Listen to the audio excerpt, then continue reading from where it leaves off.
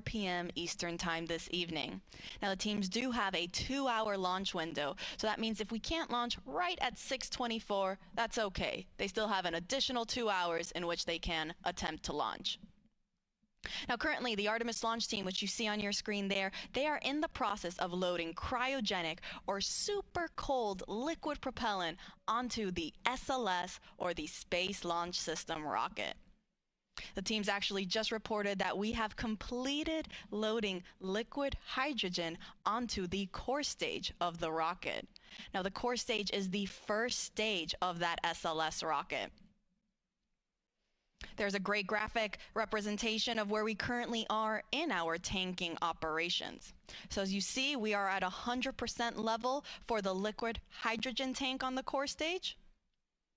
So that means we are now, the teams are just going to be constantly replenishing that tank as some of that liquid starts boiling off into a gas due to the temperatures as it starts warming up. So teams will therefore replenish it constantly to maintain this 100% flight level. Now, as you can see, right above the hydrogen tank sits our liquid oxygen tank. That's currently 70% of the way filled. And then on our upper stage, or the interim cryogenic propulsion stage, this is the rocket stage that sits on top of the core stage. We are currently in our fast fill operations for liquid hydrogen on that upper stage. Teams have not started liquid oxygen for the upper stage, and that is totally normal. That is part of the countdown. We aren't scheduled to start our upper stage liquid oxygen loading operations until we start getting into, so we get much further into our loading operations for the liquid oxygen tank on the core stage. So again, we are now in replenish for the core stage liquid hydrogen tank, and we are in fast fill for the liquid oxygen tank on the core stage and the liquid hydrogen tank on the upper stage.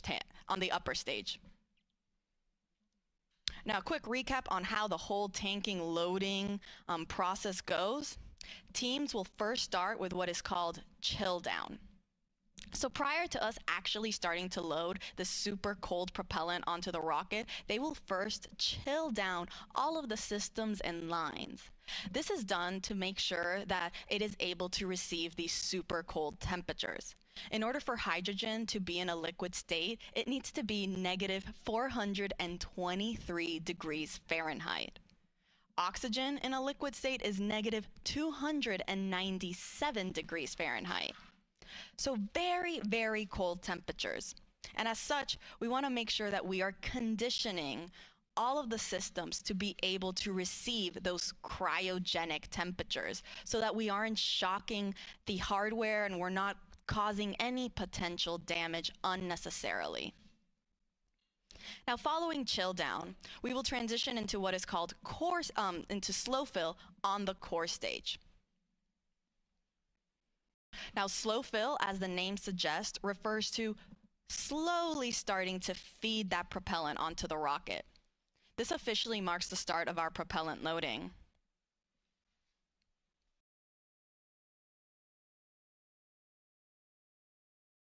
Teams actually got into slow fill for the liquid oxygen and liquid hydrogen tanks on the core stage earlier this morning, a little bit before 9 a.m. Following slow fill is then when we transition into fast fill. This is where we stay for the majority of our tanking loading operations.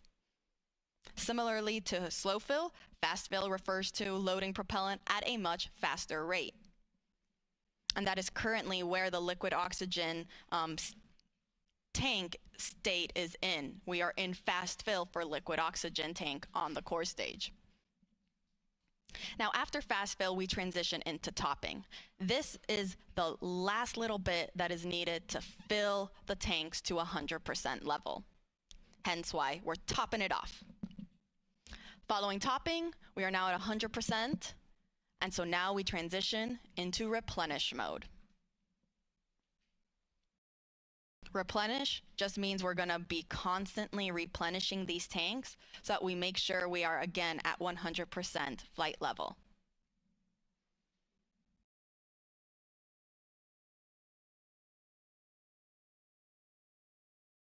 Now you see on your screen there, we can see some venting coming off the rocket. This is totally expected as we begin our loading operations. Some of that liquid propellant starts warming up. It'll start to boil off and vent outside of the rocket. Hence why we see some of that gas getting expended from down underneath where the engines are at the bottom, and also a little bit at the top where the upper stage is located. So again, an expected condition.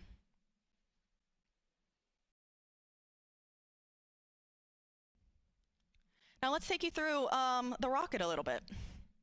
See up there on your screen, we have the Orion spacecraft. Underneath there is the Orion stage adapter. The Orion stage adapter is what houses our secondary payloads, or these scientific CubeSats. They're shoebox-sized scientific experiments that will go to space following separation from the upper stage and the spacecraft. It's also the smallest section of the SLS rocket at only 5 feet.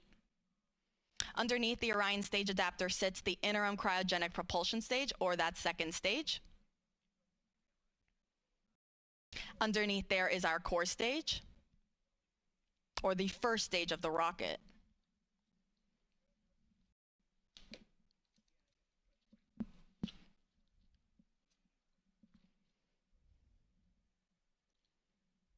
Now the core stage, it consists of the propellant tanks, the ducts, the valves, avionics, and it also houses the 4 RS-25 engines that are down there at the bottom. Next to the core stage, we have our 2 solid rocket boosters. Each is taller than the Statue of Liberty.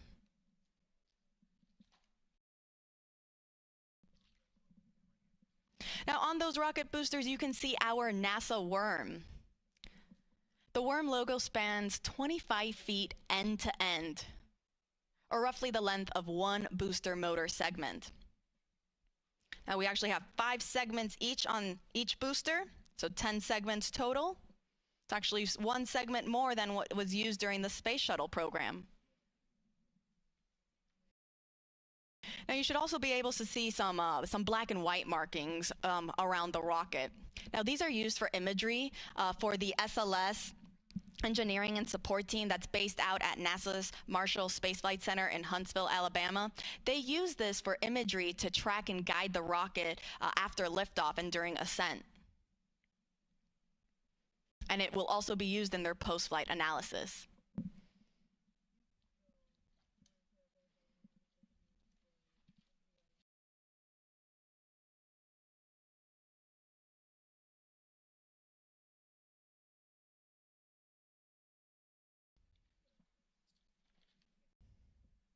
Now the orange color of the core stage is the thermal protection system, or that spray-on foam insulation. Now this provides the thermal protection for every part of the rocket.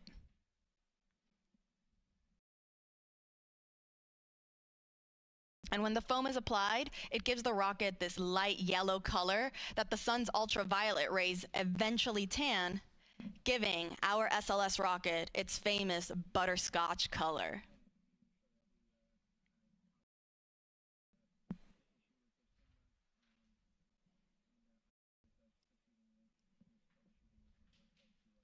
So again, to quickly recap, we are in replenish mode for the core stage liquid hydrogen tank.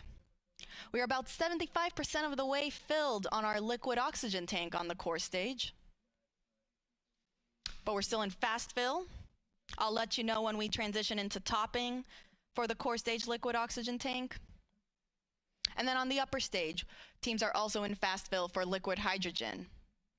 And they have not started the liquid oxygen operations on the upper stage yet. I'll make sure to report out all of these milestones as they're underway.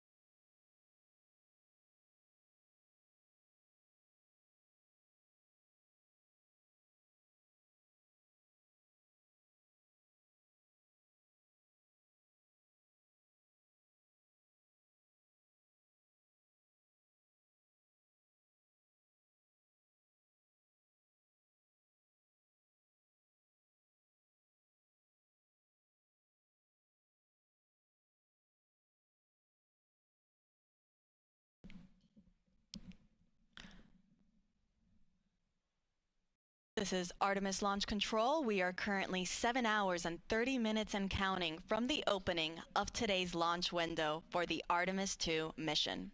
That launch window opens at 6:24 p.m. Eastern Time, and teams do have a 2-hour launch window, which means that if we don't launch right at the beginning at 6:24, they do have an additional 2 hours in which they can attempt to launch. Our launch team is currently in Firing Room 1 at NASA's Kennedy Space Center in Florida and are in the process of loading cryogenic or super cold liquid propellant onto the SLS, or the Space Launch System rocket.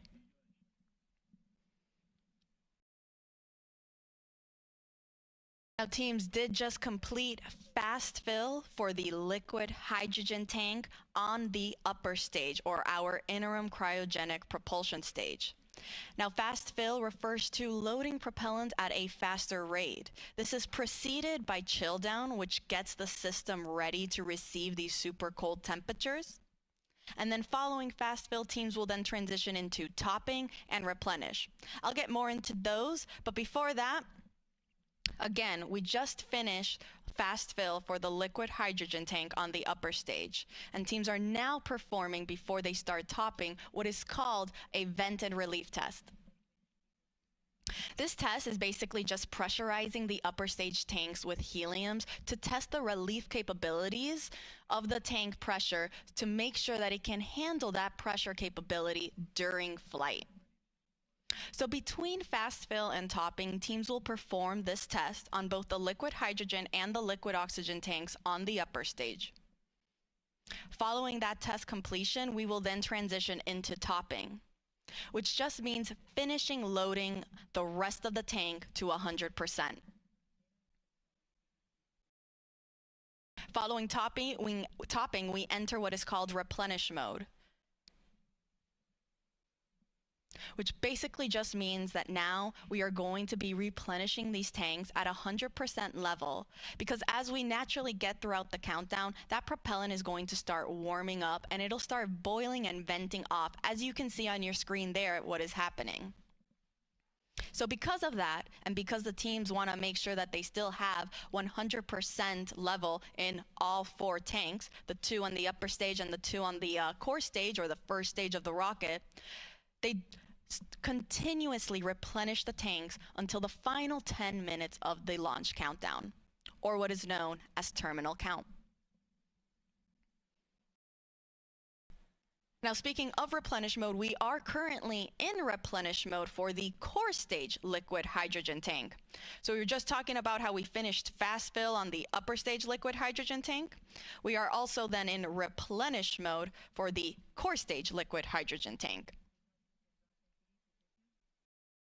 On the liquid oxygen side, we are still in fast fill for the core stage liquid oxygen. And then on the upper stage, we haven't started those liquid oxygen operations yet. The teams want to wait until we are a little bit further along in the core stage liquid oxygen loading operations before we transition into that upper stage loading operation.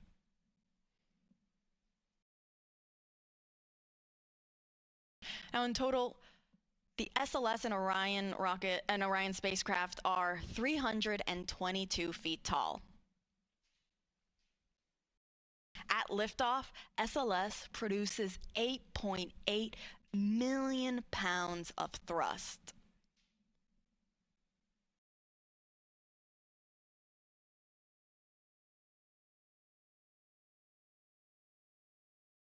A little bit more than the Saturn V rocket that was used during the Apollo missions, which were roughly 7.5 million pounds of thrust to send those astronauts to the moon.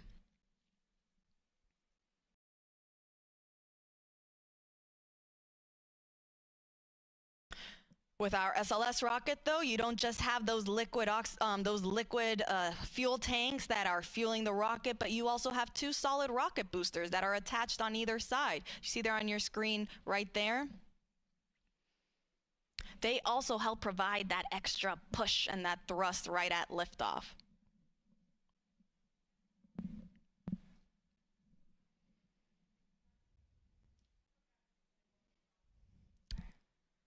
Now, Let's go up a little bit on the rocket, go back to our upper or our second stage, our interim cryogenic propulsion stage. For those that have been following us along since Artemis 1, you might remember that the interim cryogenic propulsion stage for Artemis 1 provided the big push to send the Orion spacecraft on its way to the moon. For Artemis 2, however, it's going to be a little different. And the reason for that is because Artemis 2 is NASA's first crewed test flight, meaning we are sending astronauts on board this rocket for the first time. And because of that, we are going to have the capability to practice a bunch of different systems and tests and operations that we couldn't do if it were uncrewed. One of these operations is what is called the proximity operation demonstration. This involves the upper stage, or that interim cryogenic propulsion stage, and the Orion spacecraft practicing proximity maneuvers where the Orion spacecraft will practice approaching and getting away from the upper stage in a high Earth orbit. The reason teams want to practice this is in preparation for Artemis 3 and future Artemis missions for when Orion docks with our lunar landing systems. And so because of this, this means that the interim cryogenic propulsion stage will be separating from Orion much sooner. Meaning that following this demonstration, it will be Orion's European service module that will actually send the spacecraft on its trajectory to the moon.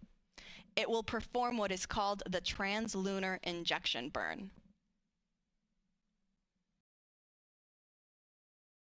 Now, this proximity operation is scheduled to happen during the first day of flight, so pretty soon. And NASA will be providing you with 24/7 live coverage, starting right now as we have been going through our propellant loading operations, and we will continue throughout the course of the entire mission, including all of the splashdown operations.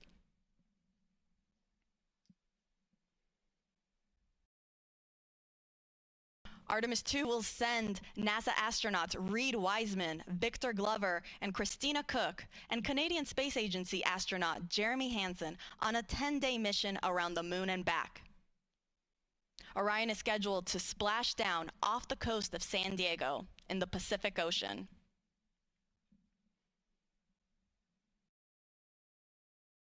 So to quickly recap, teams are in the process of performing a vent and relief test on the liquid hydrogen tank on the upper stage, following finishing their fast fill operations. Again, this test is to just test the tanks that they can handle the pressure that will be happening during this first day of flight.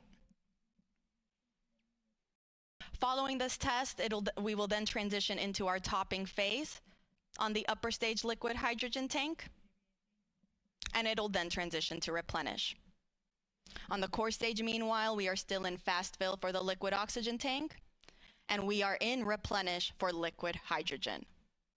Now, this is a very, very big and important milestone to me because, again, for those that have been following us along, especially with Artemis 2, during our fast fill operations on the core stage liquid hydrogen tank during wet dress rehearsal 1, that was our first test of this Artemis 2 moon rocket where we tested loading the propellants on board. Teams experienced the liquid hydrogen leaks shortly after getting into fast fill during that first test. They then performed a second wet dress rehearsal where they did not see any major leaks. Tanking loading operations went very smoothly, and it was a very successful test. And so it's great to see that throughout today's countdown for launch, there also weren't any significant issues or leaks reported during our liquid hydrogen loading phase on the core stage. So we are now in replenish mode for liquid hydrogen. We're about 84% of the way on the liquid oxygen tank. And we're also almost there on the upper stage for liquid hydrogen. Now I'll report out once liquid oxygen operations for the upper stage are also underway.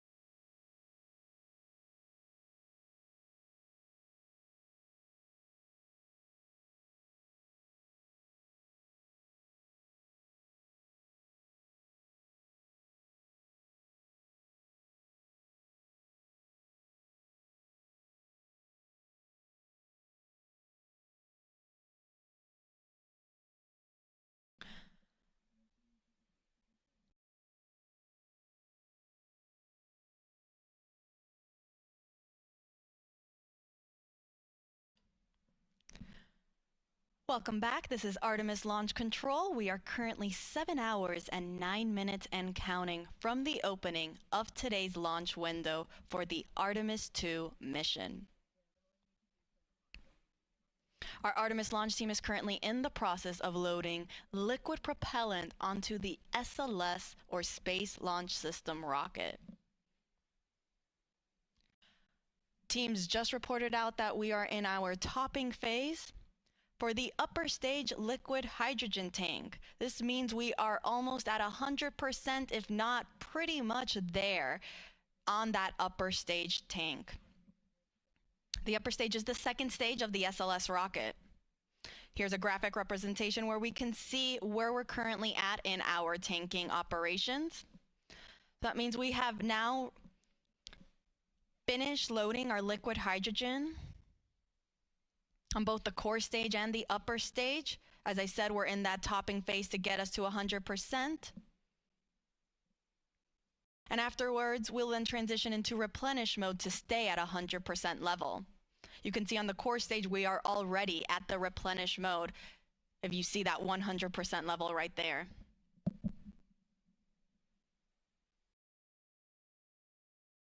And we also just got confirmation that we are also in replenish for the upper stage liquid hydrogen tank. Now on the liquid oxygen side, we still have a little bit to go. We're almost there on the liquid oxygen tank for the core stage. You see roughly 92% of the way filled. And we haven't started our liquid oxygen propellant loading operations on the upper stage.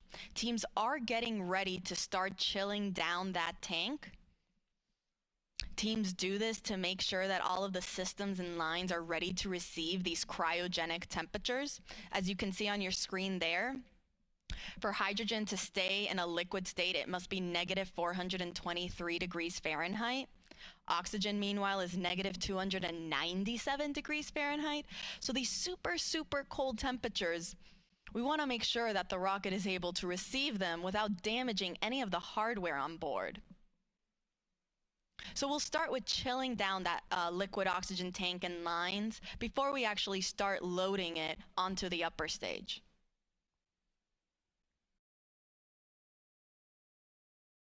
I'll report back once that step is underway.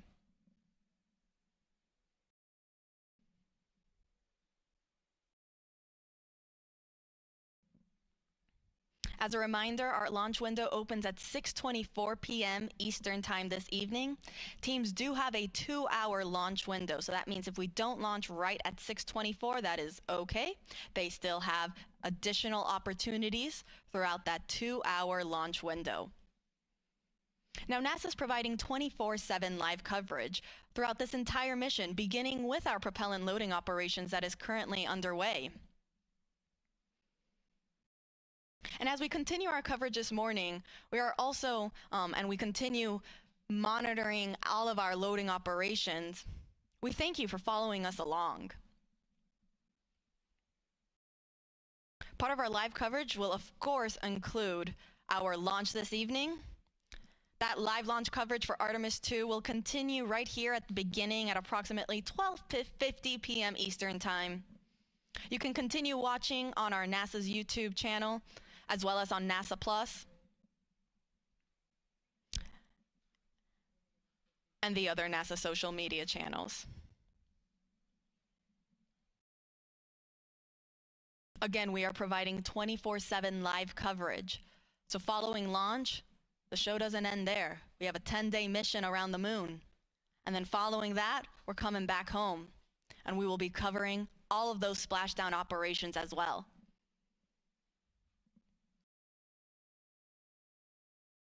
Artemis 2 is a test flight. It is NASA's first crewed Artemis mission. We will be sending NASA astronaut Reid Wiseman, who serves as the commander, Victor Glover, the pilot, and mission specialist Christina Koch. And then we're also sending Canadian Space Agency astronaut Jeremy Hansen, who serves as the other mission specialist for this mission.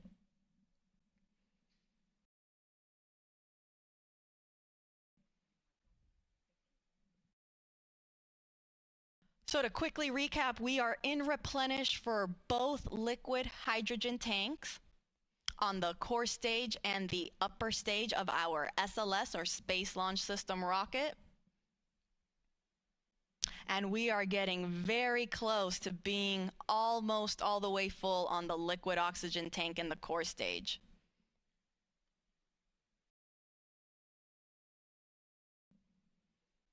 I'll make sure to report out once we start entering topping for the liquid oxygen tank in the core stage. Again, that refers to the last little bit that is needed to get us to 100%.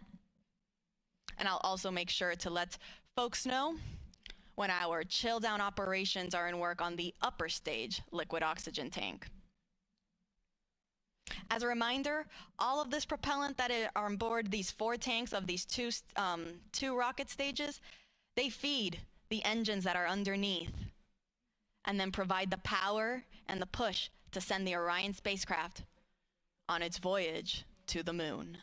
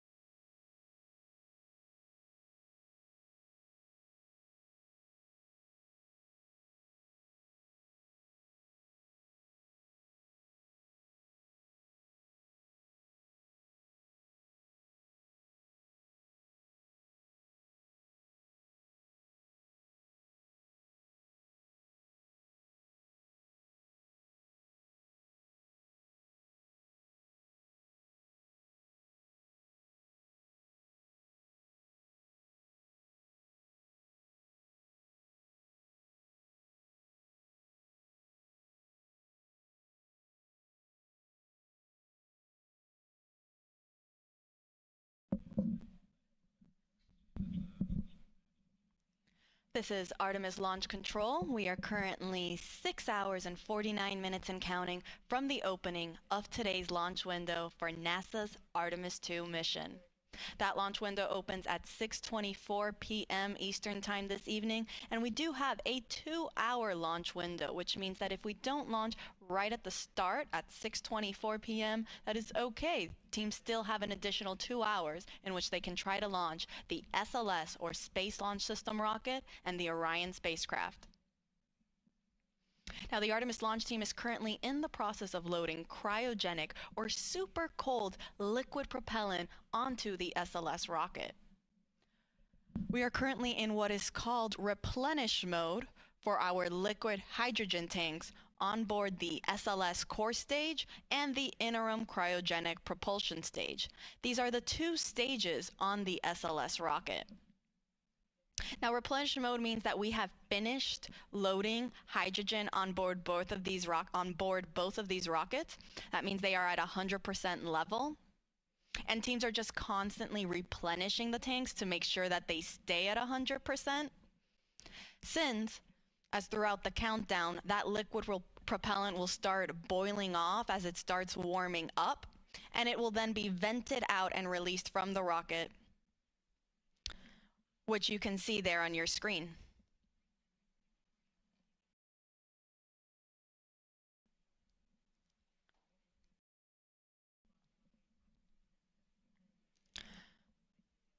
Now, on the liquid oxygen side, teams are now in topping phase for the core stage liquid oxygen tank.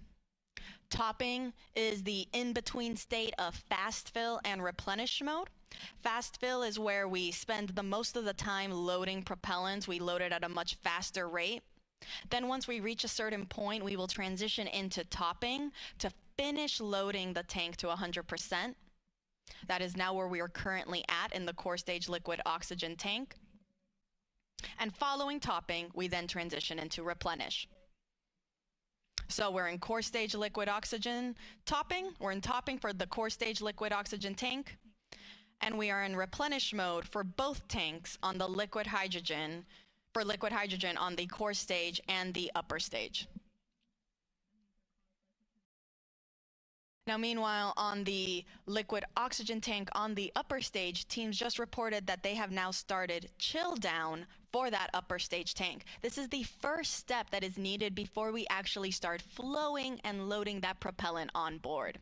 The reason this is done is to chill down the systems in line so they are ready to receive those super cold temperatures and not cause any potential damage to the hardware. For reference, oxygen needs to be negative 297 degrees Fahrenheit to be in a liquid state, and hydrogen, negative 423 degrees Fahrenheit. So very, very cold temperatures that the rocket is dealing with right now.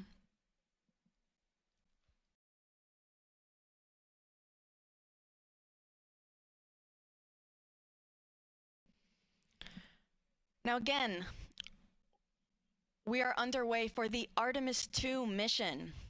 This is the second Artemis mission in NASA's Artemis program. Artemis 1 was an uncrewed test flight. Artemis 2 will be the first crewed test flight. This will be the first time we send astronauts on board our Orion spacecraft. We'll be sending our commander Reid Wiseman, our pilot Victor Glover, and mission specialists Christina Koch and Jeremy Hansen on a 10-day mission around the moon. Now, from the rocket side, there aren't that many changes from Artemis 1 to Artemis 2.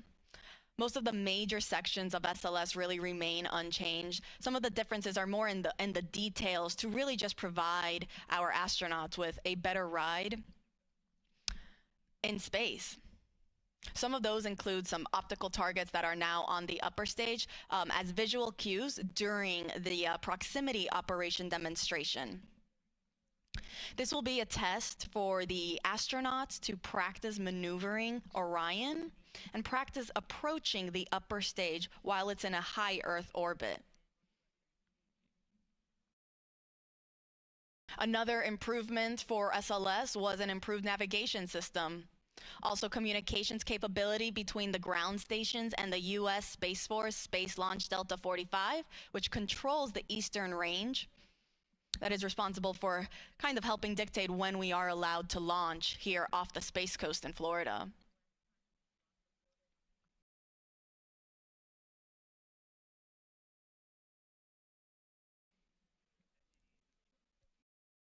Now, all of the 4 tanks on the upper stage and the core stage, they feed the engines that are down below. At liftoff, the 4 RS-25 engines will operate for the first 8 minutes during flight. The 2 solid rocket boosters that are on either side, those operate for only 2 minutes, and they provide 75% of the power at liftoff.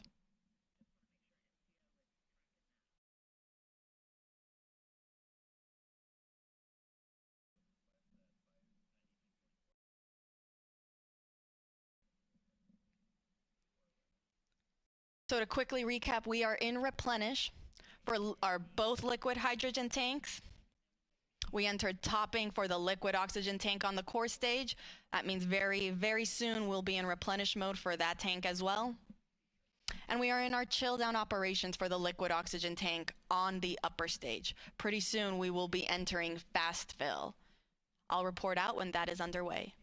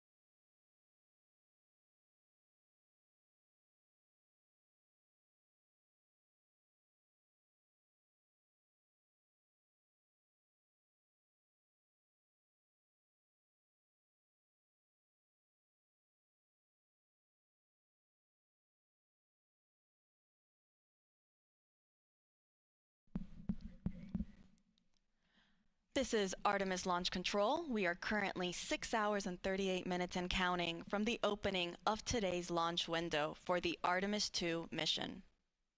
That launch window opens at 6:24 p.m. Eastern Time this evening, and teams do have a 2-hour launch window in which they can attempt to launch the SLS, or the Space Launch System rocket, and Orion spacecraft. The Artemis launch team is currently loading cryogenic or super cold liquid propellant onto SLS. We are currently in replenish mode for both liquid hydrogen tanks on the 2 stages of our SLS rocket. We're still in our topping phase on the core stage liquid oxygen tank. That means we're just finishing it up. You can see there it looks almost all the way full. And following that, it will enter into what is also into its replenish mode as well. The liquid oxygen tank on the upper stage, meanwhile, is now in fast fill. So that means all 4 tanks are now receiving propellant.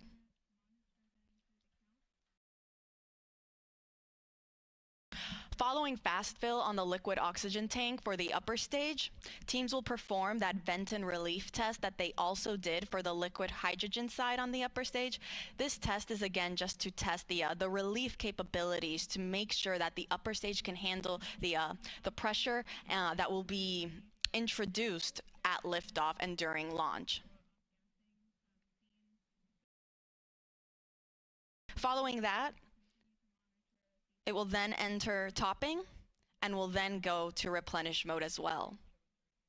Once we are in replenish mode for all tanks, that'll be the signal to the launch team to tell our astronauts that they are ready to start heading out to the launch pad and get on board their Orion spacecraft.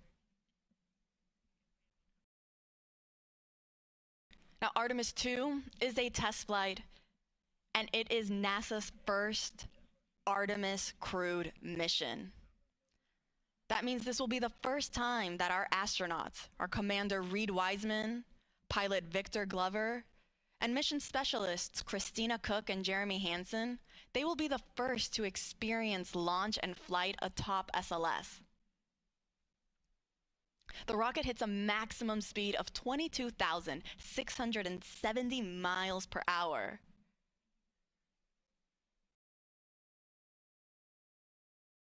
And our astronauts will get to experience the entire ride.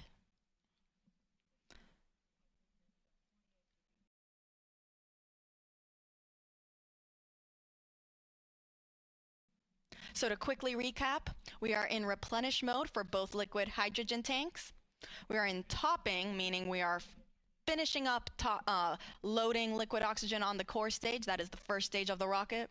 And we are in fast fill for the liquid oxygen tank on our second stage, or that interim cryogenic propulsion stage.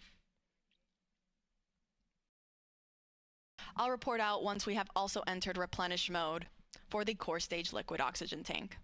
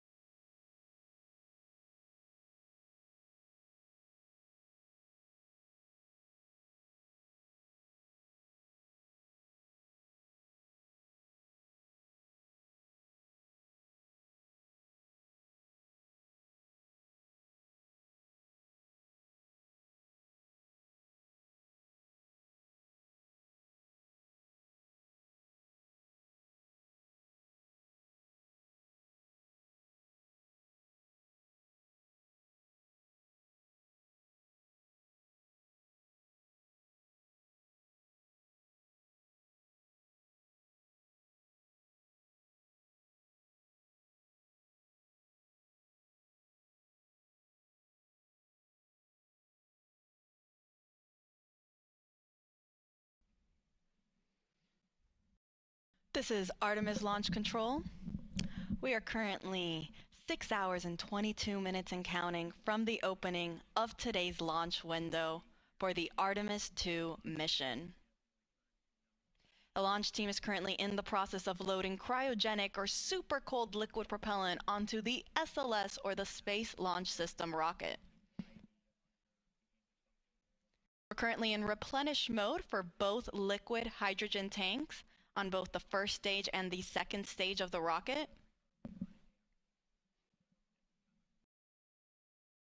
And then on the liquid oxygen side, we are in fast fill for the liquid oxygen tank on the upper stage. And then we are getting ready to get into our replenish mode for the liquid oxygen tank on the core stage. We are still in that topping phase, finishing loading the propellant tank to 100%, at which point then teams will transition into replenish mode as well, which just means that we are going to constantly be replenishing these tanks at 100% level. Now today's launch window opens at 6:24 p.m. Teams do have a 2-hour launch window, which means if we don't launch right on time, they do have an additional 2 hours in which they can attempt to launch.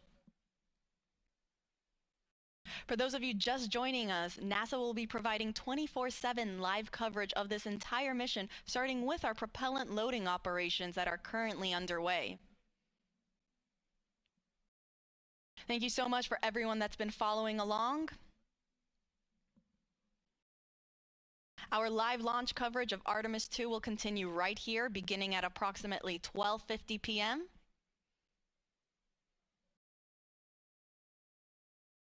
where the rest of my NASA commentators will be chiming in on how the rest of today's countdown goes.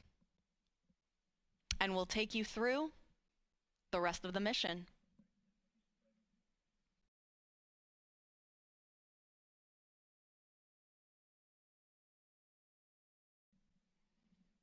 Now, Artemis 2 is a test flight. It will be the first mission that sends astronauts on board SLS and Orion. You can see a photo on your screen there of our Artemis 2 crew. We have our commander, Reid Wiseman, on the right-hand side. Then we have our 2 mission specialists in the middle, Christina Koch, and then Canadian Space Agency astronaut Jeremy Hansen. All the way on the left is our pilot, Victor Glover. All 4 of them woke up not too long ago at around 9:25 a.m. this morning.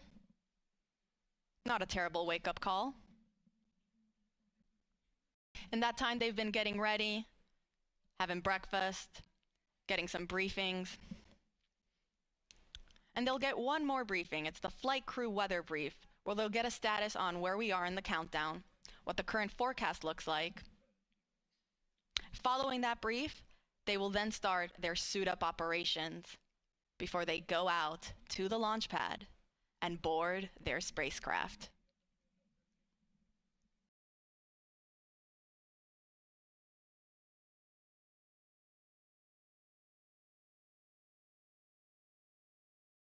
And teams did report that we have now entered replenish mode for the core stage liquid oxygen tank. So we are now in replenish for both liquid hydrogen tanks on the core stage and the upper stage. And we are also in replenish mode for the core stage liquid oxygen tank. On the upper stage liquid oxygen tank, meanwhile, we are still in fast fill. And I'll report out once then we transition from fast fill onto the next step, which will again be that vent and relief test. This is pressurizing the upper stage tanks with heliums to test the relief capabilities of the tank pressure to make sure that it can handle that capability during flight. Following that test, teams will then start topping on the liquid oxygen tank, and will then, after topping, will then transition into replenish mode as well.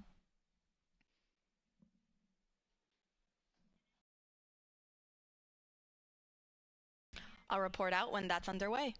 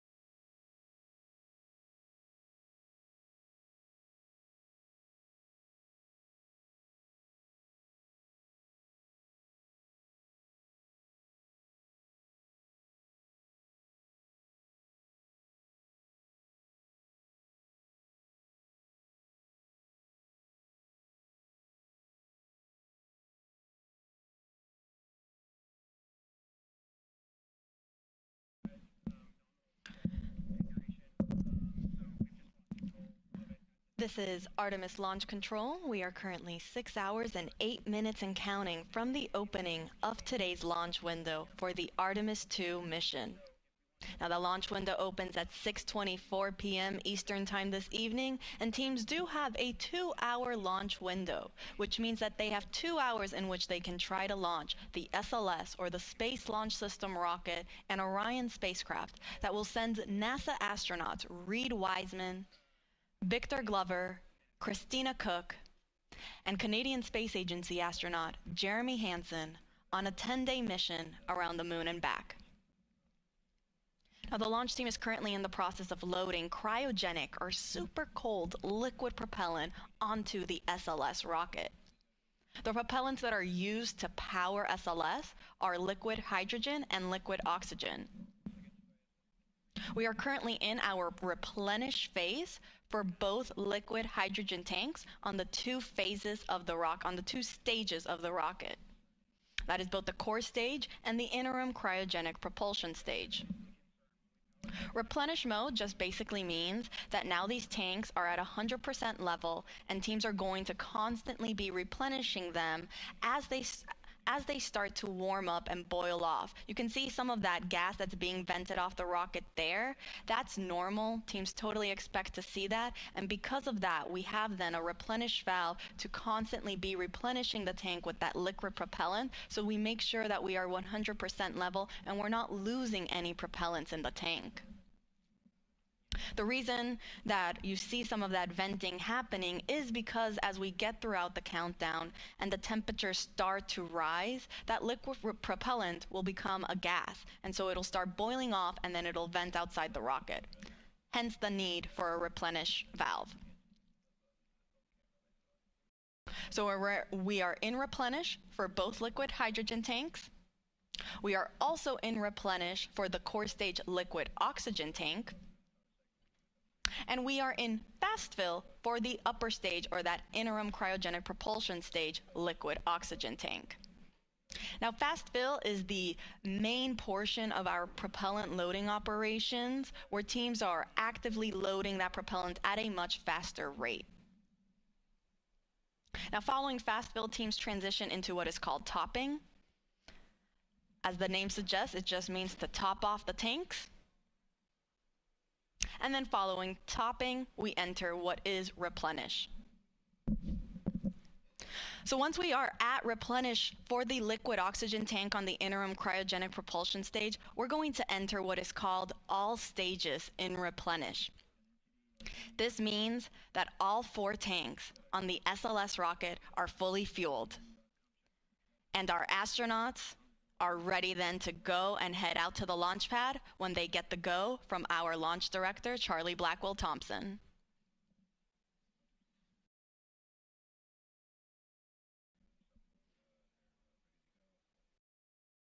Now, coming up shortly, our astronauts will be joining in on a flight crew weather brief with our launch director, as well as with the flight director in Houston and the launch weather officer. They'll provide a quick status on how the forecast looks for the rest of today's countdown, as well as where we currently are in our countdown operations.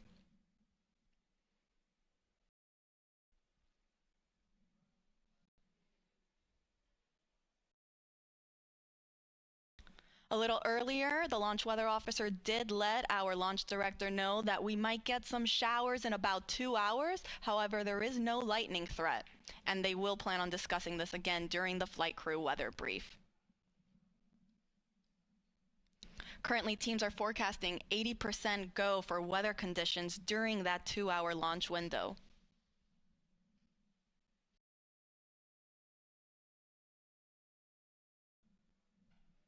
So again, to quickly recap, we are in replenish mode for both liquid hydrogen tanks.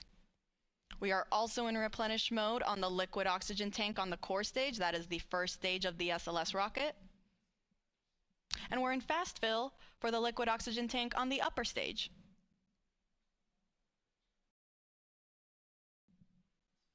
I'll report out when we have transitions from fast fill and onto topping.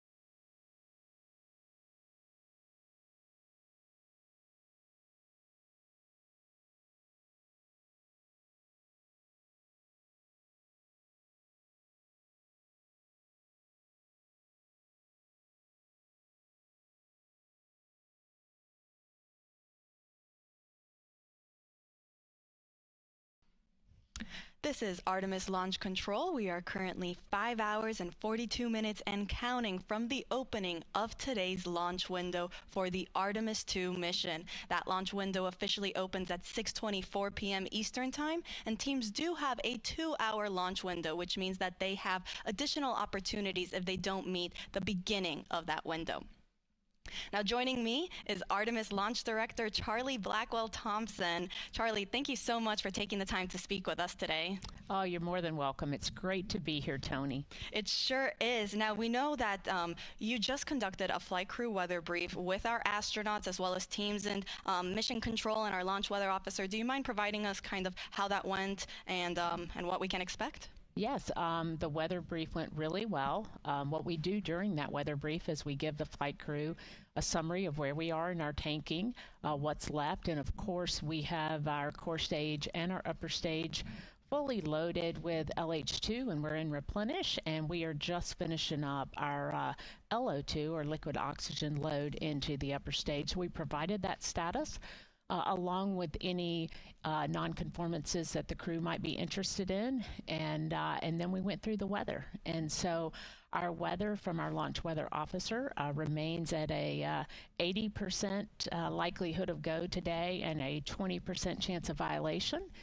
We are watching some precip that is making its way toward the pad, but we expect that that is going to dissipate as we get closer to the opening of our window. So really good to hear the crew's voices and to talk through a day of launch ops. You know, it's something that we simulate, but there's nothing like the real day. Absolutely. I can only imagine, and it's great news to hear that we are still 80% go. Those are very, very favorable conditions. Let's hope it stays that way. You mentioned we're getting closer to reaching what is called all stages in stable replenish. That means that we will have all 4 tanks at 100% flight level. Charlie, can you walk us through then what are some of those upcoming milestones once we reach all stages replenish? Absolutely. So one of the big milestones when you reach stable replenish on all stages is you begin to send the closeout crew into the pad. And so we're just a few minutes away from getting into that, and we'll deploy them to the pad, and they'll start getting ready for the flight crew.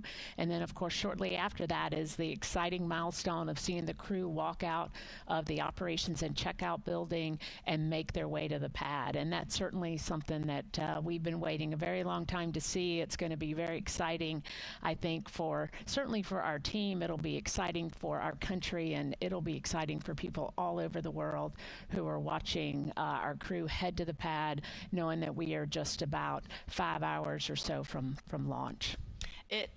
You couldn't have said it any better. This is very exciting for the entire world. We cannot wait for that moment when we see our astronauts depart their crew quarters and head to the pad.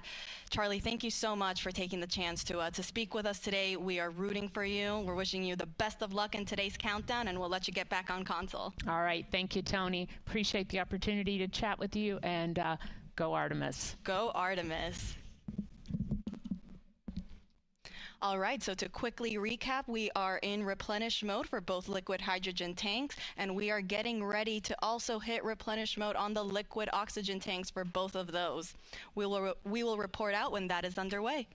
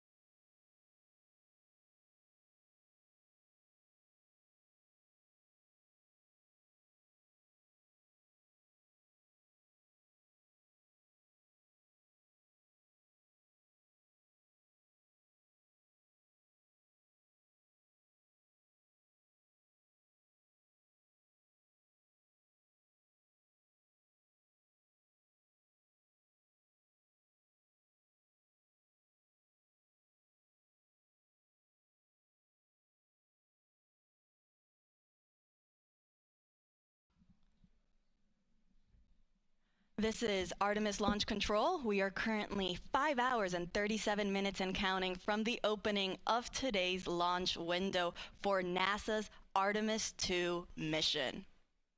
Now, the launch team is currently in the process of loading cryogenic or liquid propellant onto the SLS rocket. You see our launch team there in Firing Room 1, and you actually can see our NASA Administrator, Reid Wiseman. He just joined the room to greet our Launch Director, Charlie Blackwell Thompson, and our Assistant Launch Director, Jeremy Graver. Now, to quickly recap, we started our propellant loading operations at 8:35 a.m. Eastern Time. That was after we had chilled down the core stage systems lines, and after we had been given the go from our launch director to start our tanking operations. So after 8:35, we started again slow fill. A little bit after that, at 9:25, our astronauts got their scheduled wake-up call. Following slow fill on the core stage, we then transitioned into fast fill. Once we were in fast fill for the core stage, we then started our upper stage loading operations. We started first with hydrogen. Started chilling down the liquid hydrogen tank on the upper stage at roughly 9:36 a.m. And then we got into fast fill at 9:51 a.m. Following that, we entered then our topping phase on the core stage liquid hydrogen tank. Topping refers to finishing up that last little bit to get to 100%, and then we transitioned into replenish. We did the same thing for the core stage liquid oxygen tank, as well as for the liquid hydrogen tank on the upper stage. Now all that's left is to enter replenish mode for the liquid oxygen tank on our upper stage, and we will enter what is called all stages replenish. This means that now all 4 tanks will be at 100% level. Once we reach this stage, this will be the signal for our launch team to let our astronauts know that they have the clear to enter the launch pad and go and enter their spacecraft. As a reminder, NASA is providing 24/7 live coverage of this mission. We started this morning at 7:45 a.m. and ran you through our tanking loading operations, and we will continue to do so throughout the rest of today's launch countdown. We will be beginning our live coverage in just a few minutes for that launch, and the rest of our commentators will make sure to take you along through today's countdown. You can see on your screen there how to watch.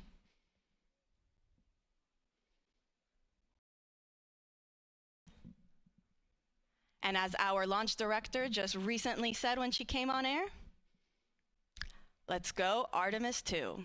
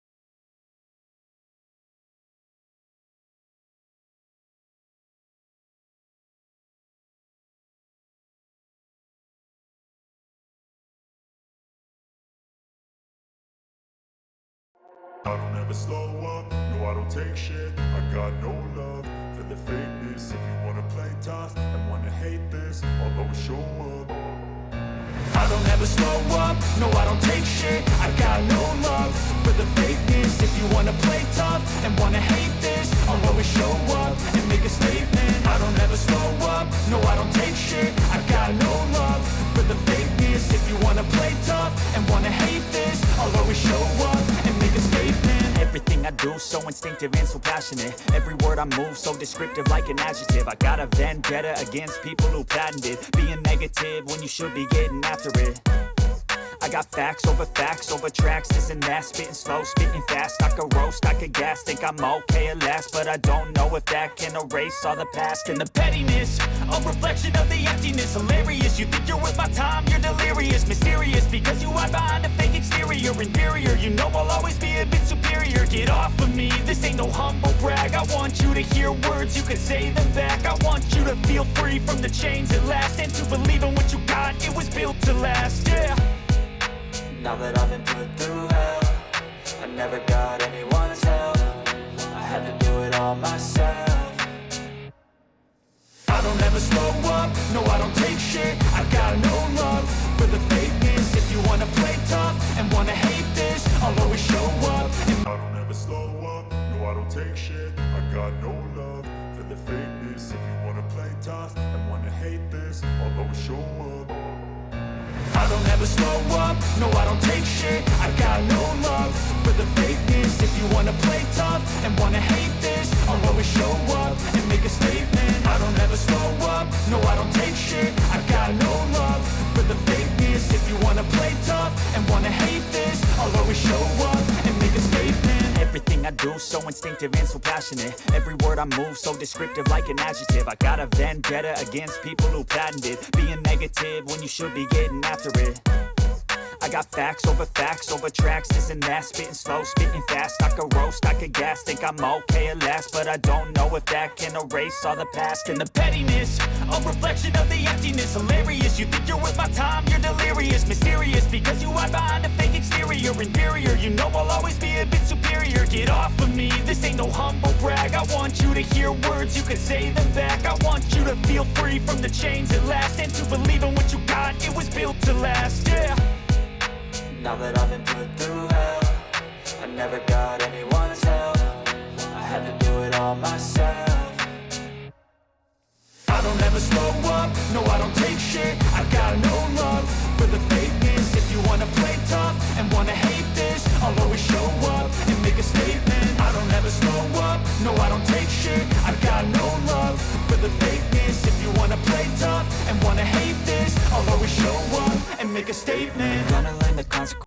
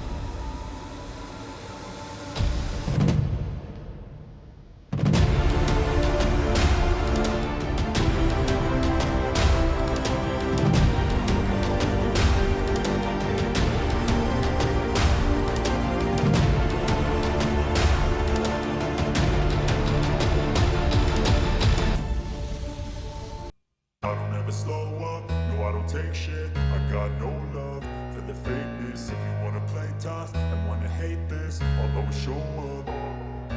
I don't ever slow up, no I don't take shit. I got no love for the fakeness. If you wanna play tough and wanna hate this, I'll always show up and make a statement. I don't ever slow up, no I don't take shit. I got no love for the fakeness. If you wanna play tough and wanna hate this, I'll always show up and make a statement. Everything everything I do so instinctive and so passionate. Every word I move so descriptive like an adjective. I got a vendetta against people who patented being negative when you should be getting after it.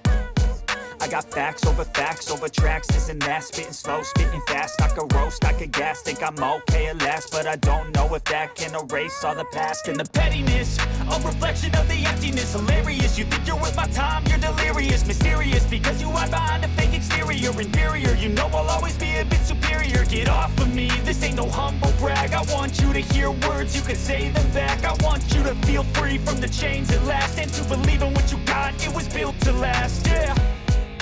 Now that I've been put through hell, I never got anyone's help. I had to do it all myself.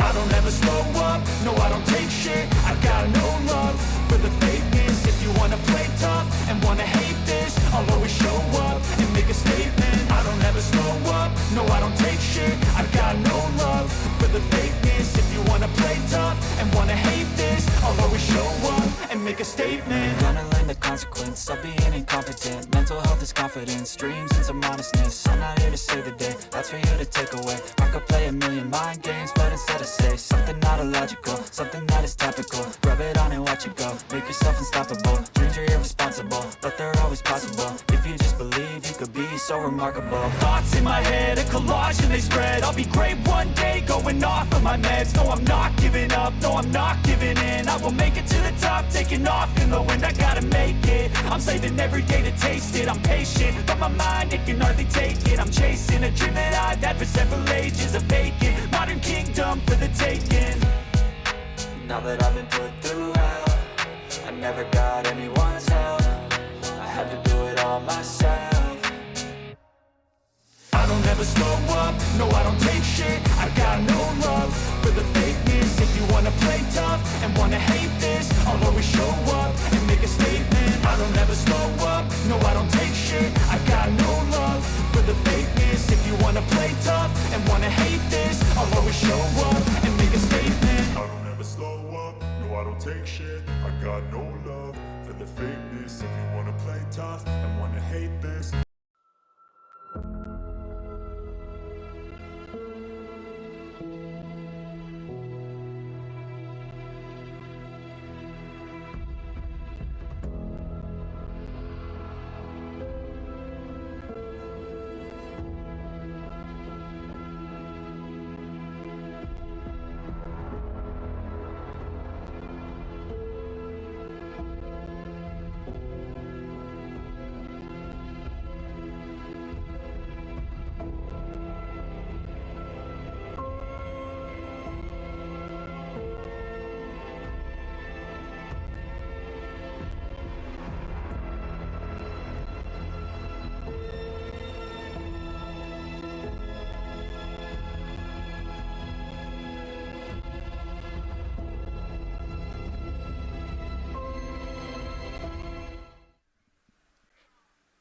Good afternoon from the Space Coast of Florida, where 4 astronauts are about to suit up for NASA's boldest test flight in a generation. This crew could be the first humans to journey around the moon in more than half a century. The Artemis 2 mission is a test mission of the Orion space capsule. Artemis 2 will be the first time we put humans on this rocket. We're going back to the moon because it's the next step in our journey to Mars. We were always going to the moon. Pushing ourselves to explore is just core to who we are. That's a part of being a human. And lift off. We shall return. Continuing to test out every bit of Orion. Coming back to Earth, 7 miles a second. When humanity sets big goals, we can bring together genius from around the world. You have the best people on planet Earth putting this vehicle together. That's what's up. To innovate for the benefit of humanity and to inspire the world through discovery. And here we go.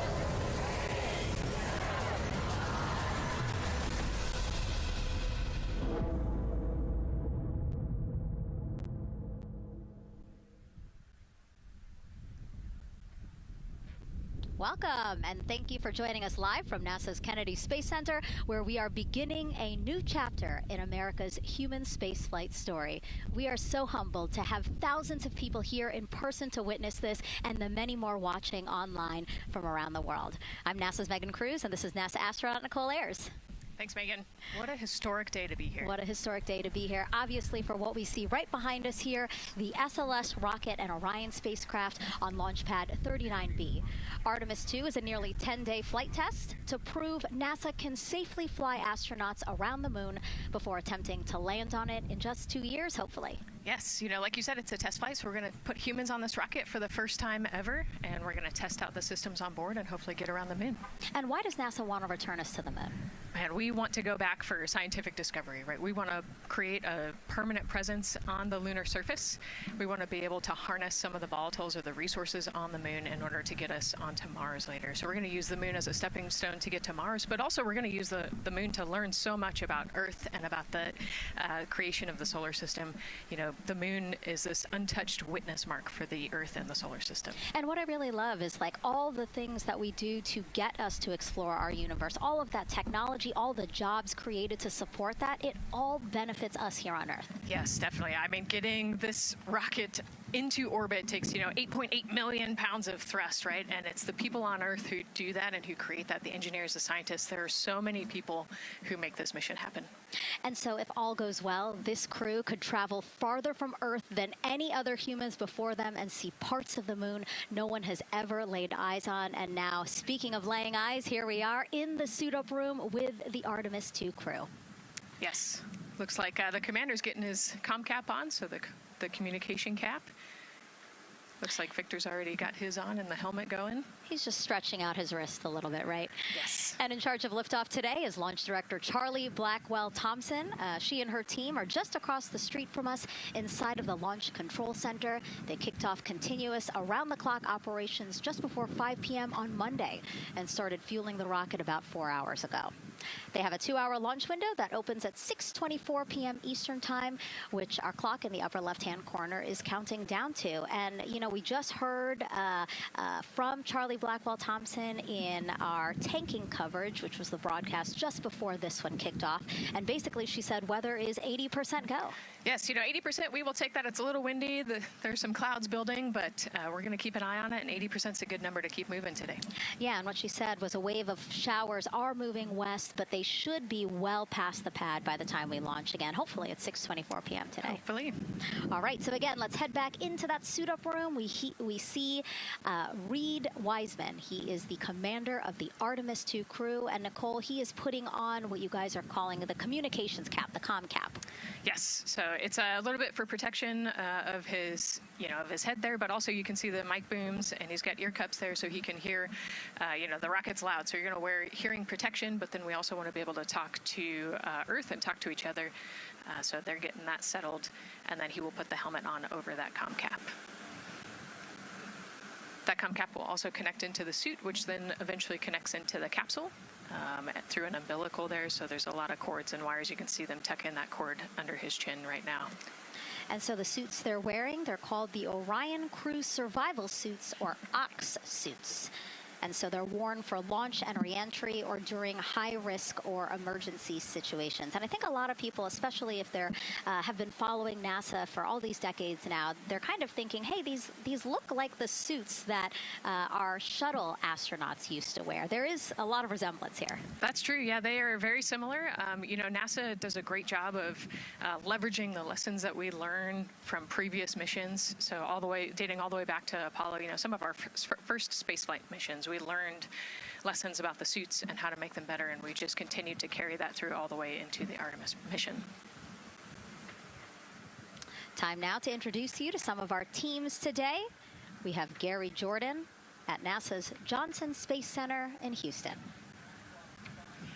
He's going to be inside with the mission control teams, which will take over from Kennedy's launch control team right at liftoff. And then back here at Florida, there's Megan Carter inside Kennedy Space Center's visitor complex, Jasmine Hopkins at a launch viewing location, and then finally Daryl Nail inside the Launch Control Center with the launch team. Now each is going to provide a very unique experience today, starting first with Daryl, who has been closely monitoring the launch countdown for us.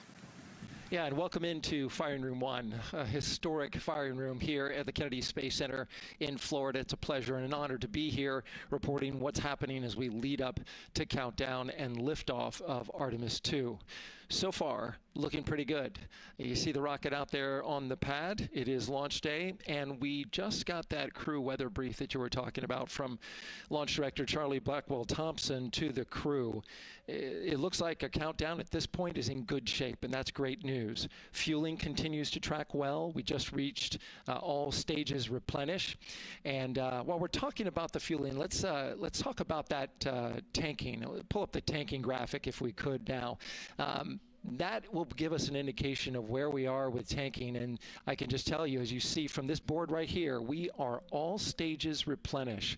So all tanks on board the SLS, the 2 liquid hydrogen, lower stage and upper stage, and 2 liquid oxygen, lower stage and upper stage, are at 100%, and that's exactly where we want to be. This kicked off at 7:30 this morning with a go for cryo load, and here we are roughly about 5 hours later, and we're fully tanked and now in replenish. The amount of propellant on board, roughly 733,000 gallons. That's about an Olympic-sized pool and a half. Huge amount of propellant. It's all flowed in there. The great news there, no leaks, no issues, and we're looking good at this point. So let's talk weather now. The weather, while it is favorable overall, it's not totally clean, and that was hinted at earlier when we talked about the storms. There is, of course, some onshore flow. Currently, our overall attempt percentage stands at 80% chance of acceptable weather conditions at the time of liftoff, which is going to be within our launch window. That's tonight from 6:24 p.m. Eastern Time until 8:24 p.m. Eastern Time. Winds are good. The lightning risk is low. But scattered showers still remain possible around the Cape and including near the pad. So the expectation is that there'll be some more active weather coming our way, but we're expecting it to push to the west. So the watch item is really any isolated shower that could briefly move through the area and trigger a constraint, especially for flight through precipitation. Well, you're looking now inside the astronaut suit-up room, and of course we got the 4 astronauts there. They talked to Charlie Blackwell-Thompson today, and you know, everything looks good there. We're tracking one minor NC issue at this point. We'll talk, it's a non-conformance. We'll talk about that a little bit later in our next hit. But for now, again, looking good. And of course, our administrator for NASA is here in the firing room. He checked in with the launch director, chatted with her for several minutes, and he's here in the firing room, which is a good positive sign, of course, for the day. That's it for the firing room. We'll send it back now to Megan and Nicole. Daryl, thank you so much. Yeah, let's get back into the suit-up room here, where we now have a shot of all 4 astronauts, and it appears all of them are undergoing their suit leak checks. Can you talk to us about what that is, Nicole? Sure, yeah, you can see, you know, as the suit expands, that we're going to pressurize those suits. So in the case that we need it, if we lose pressure in the capsule, those suits will protect the astronauts and keep them pressurized and keep them survivable. So these guys are going to hold their breath for about 10 seconds. You know, any movement in the suit could cause changes in the pressure, and so we want to get a really nice, precise, accurate measurement on the leak check. And so they'll hold their breath. You know, even just their heartbeat could potentially make some differences in those super sensitive sensors there. So you can see the red and blue valves there, the air in and air out, and it looks like Victor just had a good leak check. Yeah, and actually they do 3 leak checks, again, just to get an average reading to say, hey, you know, we have confidence that these suits are holding the right pressure. As Nicole said, that tube that's going in, that's putting air into their suits, and then there was that gold instrument that you saw on their other side. That's how they can control how much pressure is being released in order to do these checks. Yep, and they will do the leak checks here in the suit room, and then they'll do more actually in the capsule as well. They'll do another leak check. So we're going to make sure the suits are ready to go before before we even step out the door, and then we'll check them with the entire system on the capsule once they get out to the rocket. And you might also notice that some of the astronauts, while they're doing their suit leak checks, you might have seen Victor gave an OK sign. You might also see a thumbs up, and that's because concurrently, while they're doing these suit leak checks, they're also doing comm checks. Yes, yeah, we talked about the comm cap earlier and the umbilical and how they plug in. So yeah, they're going to test the comm, they're going to test the suit, make sure everything. They're actually probably testing the cooling system as well right now. You know, they're going to plug into the portable cooling system and make sure that all of that is working. So like I said, we want to make sure that we've got 4 healthy suits before we go out. Yeah, this suit, 3 layers, so obviously it can get hot. Yes. So one of the layers is a cooling undergarment, and basically they flow cold liquid through that undergarment to keep the astronauts cool and comfortable before liftoff today. Yeah, it's like a onesie with a bunch of tubes running around it, and the water flows through there to cool you down. All right, lots of information to share with you all today. If you have any questions, we'd love to hear from you. All you have to do is send your questions our way by tagging @NASA Artemis, and we'll try to answer as many of your questions live. And we'll also have some questions for you throughout the broadcast, so we hope you can participate in those opportunities as well. Okay, as we continue to be inside the suit-up room here, why don't we learn a little bit about each of our crew members? Right now, we are looking at pilot Victor Glover, but hopefully we can get a shot here of our commander, Reid Wiseman.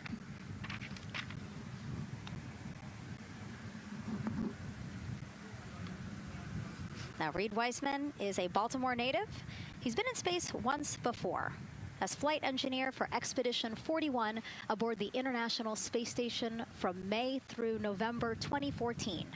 During the 165-day mission, Reid and his crewmates completed, get this, more than 300 science experiments in areas like human physiology, medicine, physical science, earth science, and also astrophysics. They actually set a milestone for station science by completing a record 82 research hours in a single week.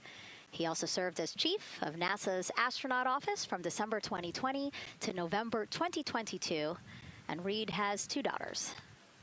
Yeah, you know, I love, Reid is such a great leader. He was the chief of the astronaut office when they hired our class of astronauts. And so, you know, I think I have to publicly thank him for my job here today. But yeah, he's a family man, he's a good leader, and he's a great pick for the commander of this mission. Yeah, I think, you know, in talking through some of his other accomplishments, obviously he has leadership qualities that makes him prepared for commander of Artemis 2. Yes, yes, he does. He's a well-experienced naval officer and now NASA astronaut. And so now here we are, pilot Victor Glover. NASA selected the California native as an astronaut in 2013. At the time, he was actually serving as a legislative fellow in the United States Senate. His first trip to space was in November 2020 when he launched as pilot of NASA's SpaceX Crew 1 mission. That was the first operational mission of NASA's Commercial Crew Program, which resumed launching American rockets from American soil to the International Space Station at the end of the shuttle program. Victor is a U.S. Navy captain and naval aviator who served as a test pilot, racking up more than 3,500 flight hours in more than 40 different aircraft. He and his wife, Deanna, have 4 children. Yeah, 4 children, a lot of energy, but that checks, right? Because when I think of Victor Glover, I think of a lot of energy, smart guy who's always excited and ready to go. And there you go, he's smiling in the suit room this morning. Oh yeah, he's a great guy. All of them are. This whole entire crew, they're just a good group of human beings, of leaders, of friends, family. You know, I have never heard anybody say anything bad about any of these 4. They're also well accomplished, and they're also deserving of this opportunity to return to the moon. Yeah, and they're also humble, right? They're just standard humans going to the moon, but you would never know that when you talk to them in a normal conversation. And so it looks like Christina here has completed her suit leak checks as well, her communication checks too. Yep, they've already got her gloves off. They're getting ready to kind of hang out and relax a little bit, I think, before they walk out. She is a mission specialist for this mission, native of Grand Rapids, Michigan. Was selected to the Astronaut Corps in 2013, so actually same class as Victor. She served as flight engineer on the International Space Station from March 2019 to February 2020. And during that time, Koch set a record for the longest single space flight by a woman with a total of 328 consecutive days in space. She also participated in the first ever all-female spacewalk. And before becoming an astronaut, Christina helped build space science instruments and led scientific field work in some of the most remote environments on the planet. Her hobbies include surfing, rock climbing, community service, yoga, travel, and photography. Again, so much. When does she find the time?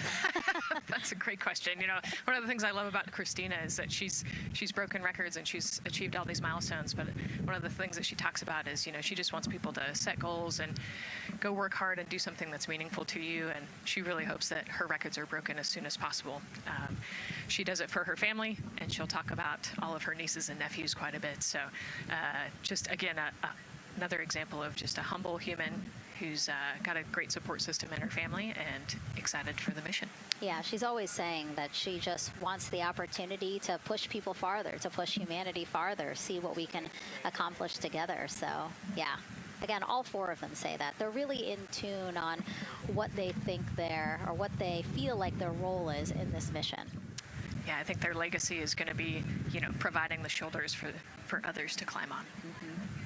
And last but not least, first-time flyer, Canadian Space Agency astronaut Jeremy Hansen will fly to the moon as a mission specialist on the Artemis 2 mission. The London, Ontario native was selected as an astronaut in 2009. After that, he worked as Capcom at NASA's Mission Control Center in Houston. Capcom stands for Capsule Communicator, and that's the sole direct voice communicating with astronauts in space. He also participated in training exercises such as living on the ocean floor off the coast of Florida to simulate deep space exploration for 7 days. In 2017, he became the first Canadian to lead a NASA astronaut class. He also enjoys getting out on a sailboat, rock climbing, and mountain biking. Jeremy and his wife, Catherine, have 3 children, and he actually got to hang out with them over the weekend. So the crew arrived here for lunch at Kennedy Space Center on Friday, and then their family members arrived Saturday. Yes, yeah. They, as long as their family can quarantine with them, then they will stay, you know, quarantined in Houston, and then they all fly down to Kennedy Space Center, and then you get to spend the last few days with your close family and friends. We actually do a behind-the-glass visit with some of those other maybe extended family members that couldn't quarantine with you. But yeah, it's a quaint time here once you get to Kennedy Space Center. A great sign here, all 4 astronauts have removed their helmets. And that indicates again that all 4 have completed suit leak checks. And so, Nicole, what they're doing now is they have these pockets on their forearms. That's just somewhere where they can put personal items that they might want, right? Yeah, just kind of stowage pockets. You know, there's always something that you might need or want while you're in the capsule, and then also last-minute personal items if you want to put a couple things in there. So everybody kind of has their own unique stash in their pockets. And then another pocket has emergency equipment that they might need, right? Like a signaling mirror, things like that. Right, yeah, the suit is basically all in one. You know, it's got the oxygen bottles there on their right legs. You'll see in a different shot, they've got pockets with survival gear in it, and that is to keep them safe. So if they had to egress the capsule, either from the launch pad or from the water, then they will have all of the survival gear with them. They'll have about 10 minutes of oxygen as well from that bottle so that they can get to safety quickly and safely. We are now 5 hours, 3 minutes and counting from the opening of our 2-hour launch window, and we have our first questions from social media.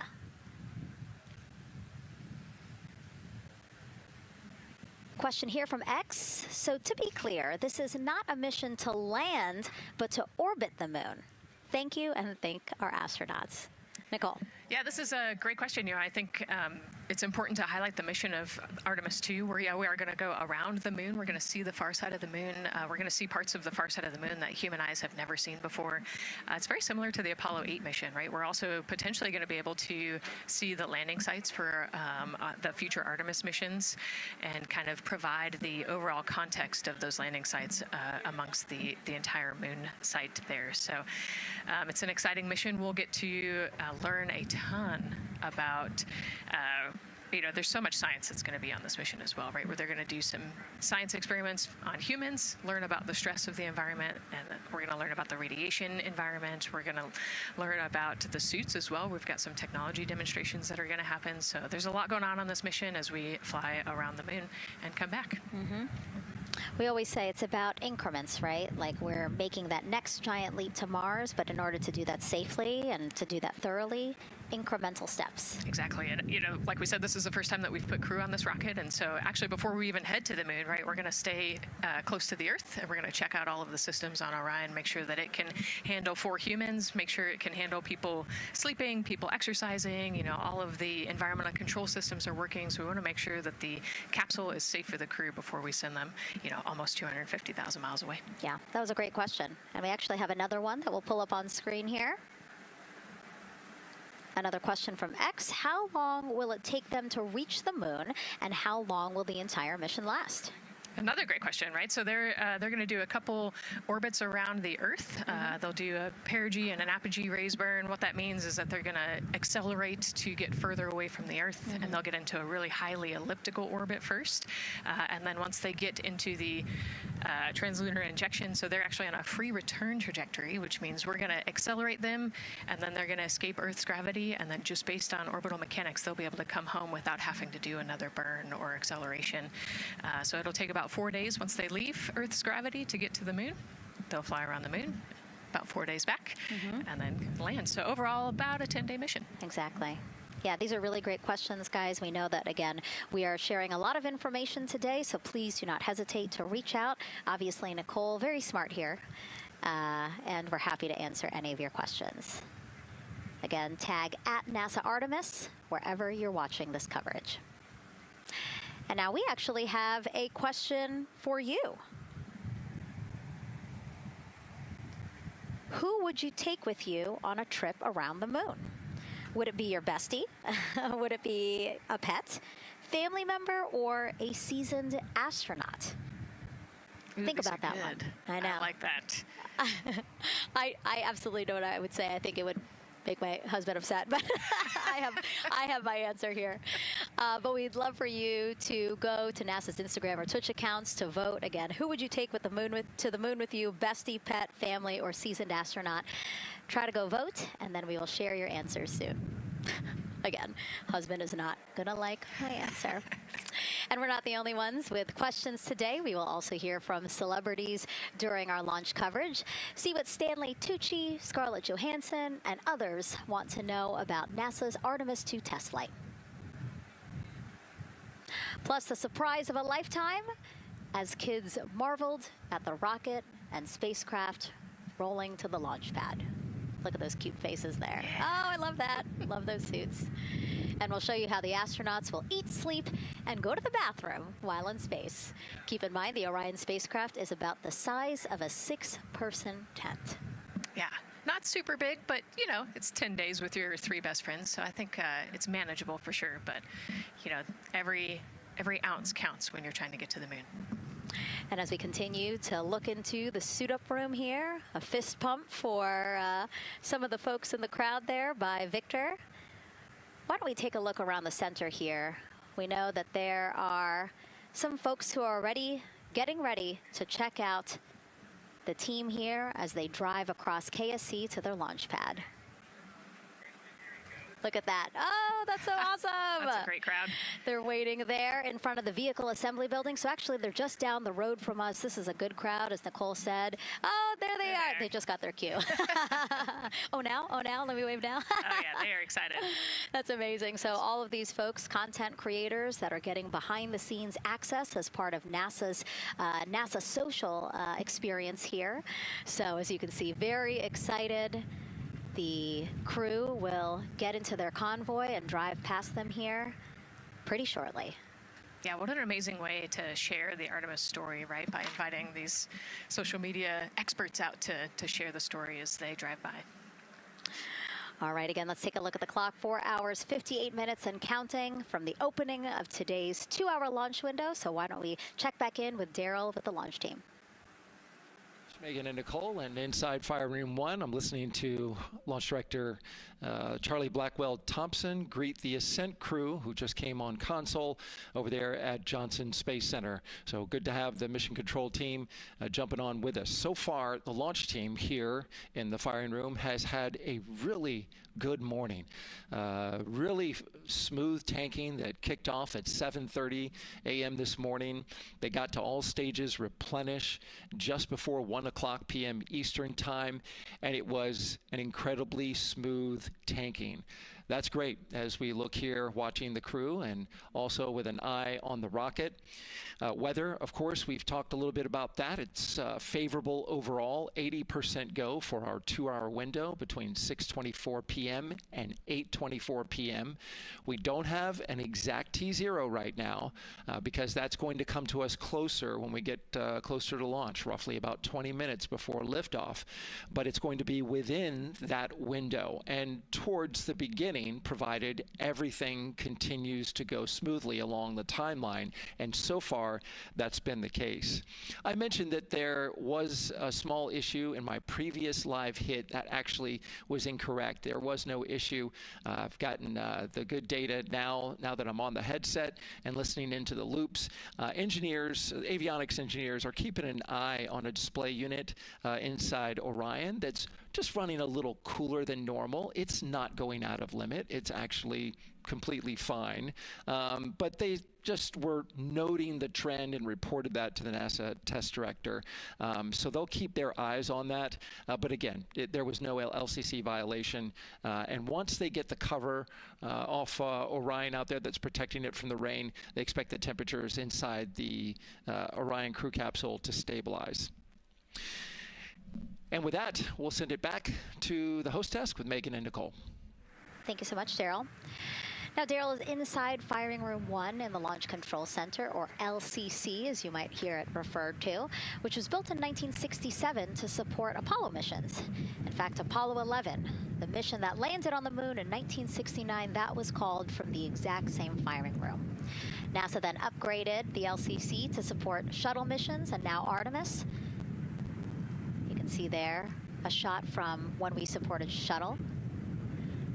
Now with Artemis, the primary launch team for today is in Firing Room 1, but there is actually support staff in Firing Room 2 as well. And together they will propel this ambitious test flight off Earth.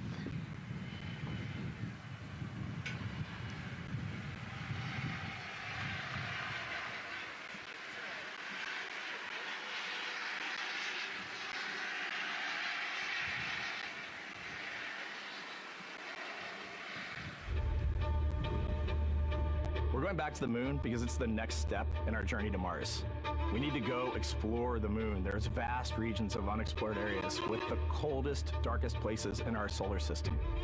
This is a test mission, and when we get off the planet, we might come right back home. We might spend 3 or 4 days around Earth. We might go to the moon. That's where we want to go, but it is a test mission, and we are ready for every scenario as we ride this amazing space launch system in the Orion spacecraft. But another reason we're going back to the moon is to fulfill NASA's mission, which is to explore the unknown in air and space, to innovate for the benefit of humanity, and to inspire the world through discovery. And when we succeed and when we accomplish the things that we set out to accomplish, that inspiration not only can set up new things to happen, but it also is a reminder in tough times that we're capable of doing great things when we work together.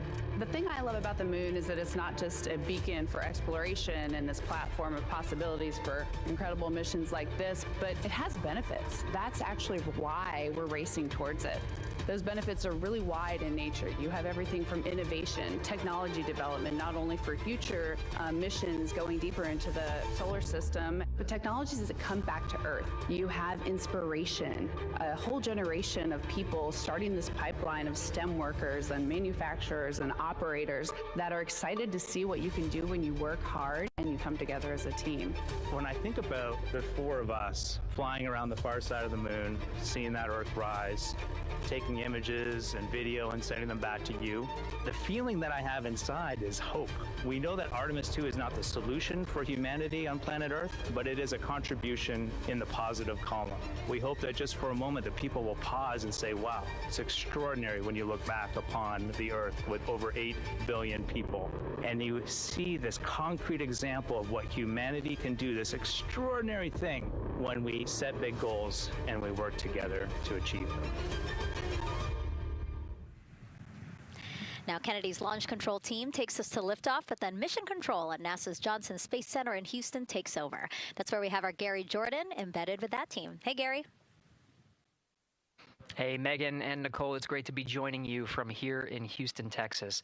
I'm in NASA's Mission Control Center, where the Artemis II Ascent flight control teams, led by Flight Director Judd Freeling, recently started their shift to monitor the Orion spacecraft integrity, the Space Launch System, and the crew to make sure all criteria is met to commit to today's launch and the mission ahead.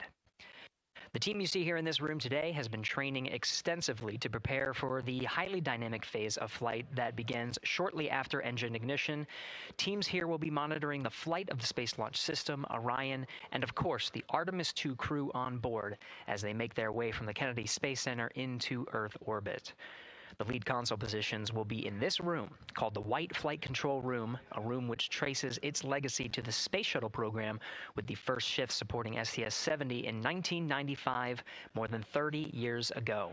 Each console represents an expert in a particular discipline, whether it be communications, propulsion, crew health, life support systems, or trajectory.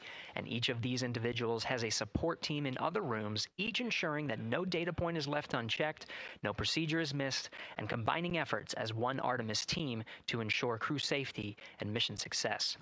After liftoff, Mission Control Houston will be staffed around the clock over the next 10 days until the spacecraft is safed for the recovery teams and the crew is extracted from integrity and brought aboard the recovery vessel.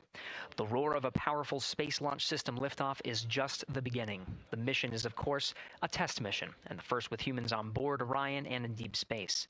The crew's job is to put the systems and capabilities of Orion to the test, taking us closer to a sustained presence on the lunar surface.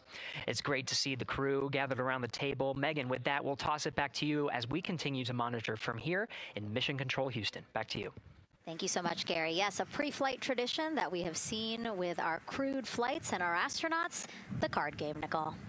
Yeah, you know, this is a fun time for the crew. Kind of relax a little bit, play a card game with the chief. You can see Scott Tingle there is the dealer today. Looks like they're playing high card wins. So Victor won, he's out, now Jeremy's out. You know, there are two schools of thought on this game. Either you want to get rid of all your bad luck or go out on a high note. So it looks like the crew chose we're going out on a high note. And, you know, I think one of my favorite parts when I talked to Reid about this is he was just excited to play a game with his old boss from Naval Test Pilot School. So once again, his boss today.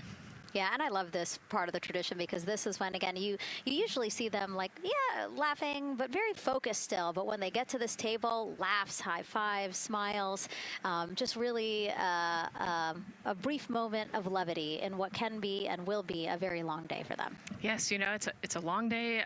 There's a lot of preparation that goes in today, and so they're just, I think, at least for us, it was a nice brief moment of some relaxation, a couple laughs, you know, a moment to take a few deep breaths and reflect on the mission ahead, and then, you know, get some high fives as well.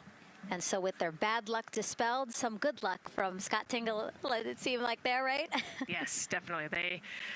It's actually a really fun tradition. You know, I think that card game is more steeped in tradition than anything else. Every crew has played that same card game.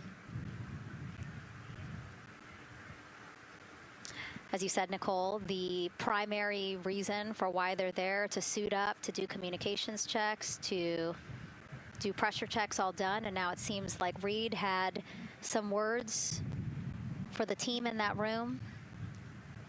Yeah, you know, this day can't happen without thousands of people, right? And so the suit room is a great example of that. You've got all of the suit techs, and you've got your support team there, everyone who has made this day possible. You know, they've been working with the suit team for years at this point, getting ready. So some fist bumps to the group. Again, the suit team are the folks dressed up in those white very snazzy outfits. Special outfits that we can talk a little bit more about later, but each crew member was assigned their own suit technician. So as you said, working very closely with the same person to make sure that the crew felt comfortable and ready in these suits as they lift off from Kennedy Space Center. Right, and each suit is slightly different, each person is slightly different, and so these suit techs know each individual super well. They know exactly how they like to get into the suit, exactly where things might get caught, or small adjustments that might need to be made. So they know their suit techs well, and their suit techs know them very well. And so as we take a couple of pictures here, we really hope that you are learning a lot about the suits and the process of checking them out for a mission. But imagine the opportunity to get a hands-on demonstration from people who helped design these suits. Take a look.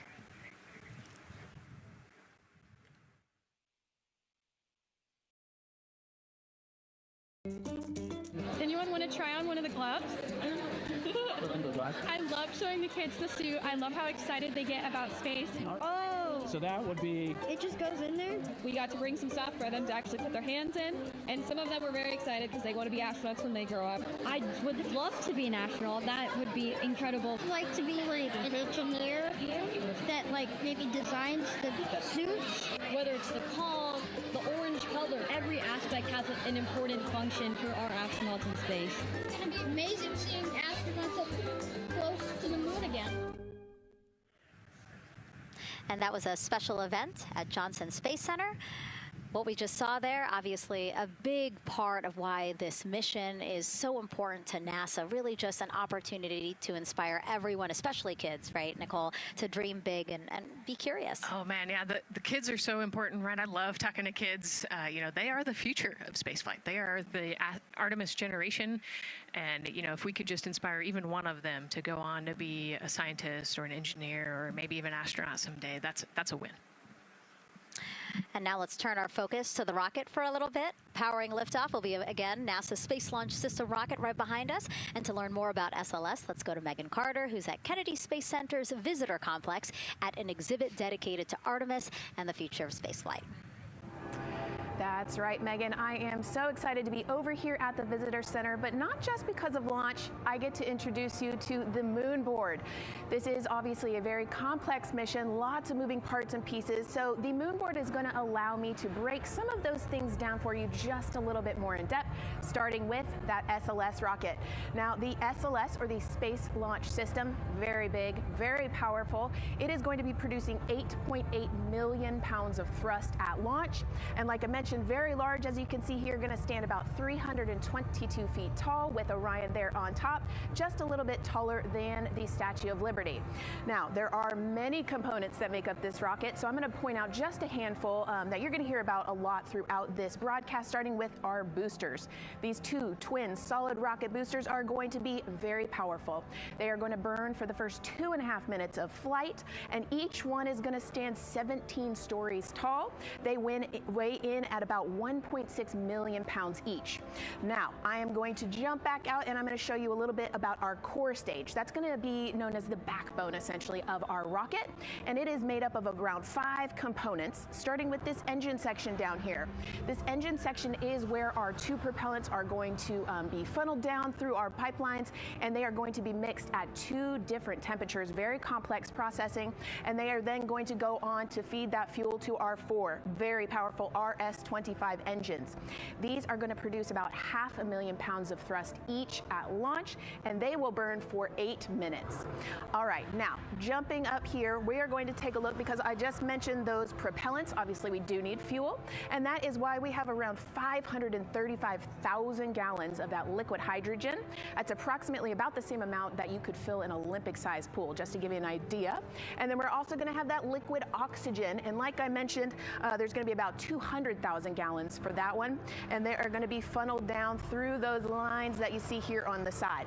All right, jumping up real quick, this is going to be our upper stage. That is where our core avionics are going to be stored, essentially the brains of the spacecraft. And then jumping out super quick, let's see if we can zoom in here, and we can. Those propellants I talked about are going to be stored at cryogenic temperatures. That means thousands of degrees below Fahrenheit, so they have to be kept very cold. And that, all those bumps and ridges there that you see, those are actually going to be an insulation spray that's going to help keep that rocket nice and cool, keep the propellants ready to go, and get us set up for success. Now, obviously, that was a very quick overview of our rocket. I have so much more to show you here on our moon board, but for now, I'm going to turn it back over to you, Megan. Thank you, Megan. A very impressive demo of the moon board, but also an impressive system, obviously. She mentioned 4 RS-25 engines on the core stage, and actually we have one right behind us here, used during the shuttle program, and I got to get a closer look at it with Space Launch Systems Engines Deputy Manager Philip Benefield. Okay, so Philip, in terms of size, shape, and function, what we see here behind us, exactly what we see on the pad. Absolutely, Megan, absolutely. So this is the RS-25 engine. Impressive. We have 4 of these on the bottom of the SLS rocket to propel the SLS rocket in Orion into low Earth orbit. And we've been seeing views of the pad throughout this broadcast, but you mostly only see the bell here. What's happening over here? Right, so this is generally what we call the power head section of the engine. So the purpose here is that it takes in the propellants from the vehicle tanks, the liquid oxygen in minus 297 degrees, super cold stuff. The liquid hydrogen even colder, minus 423 Fahrenheit. There's 4 turbo pumps on the engine that pressurize that propellant up to 9,000 psi in areas. It is all directed into the main combustion chamber where it is burned into hot gas that then is accelerated out the nozzle to produce thrust. When you say hot gas, what are we talking about? We're talking 6,000 degrees Fahrenheit gas. Wow, so we're talking really cold as liquids coming into the combustion chamber, and then it comes out as really, really hot gas. How do you design, how do you engineer something to control both extremes? Absolutely, it's very technically challenging. One of the main things here with the nozzle is that since you have the 6,000 degree Fahrenheit gas coming out, you have to cool that nozzle so it doesn't melt. And so the way the nozzle is constructed with these 1,080 coolant tubes. And so each of these coolant tubes flows a small amount of hydrogen. It keeps it cold, and so it doesn't melt during operation. Wow. I mean, all of this science that you're talking about, it is truly amazing that you guys designed this for shuttle, and yet you've reconfigured it, retooled it to be able to now support Artemis. What do you think about that? Yeah, I think that's really amazing, the fact that we were able to use the heritage hardware on the Space Launch System. The engine itself, developed through the Space Shuttle program, many upgrades to make it more reliable and improve the thrust as well. Perfect. Philip, thank you so much. I can't wait to see all 4 function. Same here. Thanks, Megan. Enjoyed it. And again, another idea and way that we are learning from what we've built upon and figured out all into this moment. Yes, with so much more thrust and capability, like we said, we learn all those lessons from previous missions, and we get to involve them here today. And here we are, the closeout crew in the White Room, getting ready for the astronauts who have just left crew suit up and are now walking down a hallway to greet some family and friends downstairs. Commander Reid Wiseman, Pilot Victor Glover, Mission Specialist Christina Koch, and Jeremy Hansen.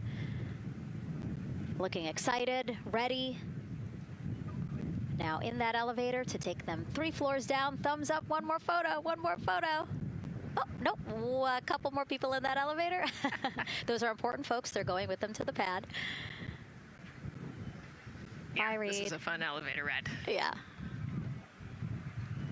And you know, actually you couldn't see them because they're off camera, but the support crew that's actually in crew quarters with us is right there waving goodbye and saying goodbye to you. So it's a really special moment to say thank you and say goodbye to the support crew at crew quarters. That's amazing. And so again, they will ride down 3 floors. And then soon we'll walk out the doors that you see underneath the banner there that says their names.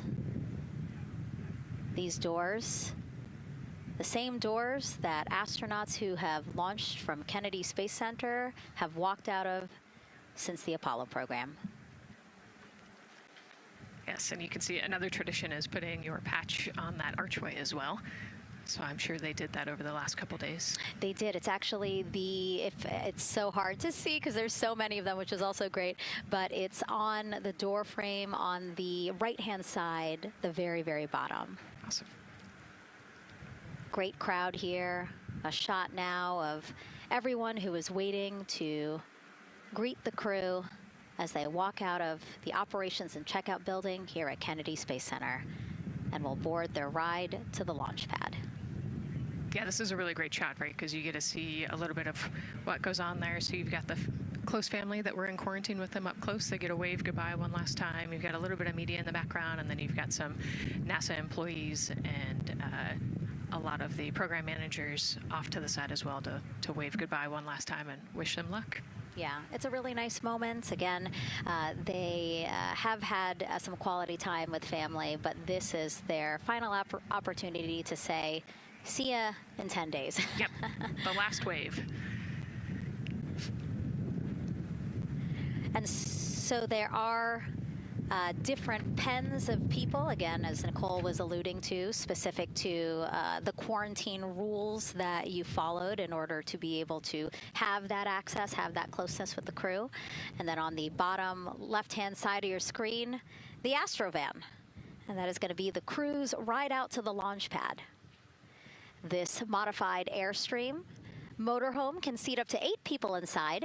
It has a TV and sound system, and we know they plan to watch a video during their trip out, right, Nicole?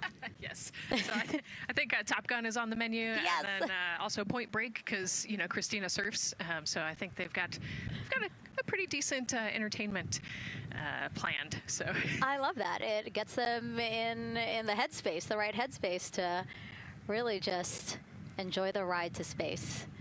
NASA's history with Airstream dates back to the 60s when the company created a crew quarantine vehicle for when astronauts returned from the moon.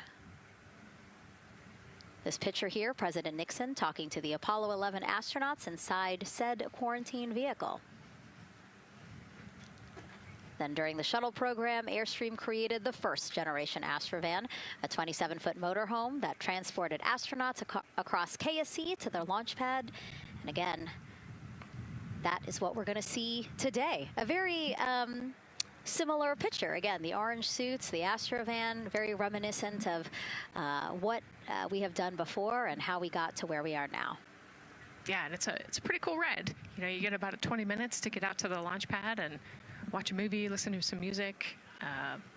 It's kind of an interesting, and then along the whole way here at KSC, all of the employees from Kennedy Space Center come out. You can see in the background of the shot you're looking at right now, all of those employees and everybody lining the streets, waving and wishing them luck.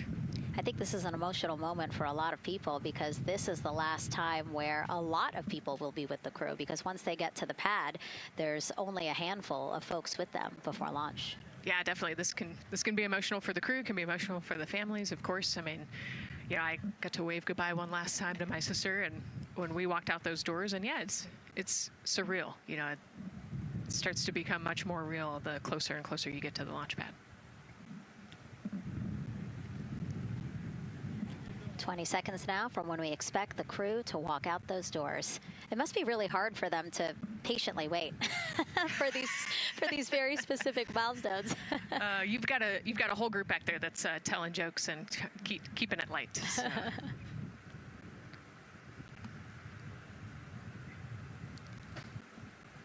And here they are, NASA's Artemis II crew.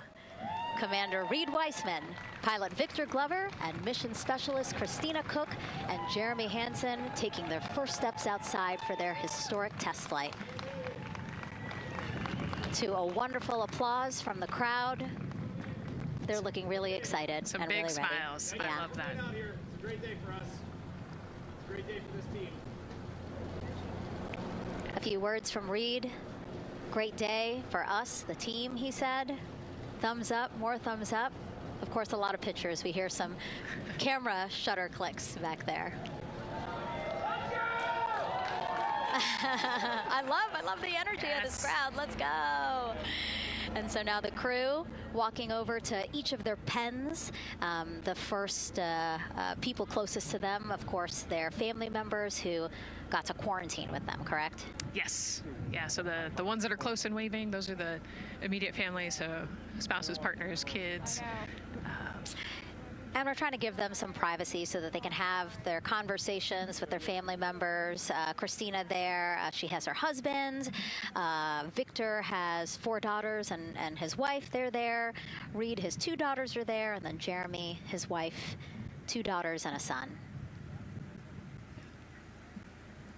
You know, when you were standing in their shoes, Nicole, when you flew for Crew 10, what were you kind of talking about? Like, did you really think about this moment and what you might want to say? You know, they've all already done their real goodbyes, you know, in person. And so this is more just kind of, again, that last chance to wave, last chance to get one smile. You know, you see Christina there smiling. So this felt much less heavy and just, you know, waving and maybe cracking a joke or something, saying hi. So this was a really, really great moment for our crew.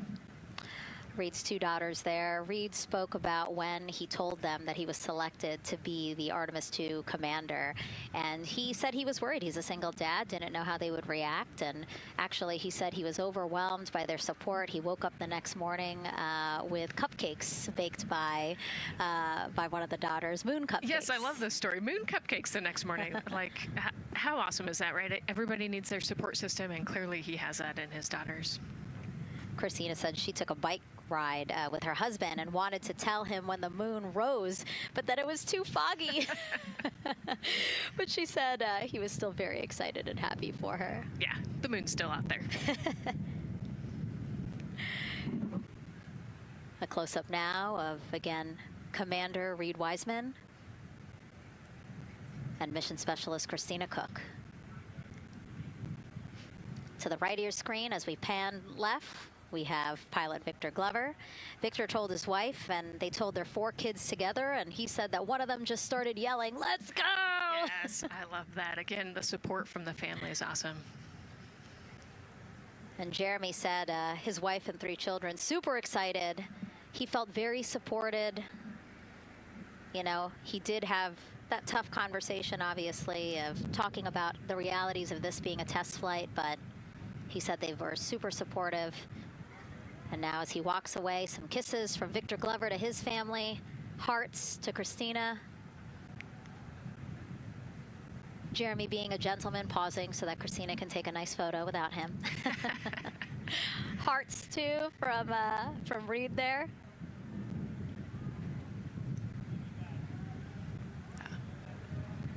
Hearing Victor saying, "Love you guys."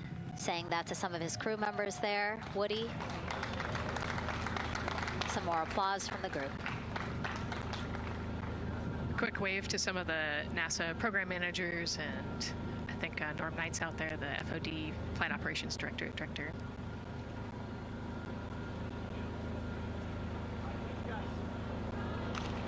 You heard Reid there saying thank you guys as the crowd picks up again with their applause, and the 4 of them step into their Astrovan.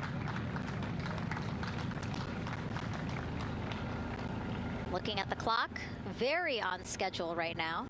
Again, according to the very detailed timeline of launch today, they're expected to drive off in about 20 seconds.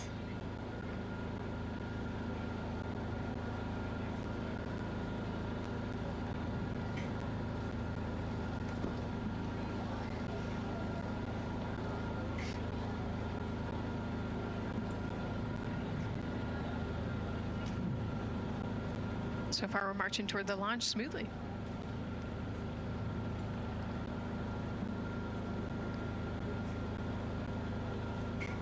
Do you think they're queuing up the video? Definitely. And that's why they haven't left yet? They're like, we can't go without Gotta get our your point snacks and movie break. ready. Yeah. Where's the popcorn?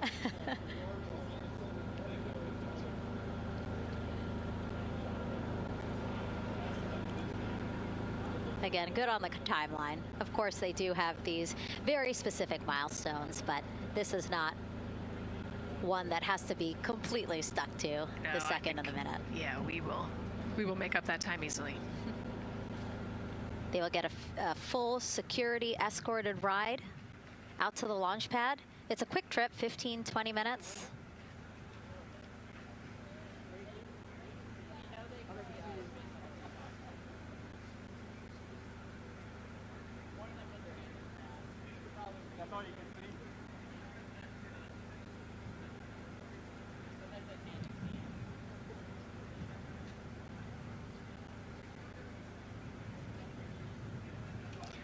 The closeout crew at the pad, still just getting everything ready for their arrival. Configuring Orion, right, Nicole? Yes, so they're probably laying out the seat restraints and getting all of the umbilicals set and ready to go so that when the crew gets there, they can ingress and start getting strapped in and connected to the capsule. And in our smaller box there, we have a shot of our administrator, Jared Isaacman. Bouncing around quite a lot today, was in the firing room right after the crew weather brief, saying to the crew that they are good for them to start suiting up, and now here to wish them well as they drive out to the pad. Yes, he's so invested in this mission. I love it. You know, he's been an active participant today, and exciting to see him there at the walkout.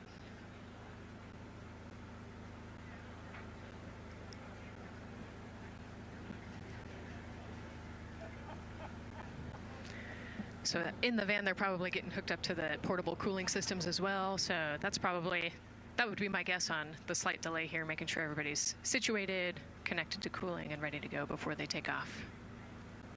Right, because the orange boxes, we didn't talk about it when we were in the suit-up room, but if anybody noticed, there are these orange boxes, and that's what provides the cooling to those thermal garments. And so those boxes have been staged inside of the Astrovan so that once they got there, they can connect up again so that they're cool and comfortable on the way out. Right, so they were off cooling from the walkout, you know, said hello to their families and the 80-degree weather here in Florida today. So it can get really warm in the suit quickly if you're not careful. So you want to make sure everybody's comfortable before we drive off. And then when they get to the pad, of course, and strapped into Orion, then they don't have any need for those cooling boxes anymore. They will get that cooling through Orion, through the different lines and umbilicals that they'll be connecting to there. Yep, that's exactly right. The Orion capsule and its environmental control system will take over once they're connected to the umbilical.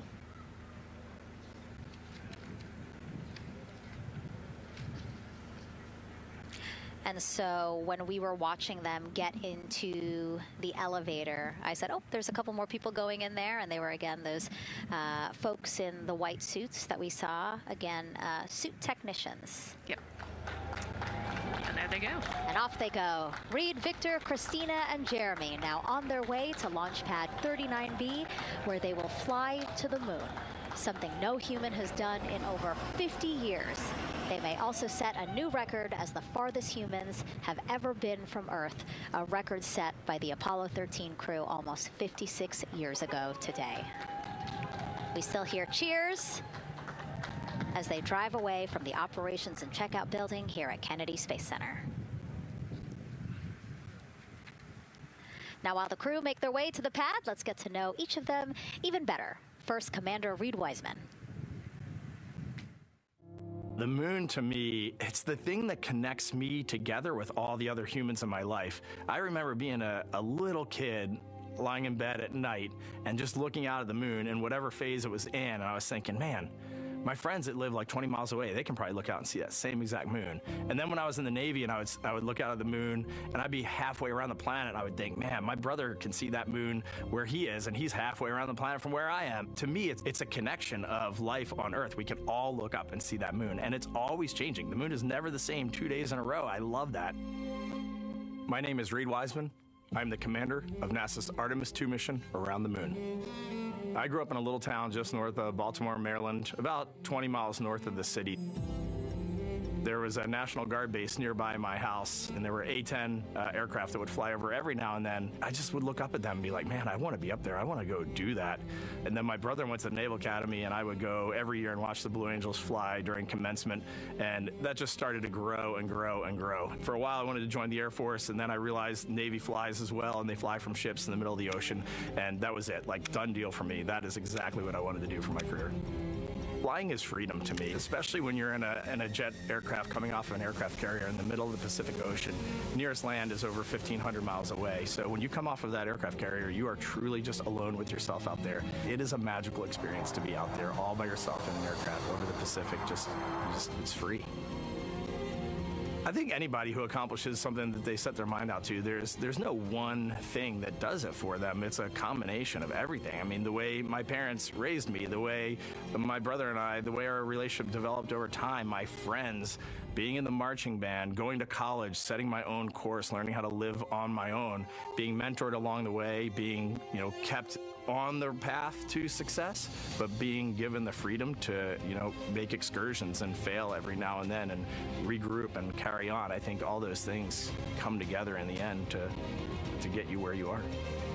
I've had to overcome, I'm a human being. I've had to overcome a lot of fears. I'm pretty scared of heights. I joked about that on the International Space Station, but it turns out I'm only scared like at the edge of a building. When you're up on the International Space Station, even though you're 250 miles up, I never had that feeling of falling or that I was, at risk up there. I just kind of loved the feeling of floating and looking down at Earth.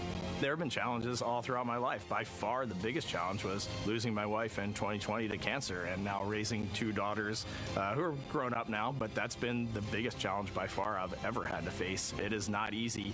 Being an only parent, trying to work a full-time job, and raising two kids is something that I think about every single day. I'm very proud of the work I've done. I haven't always done it well, but I've always shown up and tried as hard as I possibly can.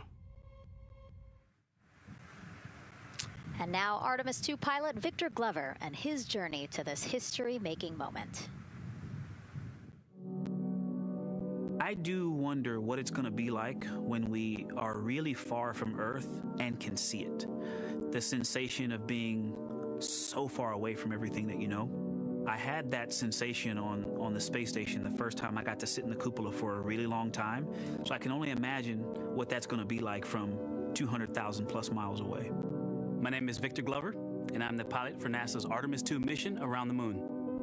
When I was in 4th grade, I was 10 years old, and that's when the Challenger accident happened. And it helped me understand how the general public felt about the astronaut corps, right? Like, these are the people that we want to be, and that just gave me an easy thing to strive toward. The biggest fear that I've had to overcome in my life is doubting myself. Going to college when no one in my family had gone to college was a huge risk. I had more confidence in my athletic ability than in my academic abilities. I could play football with those college students that I saw on TV. But my classmates that I saw in the lab and around the University Union, I didn't know if I had what they had. I think addressing that self-doubt was a part of, swinging for the fence and trying to go get an engineering degree, not just go to college, but get an engineering degree and then go do something challenging and technical like flying. Apollo is known for sending humans to the moon. Artemis has an opportunity to continue the Apollo story, but I actually think it's important for this story to stand on its own. Artemis is a new program, and we're trying to do new things. And it's great to compare and contrast. When you look at our spaceship, you can see parts that were designed, built, and integrated in another country. When you look at our crew, you see that our crew is international. There are also men and women. And I just think that comparing and contrasting makes the story even richer. The piloting role specifically, I will have an hour and a half or so where I get to fly the spacecraft by hand. We haven't flown that many spaceships. And so the ability to fly one actually in space on a test mission is just a really unique opportunity. I can't tell you how I'm going to feel when we fly by the moon and see the moon up close and the Earth from 250,000 miles away, but I don't use the word excited because I'm focused. What we do, this is very serious and it's very risky, and we are all intimately familiar with that risk. And so if we go out there and we're successful and we can pass that baton on to Artemis 3, that's something to really be excited about. Great to hear from Reid and Victor in their own words about how they feel about this mission and their role in it as the convoy turns this corner here onto the road where the vehicle assembly building is and where the group that we showed you earlier today, ready with their flags. Wow, that group has expanded exponentially. Love this. Yes, this is great. So many people. Flags. Oh my gosh, I love it. Oh, this must feel so special to the crew to see all of these people here to wish them well. Yes, this is heartwarming. Look at how many people there are. Everyone is so excited about this mission. Signs, people have made signs. I feel like the Astrovan has slowed down a little bit, you know, to really take in the moment. Wow.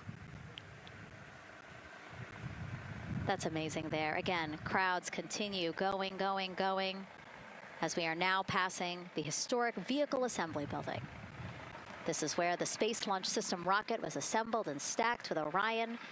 Its history, of course, goes back to the Apollo days, but today it is home to the Artemis missions to the moon and beyond. Gosh, still people lining the route. Yep. I love that. I do too. It leaves me kind of speechless, you know, just to see all the support, all of the people who want to know that they're thinking of them, they're with them, and the fact that this crew specifically has always said we are going for all by all, this must be really special to them. Yes, and that's just here on Kennedy Space Center. Imagine the rest of Florida right now. Yeah. Mission Specialist Christina Koch, who holds the record for the most consecutive days in space by a woman. Let's take a look at what she has to say about this mission. I tell a story, which is one that my dad told me before the Apollo missions when he was just a very little boy. He was looking up at the moon with his mom, and his mom said to him, "Don't worry, Ronnie, we'll never get there." Fast forward maybe 70 years later, it's his daughter that's actually going there. And I think that long arc is something that we can all learn from. The idea that the seemingly impossible becomes possible if you just believe in it and are willing to work hard and come together to achieve it. My name is Christina Koch, and I'm a mission specialist for NASA's Artemis II mission around the moon. When I look back at my dreams as a kid, I definitely never thought I would actually get here. I was very pragmatic. Even though I'm a dreamer, I knew that the odds were way against me again, so I might as well do something I'm loving in the meantime. I definitely loved science and math in school and, you know, did pretty well in those things, but I also loved being active. I was always outside. I loved things that made me feel small. I loved looking at the night sky, oftentimes between the pine tree branches, or I loved the ocean. North Carolina also has mountains, and when we go there, I just loved the vastness of all of those things. I loved how they made me feel and what they made me think about, and the vastness of the universe and how much out there was to learn.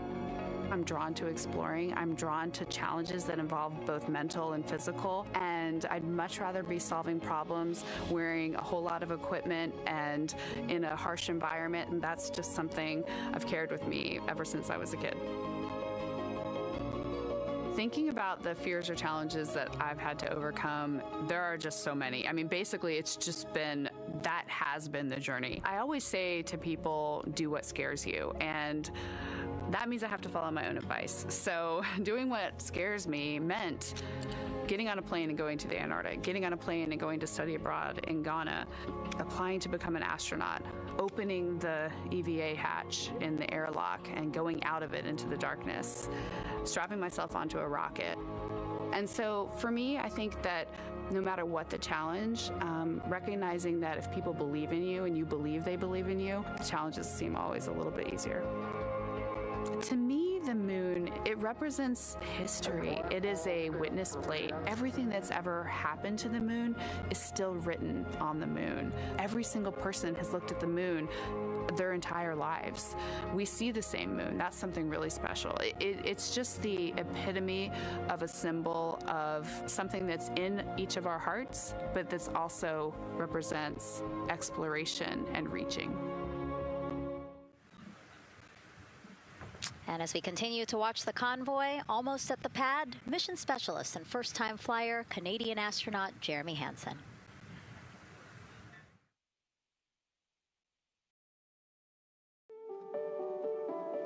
have this very distinct memory of seeing an image of an astronaut standing on the moon. It's burnt in my brain because I went back to it so many times in my childhood, and I would look at that image, and I know it had a huge impact on me that humans had walked on the moon. My name is Colonel Jeremy Hansen. I'm an astronaut with the Canadian Space Agency, and I'm a mission specialist on NASA's Artemis II mission around the moon. My elementary school years, I grew up on a farm outside of London, Ontario. I spent as much time as I could with my dad on the farm. I learned the value of hard work, for example. If I wanted to go to work with Dad, it was going to be a long day, and I was going to have to not complain, or I wasn't going to get to go the next day. I had a treehouse, I had a vivid imagination, and I changed my treehouse into a spaceship. I made all these dials and controls. I had circuit breakers for switches that I found in the barn, and I was exploring space in my imagination. The most important thing I did to get to where I wanted to go in life, which was flying fighter jets and eventually becoming an astronaut, is I shared those desires with other people. And it turns out, just like you don't go to the moon on your own, if you could, I would have done it a long time ago in my treehouse as a kid, you have to go as a team. I think the biggest impediment to achieving my goals was, of course, myself. And I think that's a common human experience. There are many times where just little things would get in my way, and my immediate interpretation of that was, well, now that goal's out the window. You know, people must have lifted me back up, and somewhere in the back of my head, that persistence came through. And I think that's a common human experience, to doubt ourselves.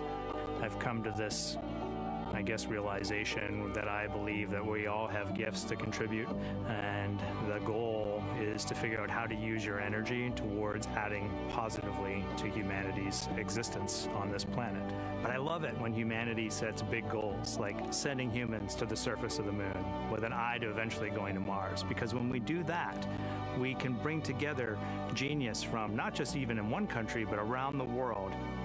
I've also learned from my indigenous mentors that they refer to the moon as Grandmother Moon. So you've probably heard of Mother Earth. They use Grandmother Moon because Grandmother Moon is responsible for the water in their community, just like the moon moves the water around the planet, affects the tides. And I think that's a really beautiful thing for us as we go back to the moon, to think about all the different cultures around the world and how they view the moon differently. And that's really neat because we all share that same moon in the night sky. What's really neat too was that drive to the launch pad, that point of view to see what the crew is seeing as well, as their Astrovan rides up the pad slope and are now on the surface, about to walk up to their vehicle. Yeah, you know, we talked about how tall this rocket is earlier. Wow. Look at that. Yeah, look at that point of view, yeah.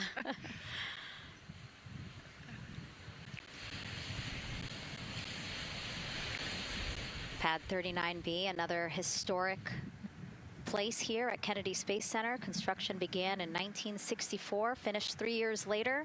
Apollo 10, the full dress rehearsal for the moon landing. That was the first mission to launch from this pad. Yeah, you know, we've used this pad for a lot of missions. You know, we modified the pad in the 70s and 80s, and then the shuttle missions actually launched from here as well. And then, of course, Artemis 1 took off from this launch pad November 2022. And now here we are about to see the Artemis 2 crew get out of the Astrovan and make their way up the mobile launcher to the 274-foot level, where they will embark on their first crewed test flight of the Artemis program. You know, I think that button in the elevator actually says space when it you does? hit it. Yeah. Really? At least on 39 Alpha it does. So I imagine it says something similar here. Again, let's take a look at the clock as we wait for the crew to get out. 4 hours, 10 minutes and counting until the top of our 2-hour launch window today. Let's head back across the street to Daryl, who's following the launch team every step of the way. All right, thank you, Megan and Nicole. And here inside Firing Room 1, we had a nice moment. The launch director, Charlie Blackwell-Thompson, NASA's first female launch director, standing up from her console, taking her cell phone and snapping photos as the Artemis crew that she had just given the go to leave the astronaut crew quarters, driving by, and of course going up the causeway until they got there to the pad. And now we see them coming out of the Astro van there and getting ready to ascend the launch tower. Well, we got a weather brief before they went out to the pad, and of course LWO gave a go. There could be some rain out there at the pad. It's already rained out there already. If you're in the area and you're watching right now, well, certainly you know that there's some rain in the area. There's going to be spotty showers that are going to be coming ashore here, and we expect that throughout our rest of our countdown. But we also are getting forecasts that there'll be some clearing as we get closer to our launch window. Big wave from Reid Wiseman there, and a thumbs up as the crew goes into the elevator to ascend the launch tower to go up to the level where they'll walk across the crew access arm and get into the white room. One of the things that you're going to start to hear now is from the crew themselves. We're going to be airing the Orion to Earth loop, which is the communications that's going between that crew and the launch team here as they walk them through configuring their various consoles as well as getting ready. A nice moment here, and I'll just pause to just look and see as the crew walks across the zero deck, as they call it, which is the deck that's right there even with the engines, and they're taking a moment to go over there and stand up and gaze up at the 322-foot tall SLS rocket. This was part of the plan for the Artemis II crew, and potentially a rocket that could help them make history to go farther from Earth than any crew has before. The farthest distance from Earth when they launch will be roughly around 248,000 statute miles. They're expected to go about 4,000 miles farther than the Apollo 13 crew did. And now they've headed to the elevator to go up.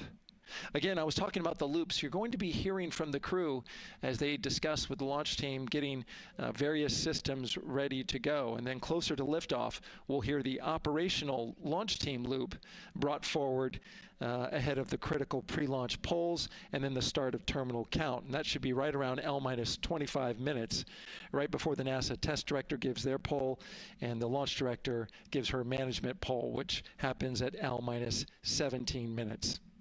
Right now, a lot of focus is on, of course, the closeout crew. They've made the way for the crew to get inside the spacecraft now and walk across that crew access arm, and there they are. They have been working on a tight timeline, but they are ready to go, and they are ready to receive the crew and start putting them inside their Integrity spacecraft. That's it from the firing room. We'll send it back to Megan and Nicole.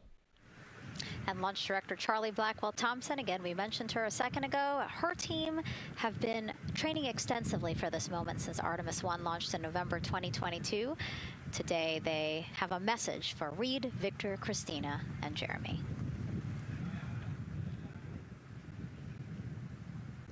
Today, you carry the work of thousands and the hopes of millions. Every test, every simulation, every long day and night have led to this moment. This team is ready. The vehicle is ready, and you are ready. From the ground to the moon, Godspeed, Artemis II!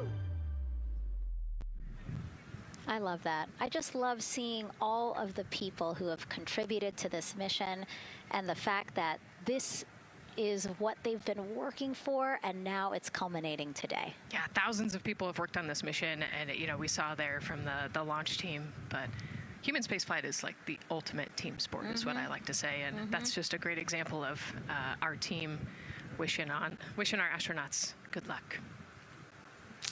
That shot there that we were just looking at was aimed at the elevator doors, again, to catch the astronauts as they make their way up to the 274-foot level of the mobile launcher.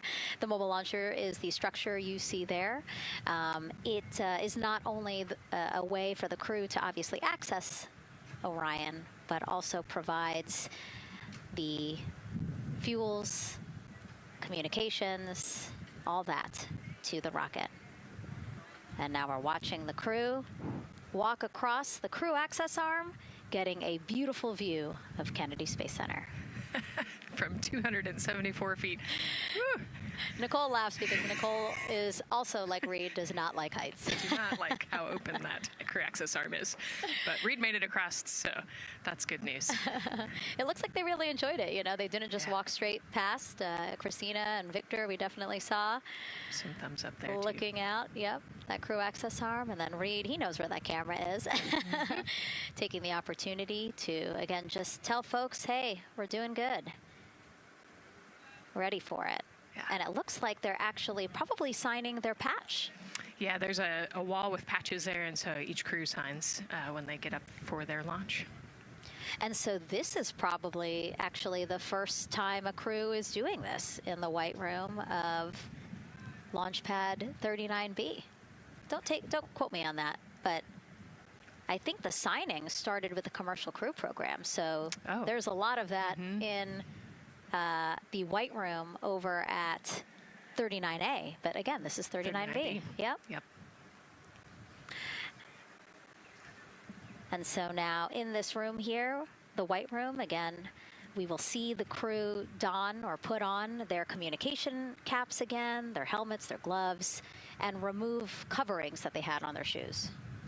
Yeah, so they want to protect the suits while they're walking out and up to the White Room, and now they'll finish reassembling those suits. Put the boots on, put the gloves on. You can see they're working their comm caps now, and they'll work the helmets eventually as well.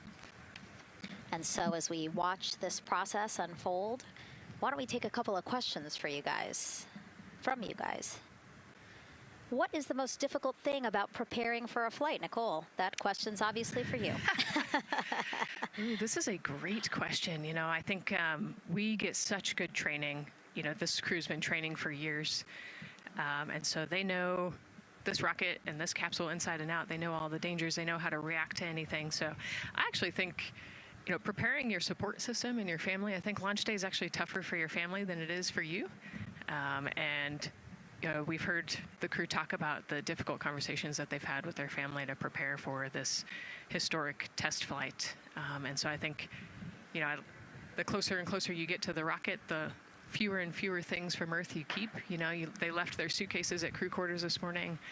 They left their cell phones, their laptops, everything. And so you are just a human in a spacesuit about to get on a rocket with all of your loved ones watching. And I think that can be probably one of the most difficult parts about today.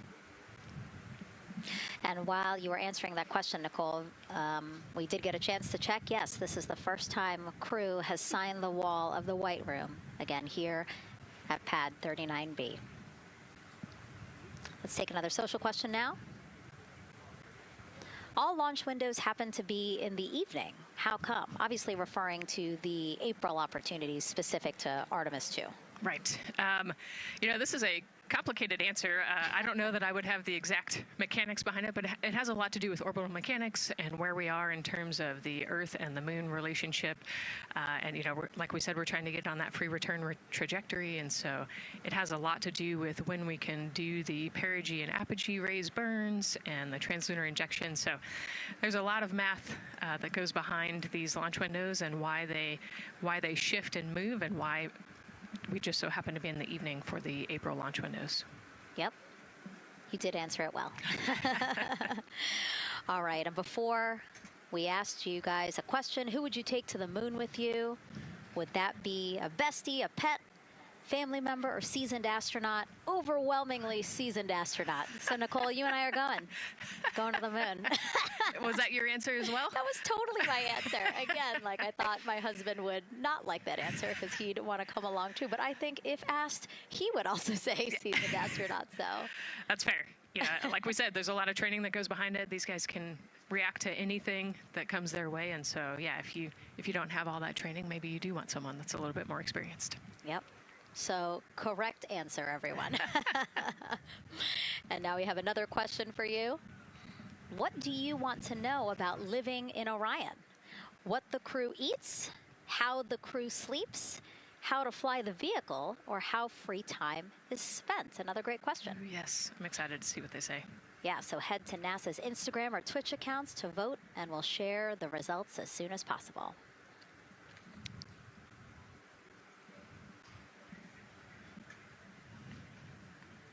And while you're doing that, remember to also sign up to be a virtual guest for this mission.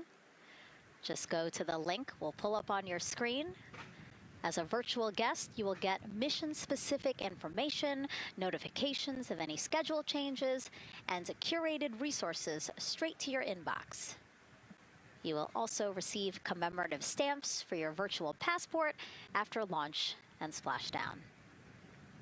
Again, we really, really want you guys to engage with us, engage with this mission, come along with us for the ride. So yeah, take advantage of these opportunities to be a part of it. Yes, it's a mission for all. And so back in the suit, no, not the suit-up room, the white room. Well, they're suiting up. You can see why I might have slipped that up. So they're continuing to put on gloves. Reid and Jeremy look like they've been checked. Again, they've put on their gloves, their helmets. They've taken off those coverings on their shoes now that they're about to get into Orion. And then suit technicians are also helping Christina and Victor. And they're in this particular order, actually, because this is the order in which they're going to ingress into Orion. Again, we have Reid, Jeremy, then Victor, last Christina. Yeah, and that just has to do, like you said, with this, the seat orientation. So as the astronauts sit down and lay back in the capsule, the left side will be Reid, and then below him will be Jeremy. So that's why they're going to get in first, to create space for then Victor and Christina to get in. And let's talk a little bit now about the closeout team. We saw a few of these folks also in the suit-up room. Suit technicians were in there, again, to make sure that they get into the suits properly. And then a couple of them came out to the pad here to, again, do the same thing. Hey, are you comfortable in these suits? Is everything is as you expected? And then these folks here will help them get into Orion, buckle up. And so we were talking a little bit about their attire, specially made for what they're doing right now. Yeah, so these, they almost look like, the equivalent of a flight suit, right? They're fire resistant. They've got the straps on the back for emergencies that mimic the same straps that the astronauts have on their suits, so that you can use the same exact equipment in an emergency egress from the pad, for example. So we can use the same equipment to get everybody safely away from the pad as required or if needed. Yeah, always thinking about those contingencies, how to very quickly, if there were an emergency, get everyone out, not just the astronauts, but also the closeout crew if an emergency was happening while they were still at the pad. And so those suits, flame retardant. Also, when we see them crawl into Orion, you will notice that they are on their knees quite a bit, so built-in knee pads. Really a thoughtful design for the purpose that they're serving today. Yeah, they're functional, which is exactly what we want, but also they're pretty classy looking, so we did a good job with the design. I was going to say, they actually look like, the outfits that car racers wear, right? Yeah. And then when I said that to the lead of the closeout crew, he's number one if we do see him, Taylor Hose, he said, well, actually, we are kind of like a pit crew, like they're very quickly moving through the operations so that not a lot of time, not more time is spent at the pad than is needed, because this is a fully fueled rocket, Nicole. Right, yeah, we want to minimize the time that we have more humans up in the white room, but also safely and efficiently get the astronauts ingress into the capsule. And so that's their main job. That's so yeah, I like the pit crew analogy, works great.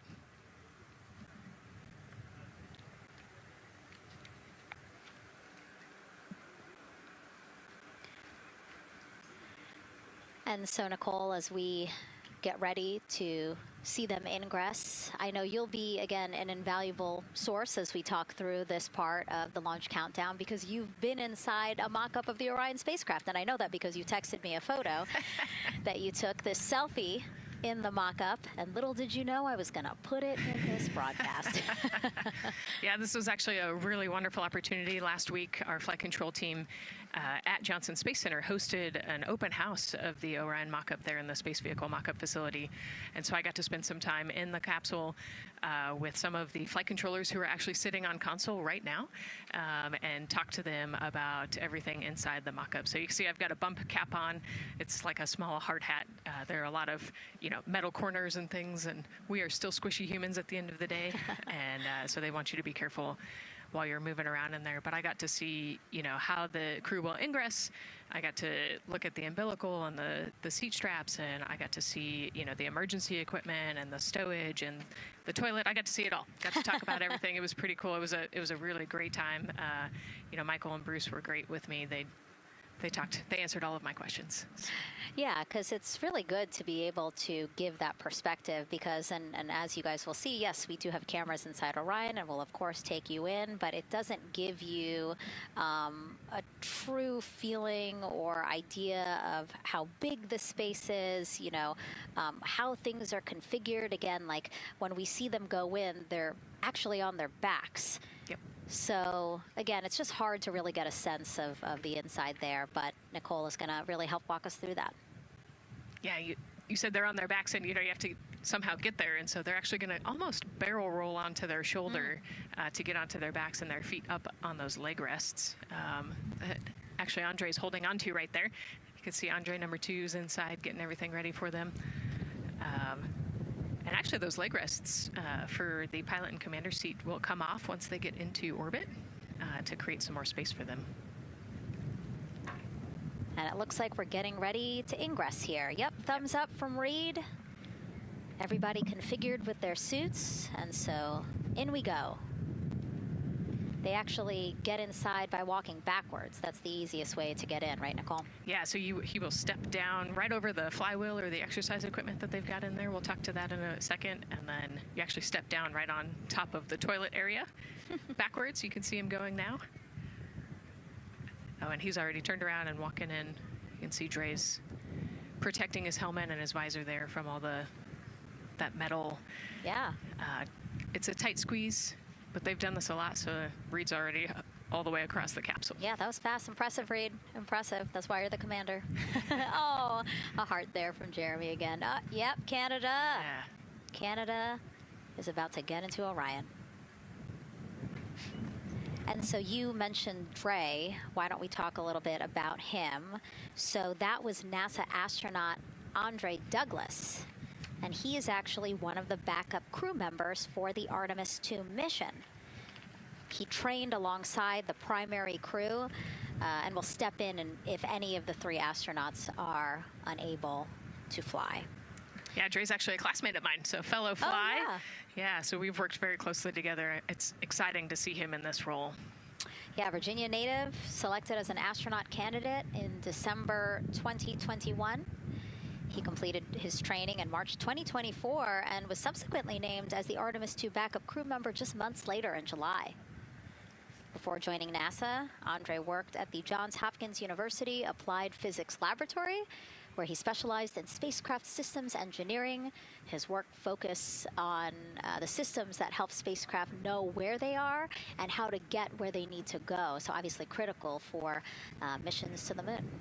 Yeah, he's a wicked smart guy. He's got like 15 degrees, I think, or something. Oh, my. So.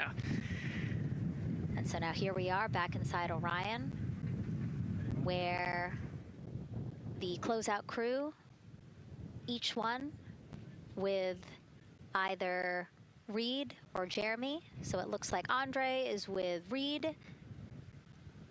And this is a camera shot of behind Reid's head. So Reid, while Andre is buckling him in, that's a 5-point harness, Reid was configuring his control panel.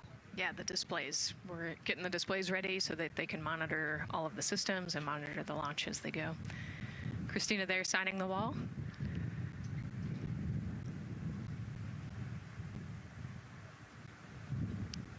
Got to put away the pen. The pen could be foreign object debris or FOD, which is bad for NASA. We definitely want to make sure that we keep track of everything and we know where everything is, because the smallest thing could prevent us from launching or affect the equipment out there. Yeah, and you'll actually see that most of their tools will be tethered as well, so nothing can fall through a crack or drop.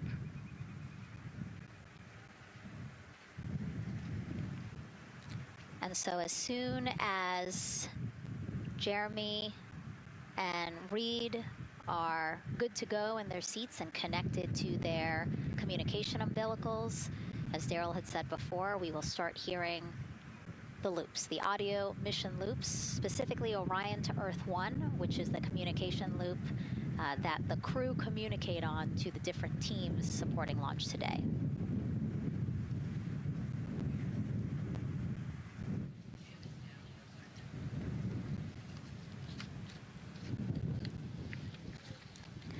And as we said when we were in suit up, after they do communication checks, again, suit leak checks to make sure that nothing went wrong between the suit up room and here, and also to specifically connect them to the Orion systems. Yes, this will be an integrated test with Orion and the suits to make sure the entire system is working and ready for flight. And so you'll notice Reid and when Victor sits down, Reid and Victor are the only ones with the display panels in front of them. Jeremy and Christina will actually share a personal computer device, and that will be on Jeremy's leg, and that's how they'll continue to follow along with telemetry and data. Yeah, it's actually pretty cool. This is one of the technology demos that we're doing, and so they're going to plug into the system, and it'll be a screen repeater on that device for them so that they can see what the pilot and commander are seeing. OTC ask, MS2 is online for context. This is OTC, repeat. MS2 ready for comm checks. The MS2 ready for comm checks. MS2, OTC, Orion, Earth 1, comm check.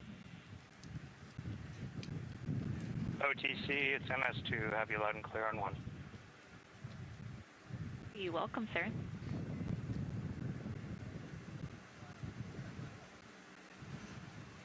And so that was the Orion test conductor speaking with Jeremy Hansen, again, mission specialist 2 for this mission. So his communication check over, you heard him say 1, Orion to Earth 1, has been completed, a successful test.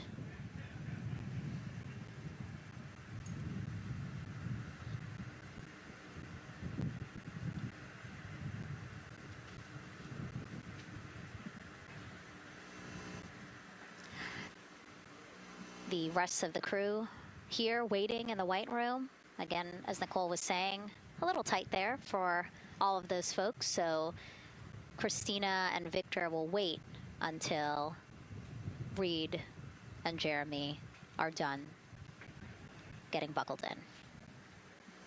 Yeah, I think 4 astronauts and 4 suit techs would be a tight fit in that capsule. Yeah, I mean, take a look at Bill. He's number 3 there, that the suit technician there. He is kneeling where Christina will be in order to get Jeremy situated.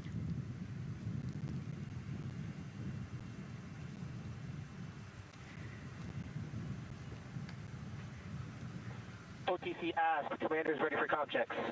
OTC copies, commander. NTD, Misco 212, comm check. NTD, have you loud and clear here as well. I'll catch FTS on 194, thank you. Commander, OTC, Orion, Earth 1. OTC, CDR has you loud and clear. Good comm, welcome, sir. And there you have it, a successful comm check with Commander Reid Wiseman. And so... And CDR, NTD on Orion Earth 1 for comm check. CDR, I got you loud and clear, NTD. And good to have you on board. Good luck today.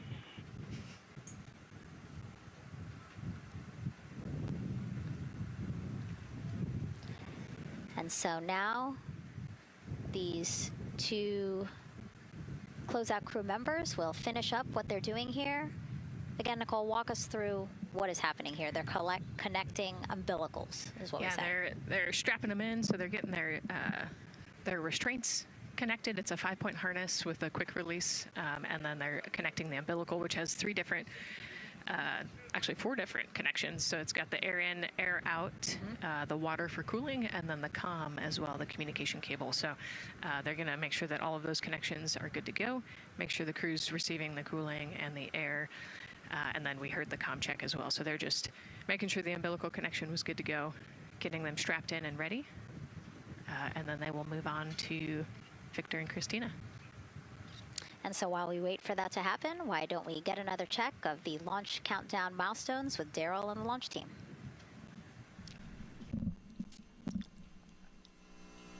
All right, welcome back into the firing room 1 here, where some of the launch team is having some pizza that was brought by the administrator. That was nice of Administrator Jared Isaacman to bring that by for the launch team to enjoy.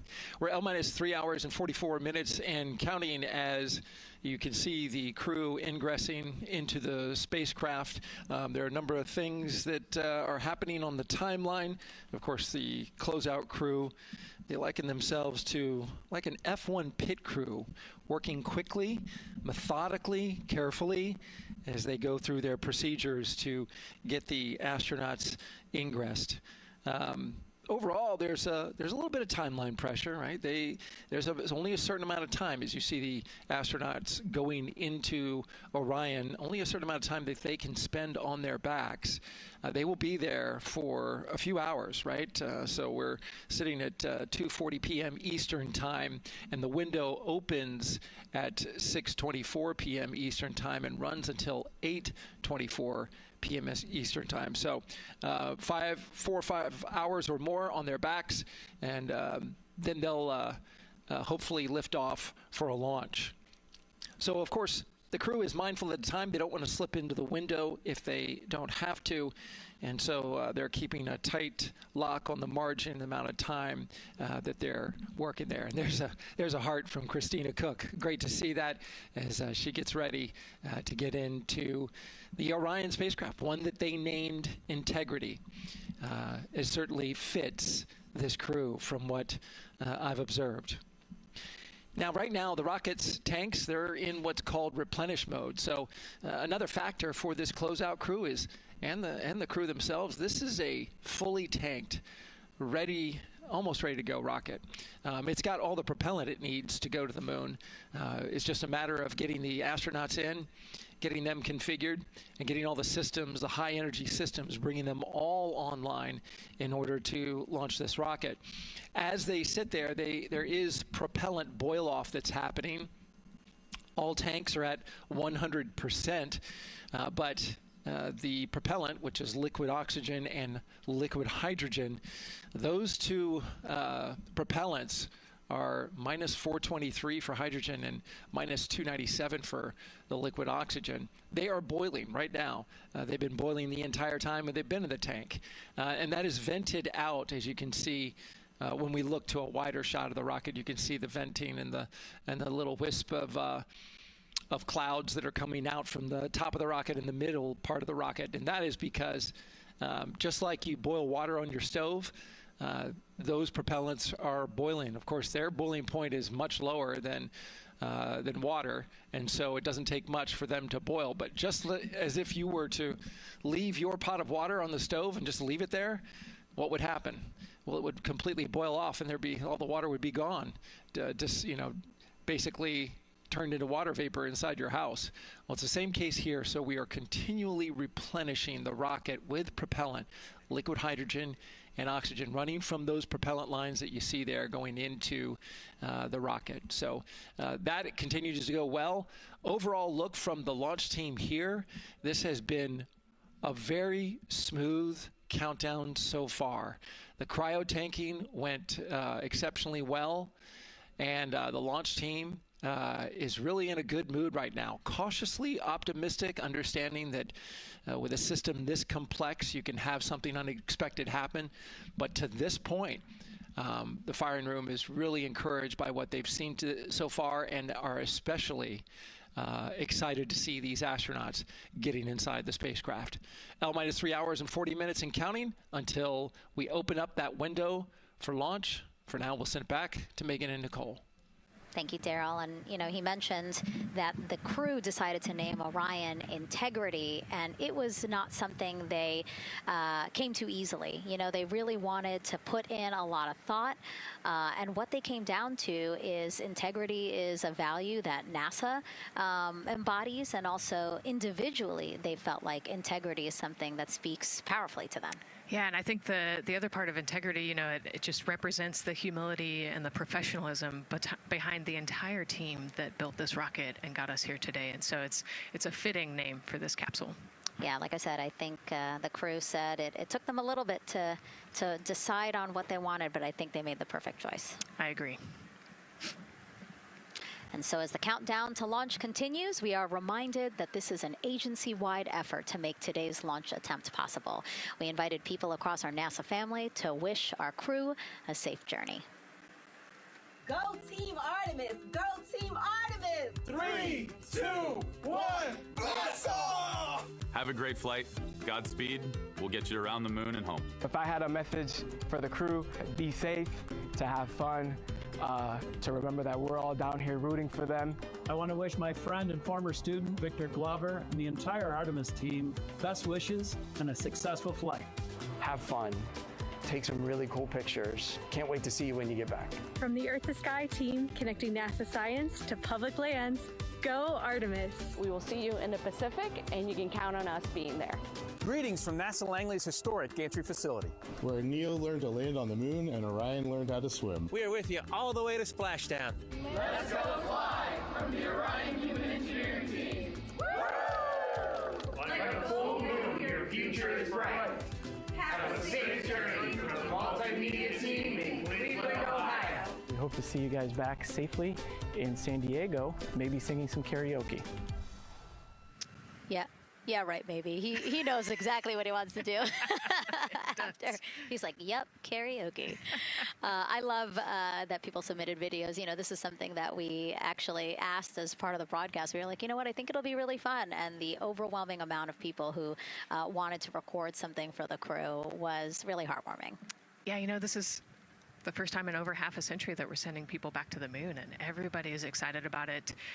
You know, kindergarten to congressmen and all over the world, everyone is ready for today and excited to see this launch. And so here we are again, still inside Orion with the closeout team, putting some final touches on, it looks like Victor's configuration there. Again, making sure that his harness is set and that he's connected to cooling, he's connected to communications, and he's connected to any other umbilicals that he needs to be connected to for Orion. Again, we are sharing so much information with you, and we hope you find it educational and fun. But we do know you guys still have some questions, so why don't we take another one now? Tell us what the moon is like! So cute. That wasn't a question. That was a demand. Nicole, you tell her what the moon is like. Oh, man, that was so cute. Oh, man, the moon is really cool, right? So it's a lot of like gray and white and kind of shades of gray. It is something that doesn't have wind or rain or rivers or an atmosphere. And so we like to say Christina said it earlier, it's the witness plate to the universe. And, you know, it has all these impact craters because it's not protected. Things hit it all the time. Meteoroids, asteroids, all sorts of things hit the moon and create these impact craters. That's part of what we want to go and look at and learn about on the moon. It can tell us a lot about the age of the universe and the age of the moon. You know, it's 4.5 billion years old, and we can learn a lot from just looking at the regolith or the dirt that is on the moon. Well, thank you for that question, and thank you for that answer. She was cuter, Nicole. I agree. And then earlier today, we wanted to ask you, what do you want to know about living in Orion? And we told you to pick between what the crew eats, how they sleep, how they fly the vehicle, and how free time is spent. And the winner, most of you wanted to know how to fly the vehicle. And we are going to be doing that. Yes, we are. That's a great question, and actually, part of what we're going to go do. So the rocket is fairly automated, right? There's a countdown, and the whole system knows when it needs to ignite the engines. But we are going to do some manual piloting throughout this mission. Once they launch and they separate from the ICPS, they're actually going to do a rendezvous and proximity operations demonstration. So what does that mean? They're going to take that portion of the rocket and they're going to try to fly closely to it. And so they will actually take manual control of the Orion spacecraft and try to get nice and close to the other portion of the rocket that had just separated. And so you can see actually a little bit in the view that you have right now. So for Reid, the left-hand person, his right hand, there's a kind of a joystick, if you will, on the right side, and then on the left side there's something similar. And so they've got, translational and rotational hand controllers in order to command the rocket in different axes. Yeah, it's really exciting. I mean, Victor said it himself, like one thing that he's really looking forward to is piloting Orion manually. So we'll get to see that during our continuous coverage. Again, we are covering this entire mission. We started with tanking, and we will go all the way through splashdown, so you will see what Nicole was just talking about, that proximity ops demonstration, where the crew will pilot Orion manually. And so, speaking of their 10-day mission, why don't we take a closer look at the crew's home away from home for the next 10 days. Here's Megan Carter again from the KSC Visitor Complex. All right, thanks, Megan. Yeah, it's getting real out there, so I am going to bring you back to the moon board so I can show you just a few things about the Orion. Obviously, it is going to be very compact, sitting up there on top of the SLS rocket. Very compact, like I mentioned, over 355,000 pieces. So let me show you a couple key components, starting with these three fairing panels right there. When the rocket blasts off, obviously it is going to get very fast. MS1 it's going to get on Orion Earth 1 for windy, and so we have these three fairing panels in place to help protect our astronauts. I am also going to take you into a little bit closer look and talk about the LAS, or the Launch Abort System. This is the one piece that is going to be in place to protect the astronauts should something happen to go wrong in the first few minutes of launch. They can actually hit those abort motors, and these can activate within milliseconds, basically faster than you can even blink, and that is going to pull the crew and the crew capsule away from any danger. Now, obviously, we hope that those are not needed, and if that is the case, then about 3.5 minutes into flight, the LAS and those fairing panels will actually activate and jettison away. They'll fall away from the rocket, because at that point, the crew can actually abort the spacecraft safely by themselves. Now, we've talked a lot about the crew capsule right here. This is where they are going to spend the duration of their flight. We're going to talk a lot more about that one in just a little bit, but for now, let me jump down here to the service module. This is the one, we're going to think of this as the powerhouse for the spacecraft. It's pretty much going to provide them with almost everything that they need for the entire mission. Temperature control, removing the carbon dioxide, providing them with oxygen, so much more. You can also do course corrections and things like that. So, super quick breakdown, but as you can see, all of these components together are going to make the spacecraft one that is built not just to fly, but to protect, sustain, and bring those astronauts home. All right, lots more to come, but let's see where we are with the crew. Back over to you, Megan. Hey, thanks so much, Megan. A lot of useful information there, and we did want to point out that you did hear over and the PLT NTD on Orion Earth 1 for ComCheck. NTD PLT, I have you loud and clear on OE1. And I have you the same. Welcome aboard. And so, again, we are now hearing mission audio loops, specifically the Orion to Earth 1 loop, the communication channel for the crew. Successful comm checks by both Victor and Christina. CDR, OTC Orion to Earth 1. CDR. Yes, sir. Configure ARS to shoot mode per EPROC 10.1.1. Crew ingress and vehicle pre-launch config, step 1. 10.1.1 crew ingress and vehicle pre-launch config, step 1. Going in work now. And so see, now we are privy to some of the countdown procedures that the team is asking for the crew to do. Yeah, so they're going to work through some of these procedures and finish the ingress portion, as you heard in that procedure. So this is where the crew is going to start building their nest, if you will, running some procedures, getting the capsule ready for humans to be on board. And now look at the clock, 3 hours, 30 minutes and counting until the opening of our 2-hour launch window, and we are pretty good on time. We are as we are expecting in terms of when ingress will be wrapping up soon. And so now let's bring Gary Jordan, again, our commentator inside of Mission Control at Houston. Gary, let's check in with you about mission preparations. Hey, Megan, thank you. Yes, we're following along here in Mission Control Houston. OTC copies. And we'll stand by for those comm checks.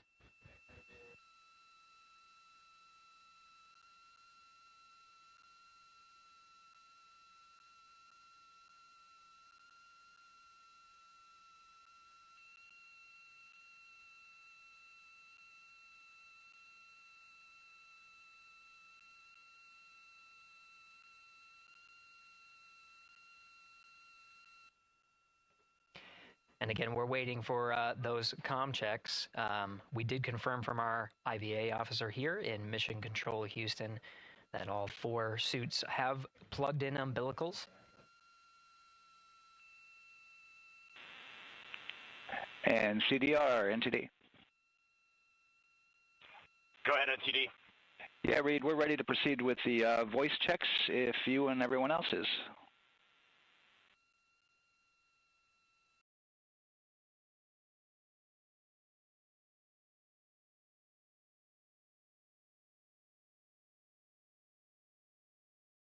NTD, integrity crew is ready for voice checks.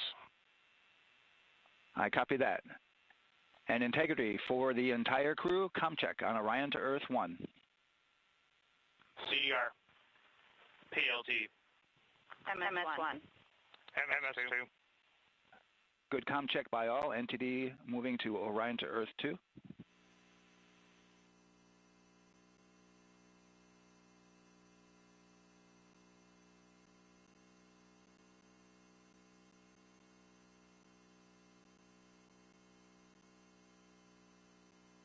CDR, PLT, MMS1. MMS2.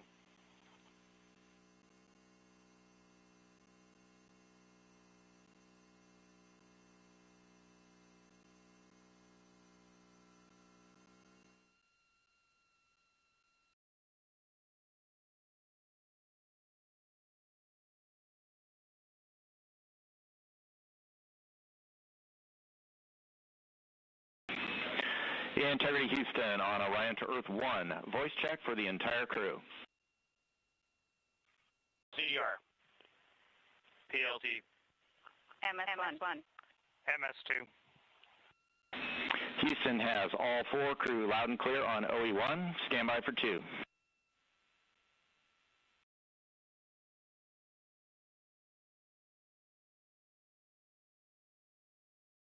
initial word was broken.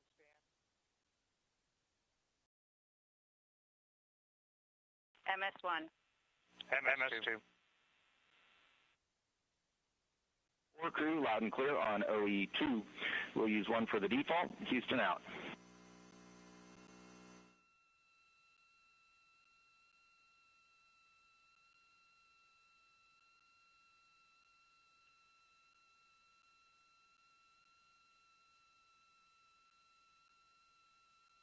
And CDR, NTD? CDR. Yeah, we're going to go ahead and we're going to clear a couple of those messages on your screen here. Just want to give you a heads up that you'll see that. Copy all.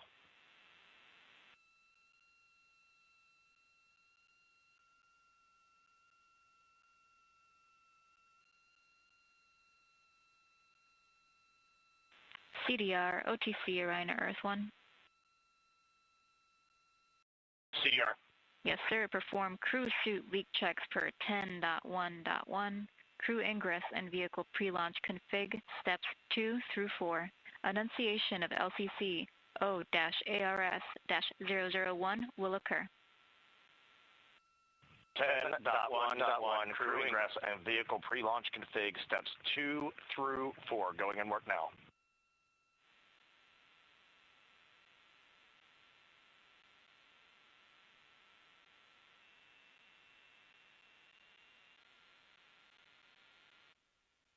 This is Mission Control Houston. We are following along as the 4 crew members of Artemis 2 work through their voice checks and the umbilical connections and various pathways to get communications from all of the... refresh on your screen. CDR. Yes, sir. We're going to look to do a quick refresh on your screen if you guys are okay with that. Okay, firm, just let us know when we can continue in 10.1.1. We'll go hands off.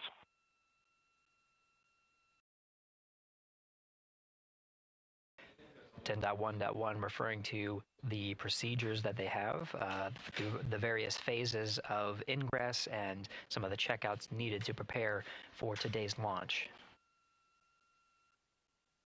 Here in Mission Control Houston, the IVA or Intravehicular Activity Officer will be confirming the leak check status and watching as the suits pressurize to once again confirm that the suits are in a good configuration ahead of launch.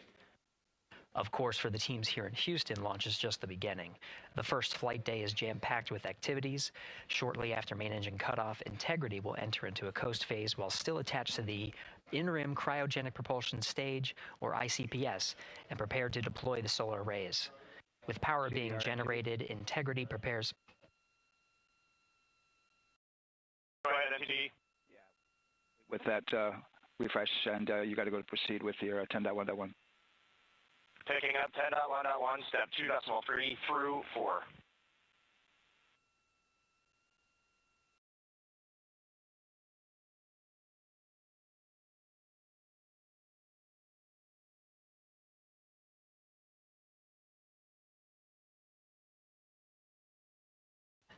Picking up the procedures, the crew again working through the various steps to prepare for launch, standing by for seat.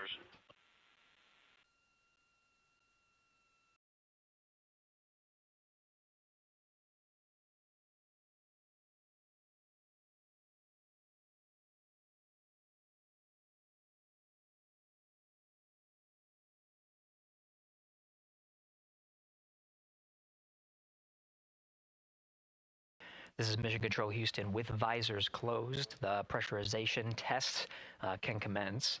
We'll stand by for word of a good leak check on all 4 of the crew member suits for the Artemis 2 mission. Again, this is the very beginning of a very busy flight day for our 4 crew members. After launch, they have a series of burns to prepare for. The first major burn being the perigee raise maneuver that allows them to continue in low Earth orbit, and the next being the apogee raise burn that puts them in a high Earth orbit. This is an orbit that takes them around the Earth for nearly a day, 23.5 hours to be precise, and allows the teams, including the astronauts and the flight control teams, to check out critical systems ahead of committing to the next day's translunar injection. But before they even call it a day, Integrity will separate from the ICPS, and the crew will command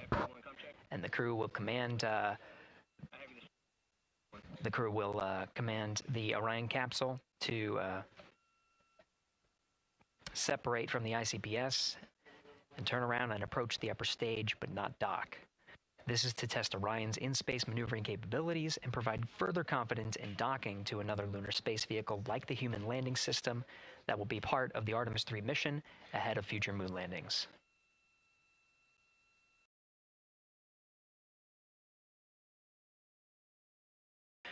These are just a few of the highlights of the very first of 10 flight days as we await for confirmation of good leak checks inside the capsule Integrity. And there's a lot more to this mission. A reminder that this is, of course, a test flight. The purpose here is to demonstrate procedures, systems, and life inside Orion on a mission around the moon for the first time, and give further confidence in the capabilities that are charting a return to the lunar surface.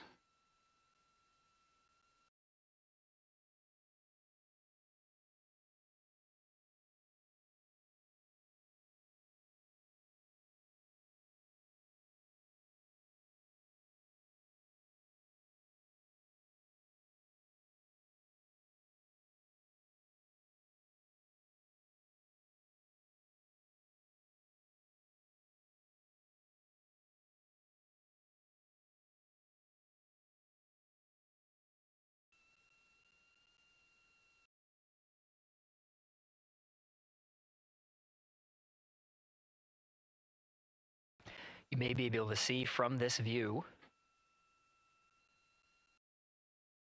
the suits themselves inflating. This is, again, a pressure check.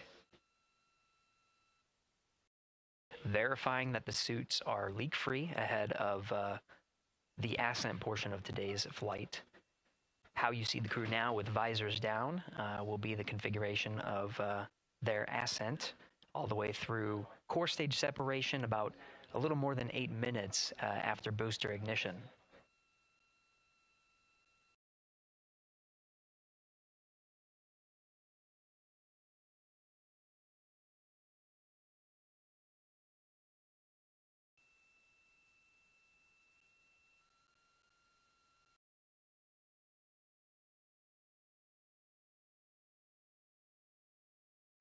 All right, here in Mission Control Houston, we are continuing to follow along, standing by for confirmation of good leak checks. In the meantime, there are no showstoppers here in Mission Control Houston, and we continue to monitor the countdown to launch. Megan, we'll send it back to you over at the Space Coast.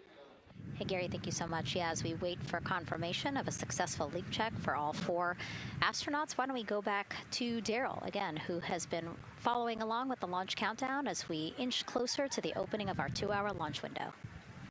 All right, thank you, Megan. And yes, getting some good communication. It's great to hear from the crew inside, even though it is as simple as a comm check.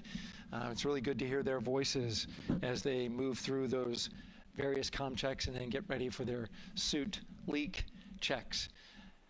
Fantastic views inside Orion that you're looking at now. Give you an update on the weather outside. We're still 80% go for our 2-hour launch window, which starts at 6:24 p.m. Eastern Time and closes at 8:24 p.m. Eastern Time. That's the good news. The bad news is that we've got some rain showers that are starting to head in. Looks like it may miss the pad. Wouldn't matter if it rained on it or not, though. It's received some rain earlier today. Water isn't going to hurt anything out there at this point. But the rest of the area might be getting a little bit wet, which may include the hostess, so keep an eye out for that.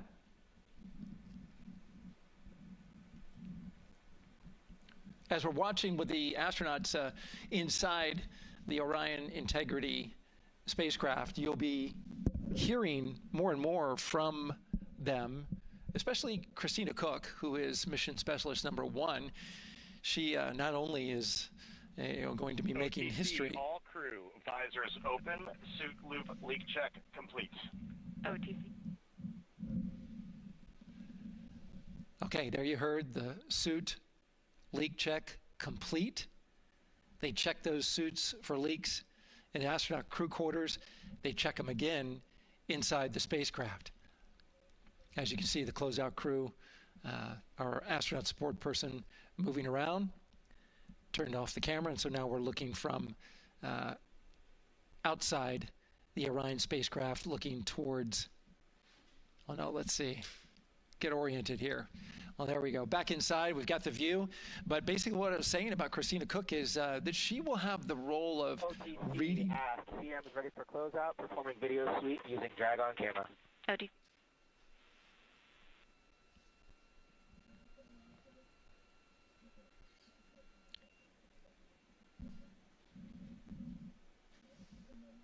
She will have the role of reading out a pressure reading that tells the team that and CDR or NTD? Go ahead, NTD. Yeah, we're going to do another cleanup on those suit leak check messages that we got from since we're done with that now. Integrity copies. Yeah.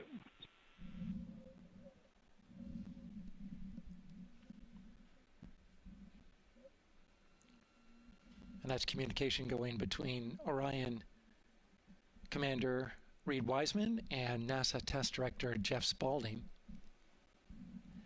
As I was saying, Christina Koch will be reading measurements from the counterbalance assist arm. So you're going to hear her be asked by the NASA Test Director to read that. That CBA, counterbalance assist arm, it's mechanically latched by the closeout crew using tools, but there's a hydraulic assist It's pneumatically opened and closed rather with a pressure assist that helps open it up. Not only that hatch, but also the last hatch. There's 2 hatches there that we'll see that will be closed, but this is in case of an emergency out there at the pad. If the crew for some reason needed to exit quickly, then they would exit the spacecraft by pulling that lever, which would open both hatches. Those hatches are heavy. The Orion hatch is hundreds of pounds. ATC cameras 1 and 2 both set to record. ATC copies.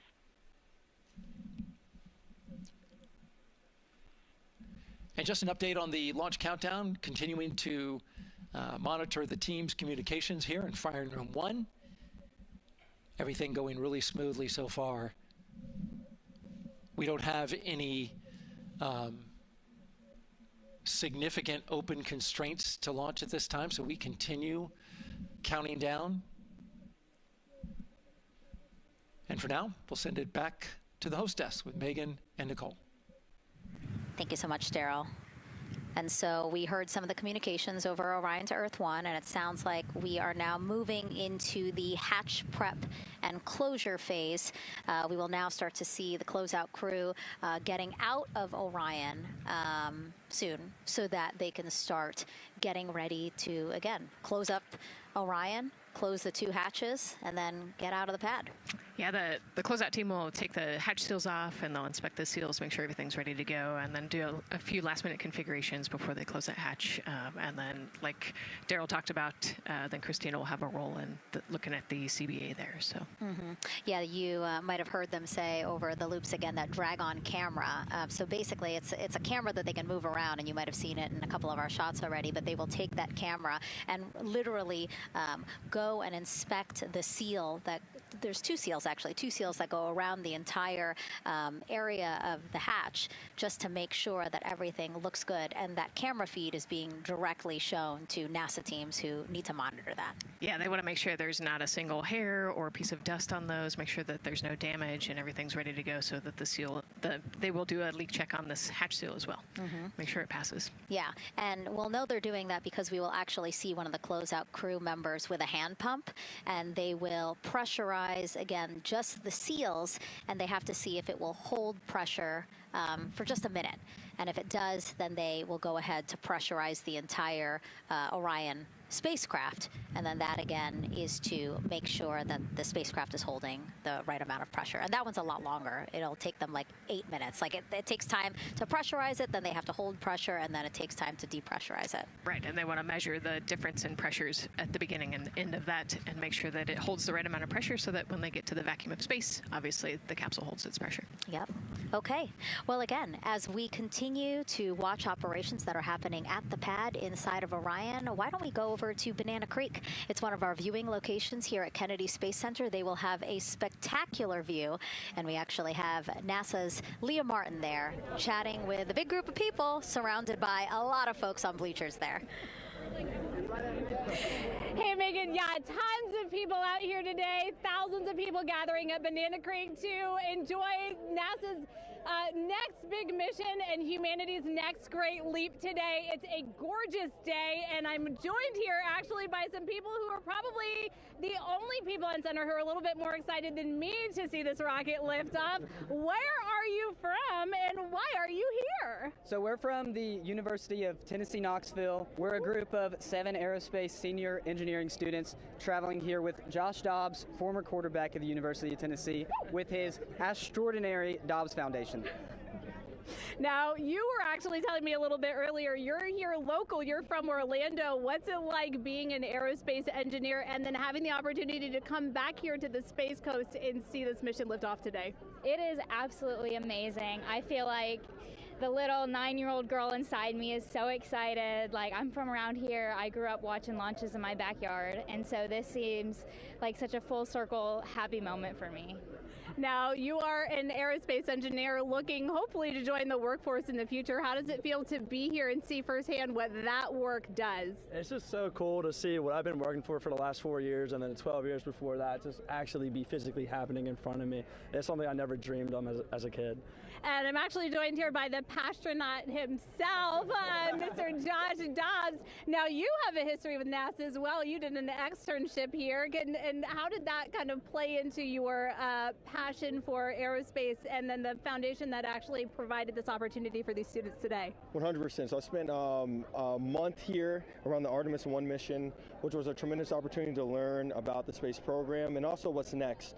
And so to be back here for Artemis 2 and unfortunately, Artemis 1 went in the middle of the season, so it's surreal to be here for Artemis 2. And with my foundation, like, the goal is to be able to take advantage of the opportunities that I've had and pass them along to the future of the industry and give them the opportunity to see what all their hard work can accumulate into. So it's an honor to be here. We're really appreciative of all the engineers and all the hard work that's gone into this moment, and we're excited to watch history happen today. Absolutely, and as a group, I think if you guys had one well wish for the team today, what would you say? I think we can all join together and maybe say, go Artemis? Go Artemis.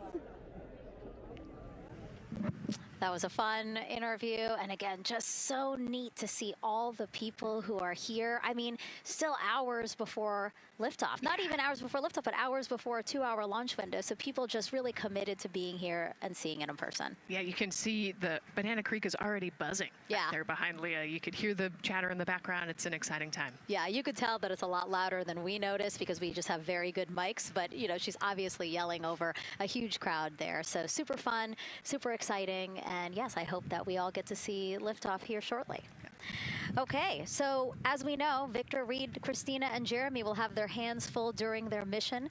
So for some of their test flight objectives, let's go back to Megan Carter at the moon board. All right, as we have seen from those camera views, their capsule is very compact, obviously. So let me show you a few cool things about this piece. The Orion capsule is going to only be about 16.8 feet in diameter and a whopping 10.5 in height. Think of it about the same cubic feet as 2 minivans. So obviously every piece of that capsule has been planned with purpose. And a really great example of that is going to be these seats that we have seen that live view of. Now, these seats are going to be out for launch, re-entry, and splashdown, but in between, they are stored in between to give them more room for daily activities and things like that. While they are on board, obviously they are going to have a lot of things to do. One of those is going to be to manually fly Orion, as we've discussed, but they also have several other objectives as well. And they're going to be doing lots of system checkouts, checking out the service module, making sure everything is working correctly. They're also, like I said, going to have a chance to manually fly. Now, this was taken during one of their training simulations, but as you can see here, they will have advanced flight displays, hand controllers, touchscreen interfaces, so much to work with and practice with as well. Now, while on board, they will also have the ability to eat those shelf-stable meals that are designed specifically for microgravity. I think I saw somewhere that one of their meals is going to be mac and cheese and brisket, so that makes the Southern in me very happy. All right, but they are going to have also some time to look at some things like power and propulsion. They will have 3 key propulsion systems that are going to help power Orion as well. And speaking of power, I want to bring you back to the service module real quick because I wanted to point out these 4 solar panels. These are going to take about 18 minutes to unfold like giant wings, and they're going to stretch 62 feet from end to end, and these are going to help power the service module and in turn provide what the crew needs for their journey. So as you can see, spacecraft is built specifically for what we need and to guide them and get them home safely. All right, back over to you, Megan. Thank you so much, Megan. You know, it's taken thousands of people many years to get to us to where we are today. Let's meet some of the people of Artemis who've made this flight test possible. I am the Artemis Launch Director. I'm the Orion Crew Survival System Manager. I'm the Artemis II Chief Training Officer. I'm the SLS Launch Integration and Mission Operations Lead. I am the Recovery Director. And I'm Boeing's Core Stage IPT Leader at Kennedy Space Center. I am the Artemis II Entry Flight Director. And I'm the Closeout Crew Lead for Artemis II. Our job is to design the spacesuits that the crew will wear for the Artemis II mission. The team here at Johnson Space Center in the Orion Crew Survival Systems Lab does pretty much everything involved with processing the suits, designing the suits, qualifying the suits, testing them for the Orion mission. The role of the Chief Training Officer is to manage both the planning and the development of how we are going to train our astronauts and run our simulations for our flight control team for the mission, and then go implement that plan. Recovery team is responsible for three things. So recovery is what we call our nominal recovery situation, where we go recover the crew and the capsule at their designated landing site. Rescue is in case we do need to rescue the crew or they landed somewhere else that we did not plan. And then the retrieval is us getting the capsule if they did land somewhere where we did not expect them to. My job on SLS is to manage the operations architecture on the SLS program. One of the specific things that we do is support launch operations. It means a lot to be a part of this Artemis team, to show the next generation and seeing what may come. I am responsible for our core stage processing at Kennedy Space Center. My team is responsible for that core stage, and it's our responsibility to make sure that core stage is safe, built correctly, and there's going to be 4 of our astronauts, and it's going to get them to their ride around the moon. I've been a flight director for over 10 years now. I worked on the Artemis I mission, and after that mission completed, I was assigned as the entry flight director for Artemis II. I can't wait to see the hatch open after splashdown. That's when we know that our mission will be complete and the crew will have safely returned to the moon and back to Earth. Closeout Crew is responsible for getting the astronauts up to the white room, getting their helmets and gloves on, getting them into the vehicle safely, connecting all their umbilicals, making sure they're ready to go for launch, and then closing the crew module hatch. The reason we do this is to expand mankind's knowledge. If I can be a part of that, doing anything, I want to do that.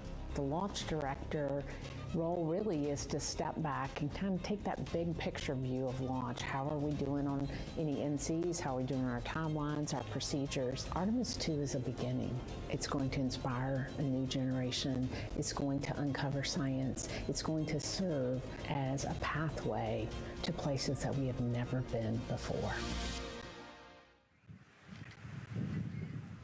And to meet more people of Artemis, you can head to the link we're going to put up on your screen there.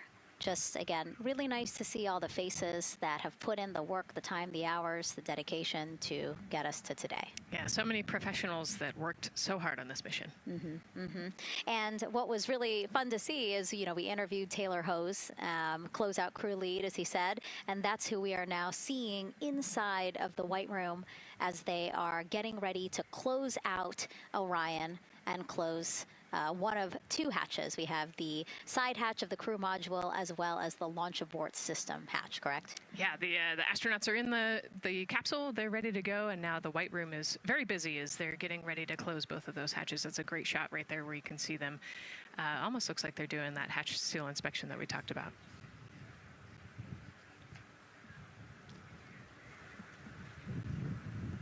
And so, Nicole, as we continue to see them get ready to close that smaller hatch, again, the crew module side hatch, let's take some questions now.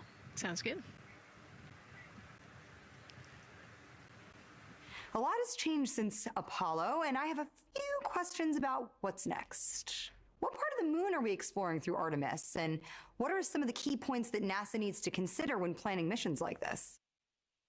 Were you expecting to see Scarlett Johansson? I think that took you. Yeah, I mean, took you aback.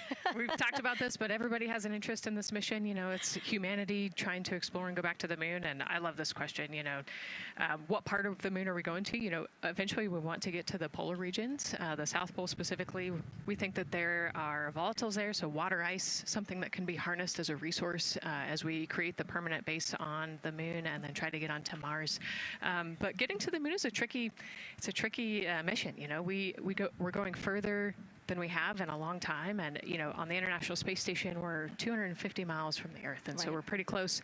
We resupply that spacecraft pretty often with cargo missions. But the further and further you get away from Earth, the more you have to think about the lack of cargo, the comm delay. You know, there's a communication delay the further away you get. And so there are different and unique problems as we continue to explore further and further out into the solar system. And there is so much to learn about the moon. So it's no surprise that, yes, even though our goal is to have a moon base at the lunar South Pole, the lunar South Pole is not the main focus of this lunar flyby. So instead, the crew is going to be focused on observing the far side of the moon. So this is actually an animation of what teams expect the moon to look like if the crew launches today. So this is, of course, the side that faces the moon, and this is the far side of the moon, which when, again, the crew does their lunar flyby on flight day 6, we are expecting this will be their view. What an amazing view and an opportunity. Yeah, you know, there's so much to learn from this particular mission, because obviously we're not landing with this mission. And so they actually potentially could see the South Pole and kind of scope out what our landing regions look like in the context of the entire moon. But also they're going to see parts of the lunar surface that have never been seen before by the human eye. And so they're going to take these detailed notes. They're going to record themselves talking about what they see. You know, we do a ton of geology training as astronauts, especially this Artemis 2 crew. They did a ton of geology training working with scientists to learn how to pick out the unique portions that we want to go study. You know, what is the context of the moon? What parts of the moon look interesting and look different? You know, the impact craters that we talked about earlier. So really trying to take all the pictures, take all the observations, write down, talk about their observations, and record as much data as we possibly can for the researchers back here on Earth. Yeah, it's so important to, yes, we're all talking about what they hope to do during this 10-day mission, but you really do have to think about all the training that goes into this. I mean, you have 4 crew members who won't, you know, have the support the way that they've been having the support. I mean, they'll be talking through communications, but you know what I mean? It's just them and the moon, right? So they need to be fully aware and equipped with everything that they'll need to do to be able to accomplish the objectives that we hope to accomplish during this mission. Right, and their specific flyby around the moon, you know, the lighting will be different and the path will be different depending on when we launch. If we launch today, it would be different from tomorrow. And so, you know, they actually had to learn the geography of the moon so that they can orient themselves when they're on the backside of the moon, because they're not going to have communication. You know, they're just going to have a, I think, 45+ minute comm blackout while they're while they're on the far side of the moon. And so they themselves have to know what things look like on the moon, how to orient themselves, and how to get the data that we're looking for. Yeah, really ambitious mission. Excited to be here at the start of it. All right, so another check of the clock, 2 hours, 57 minutes and counting to the opening of our 2-hour launch window for Artemis 2. This pivotal test flight comes 250 years after America began its journey as a nation. As we celebrate that milestone, a special live performance now of our national anthem by singer Ann Wilson.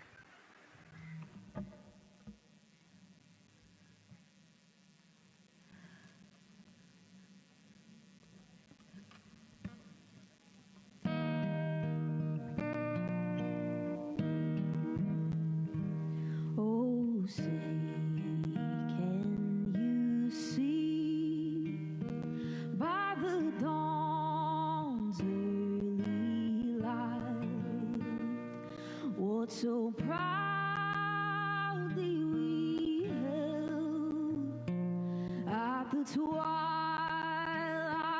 last gleaming, whose broad stripes and bright stars through the perilous fight, o'er the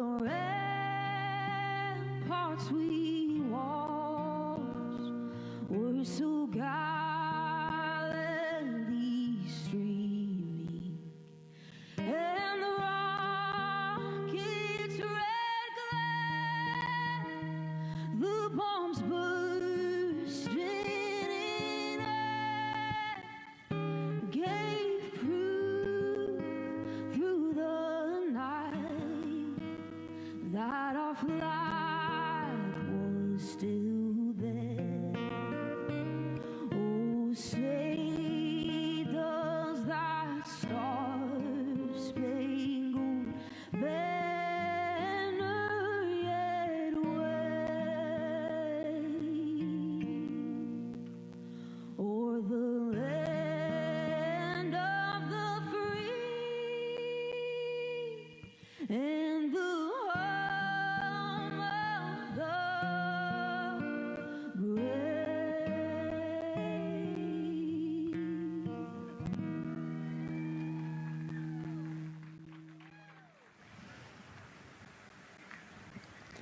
A beautiful rendition. Honestly, I'm a little emotional, a little speechless. Yeah, that was gorgeous. Yeah. I mean, again, we are a nation of explorers, a nation of curious minds, and to see us again 250 years after our Declaration of Independence was signed to when we are trying to return to the moon for the first time in more than 50 years, really powerful. Yeah, leading the way back to the moon. It's exciting. Mm-hmm. And that's so important to us. You know, we do want to be the leaders in exploration, but we definitely know we can't do that alone. You know, we often hear NASA leadership say that, you know, this is not something one nation can do. This is something that is a collaboration of nations, and that's why we have European countries. We also have Canada, again, joining us on this ambitious test flight. Yeah, of course, you know, it goes back to the old proverb, if you want to go fast, you go alone. If you want to go far, you go together. And we want to go far. We want to get onto Mars eventually, and so we're going to get to the moon first, and you can't do that alone. So thank you again, singer Ann Wilson, for that beautiful rendition, again reminding us of what it is we are trying to accomplish for all, by all. We are now back inside the White Room with the closeout crew. Again, backup astronaut Andre Douglas, number 2 there, just outside in the White Room, which is right outside Orion there, with the crew seated comfortably inside. As you can see, they've dimmed the lights a little bit. The crew has the opportunity to set the ambiance, if you will. They were given the opportunity to adjust the lighting as they see fit, again, just so that they can get comfortable. It's kind of like when we are on a plane and you get the opportunity to... Sure, yeah, you don't want the bright lights in your eyes. Also, you want to be able to see the screens well, or see the, you know, the tablet on Jeremy's knee well, so they're going to adjust the lighting to what makes sense for the mission. And we saw in that very quick shot there, our best camera view of the 2 hatches is actually that drag-on camera, like we were saying, that kind of moves around. So sometimes it's hard to show that. So there you have it. You can see that the closeout crew has closed the side hatch. And so right now, that's a panel that they have to close out in order to then close the next hatch, which is the launch abort system hatch. And so, Nicole, can you just quickly, again, talk to people about the 2 hatches, again, crew module first, and then the launch abort system hatch? Yeah, so the crew module hatch is the one they're working on right now. They just got closed. You can see he's torquing those bolts down. And that is the hatch that completes the Orion capsule. And then you have the launch abort system, which actually is kind of almost a shell that goes around the capsule and holds onto the capsule during launch. And it has its own separate engines that can pull the capsule away from the rocket safely in the case of an off-nominal data point. So it's actually looking at roll rates and attitude and thrust and all sorts of different data in order to make sure the launch is safe. And if it's not, then the launch abort system will pull the crew module away and get them into a splashdown zone safely.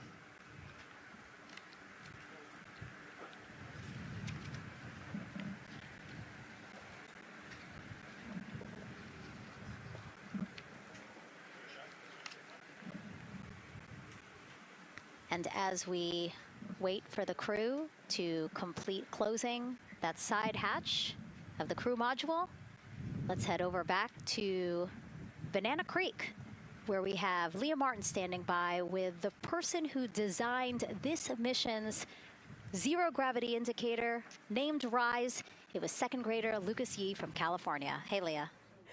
Hey, Megan. Yes, of the many special guests we have with us today, I think one of our most exciting guests is Lucas, who's joining us, like you said, all the way from California. He and his family actually worked this as a group project to design the zero gravity indicator. Lucas, can you tell us a little bit about your design? Yeah. So you named him RISE. Can you tell me why you picked that name? It was very remote, representing the Artemis 2 launch and Earthrise. And yeah, that's pretty much it. So were you really excited to find out that you won the competition and that your zero gravity indicator would be going to space? Yeah. So how does it feel? We're actually just across the river right now from Artemis. We can see it from where we're standing. How does it feel to know that design you created is actually currently on that rocket just a couple hours away from going to space? Really, really, really, really, really, really, really surprised and very happy. Now, Mom, you were telling me on the way over here that it was kind of hitting you what was happening. Tell me a little bit about that. It's definitely very surreal to be here in person. That Commander Wiseman said that it's for all and by all. That we couldn't have said it better. We're just very grateful to be here. Super excited. And we're so excited to have you here too. Now, Oliver, this is your first launch too. Is that right? Yeah, that's right. And how does it feel to be here just a little bit away from watching the first group of astronauts in your lifetime on their way to the moon? It feels like very happy and surprised. So if you had one word of encouragement or something to say to the crew who's sitting on that rocket right now, what would you say?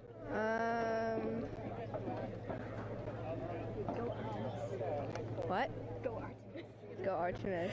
Go Artemis. Thanks so much, Megan. I would say have a nice trip.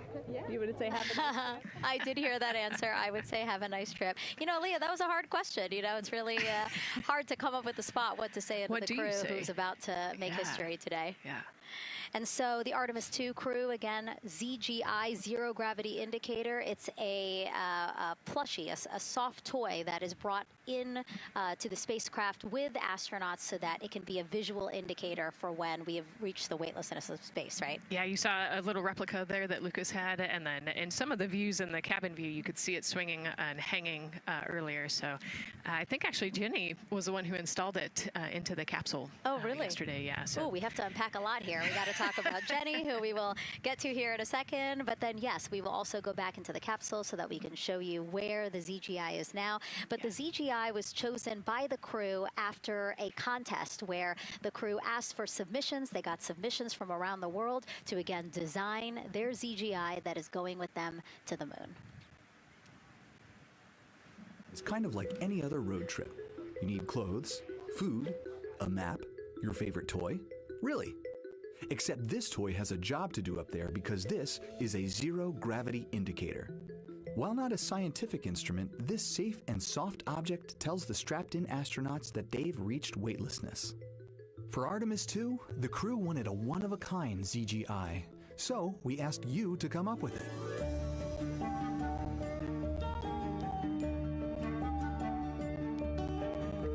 Thanks everyone for sending in your entries from around the world. Over 2,600 of you submitted.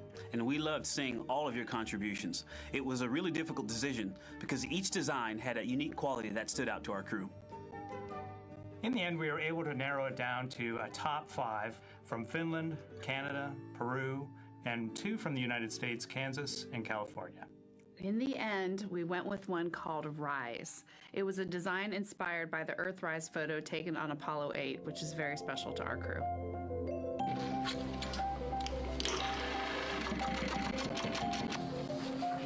With the winner chosen, next came the task of bringing it to life here in the Thermal Blanket Lab at NASA's Goddard Space Flight Center.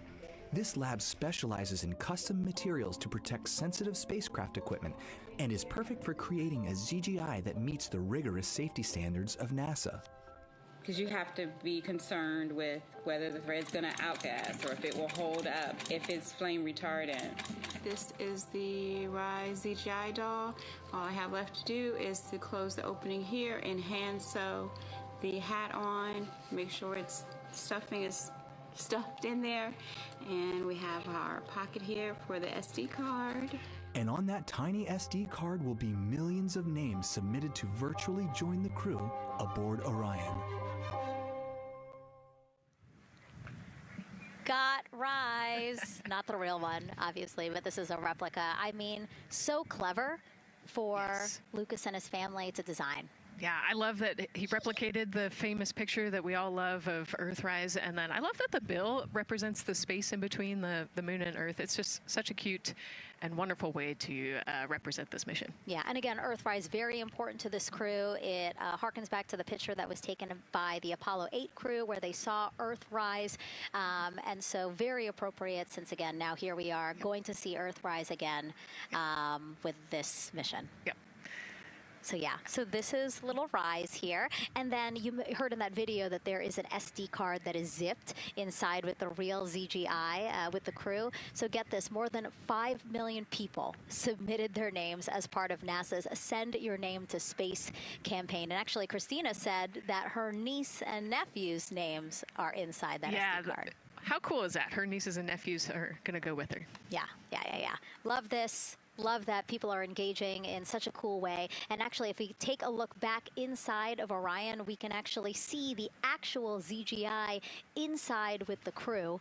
As we said, the purpose of a zero gravity indicator is to show when we've reached the weightlessness of space. Now, I know that it's probably dark in there because, as we said, the crew decided to just dim it a little bit for them. But here again, as we see Reid on your left, Victor on your right. Below Victor, or next to Victor, again, because they're on their back, it's a little weird. It's a little hard to explain their orientation. But between basically Victor and Christina is where Jenny Gibbons has placed the zero gravity indicator.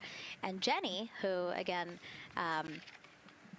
Nicole just brought up, Jenny is one of the backup crew members. So we mentioned how Andre is the backup crew member for the NASA astronauts. Jenny is the backup crew member for Jeremy. Yeah, Jenny's one of our Canadian astronauts, and yeah, so she's been also helping with preparations for today and helping get the White Room ready, get the capsule ready, and she's actually going to be a Capcom for Artemis 2 as well. Yeah, she's from Calgary, Alberta, completed astronaut training in 2020, mechanical engineer, combustion scientist, and actually before becoming an astronaut, she was an assistant professor. So again, another very well-accomplished person on the team. And I know the Artemis 2 crew has really enjoyed working alongside both Andre and Jenny. Yeah, actually, Jenny was our EBQ mentor when I went through our AskCanner initial training, so she helped us with all of our spacewalk training, which was kind of cool as well. Okay, and there we have Andre again, number 2, with the rest of the closeout crew team there. Why don't we get another check with Daryl and see how the launch countdown is going.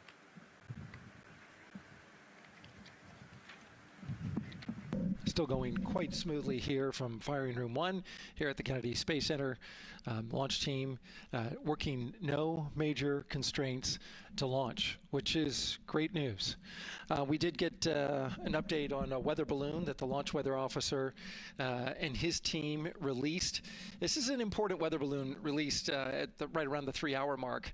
And what it told us is that winds are around 10 to 11 knots in the upper parts of the atmosphere. That's important information for the launch abort system. Should the astronauts need the LAS, this would, of course, pull the Orion spacecraft off the top of the rocket in case there were an emergency, and then take them offshore to a water landing in the Atlantic Ocean. And so the winds are pushing onshore. And because they're pushing onshore, the launch weather officer is keeping a close eye on the strength of those winds, because if the Orion were to come off the top, and it's powered by 3 rocket motors which can propel it or pull it especially fast off the top of the rocket, it would go up into the air thousands of feet and then splash down in the water. And if you've got wind pushing against it, you don't want that spacecraft to come back and land on land. So they're watching that very closely because of the onshore flow. That onshore flow is also what's giving us a little weather action down to the south of us along what's called the beach line, 528. We got a whole lot of people out there. We're getting ready to watch the Artemis 2 historic launch.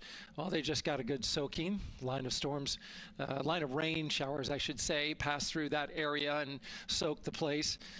So Certainly rain is a possibility, spotty showers from time to time, but overall the launch weather officer tells us that we are trending towards getting that stuff to all push to the west the closer we get to our launch window. A reminder, that window is from 6:24 p.m.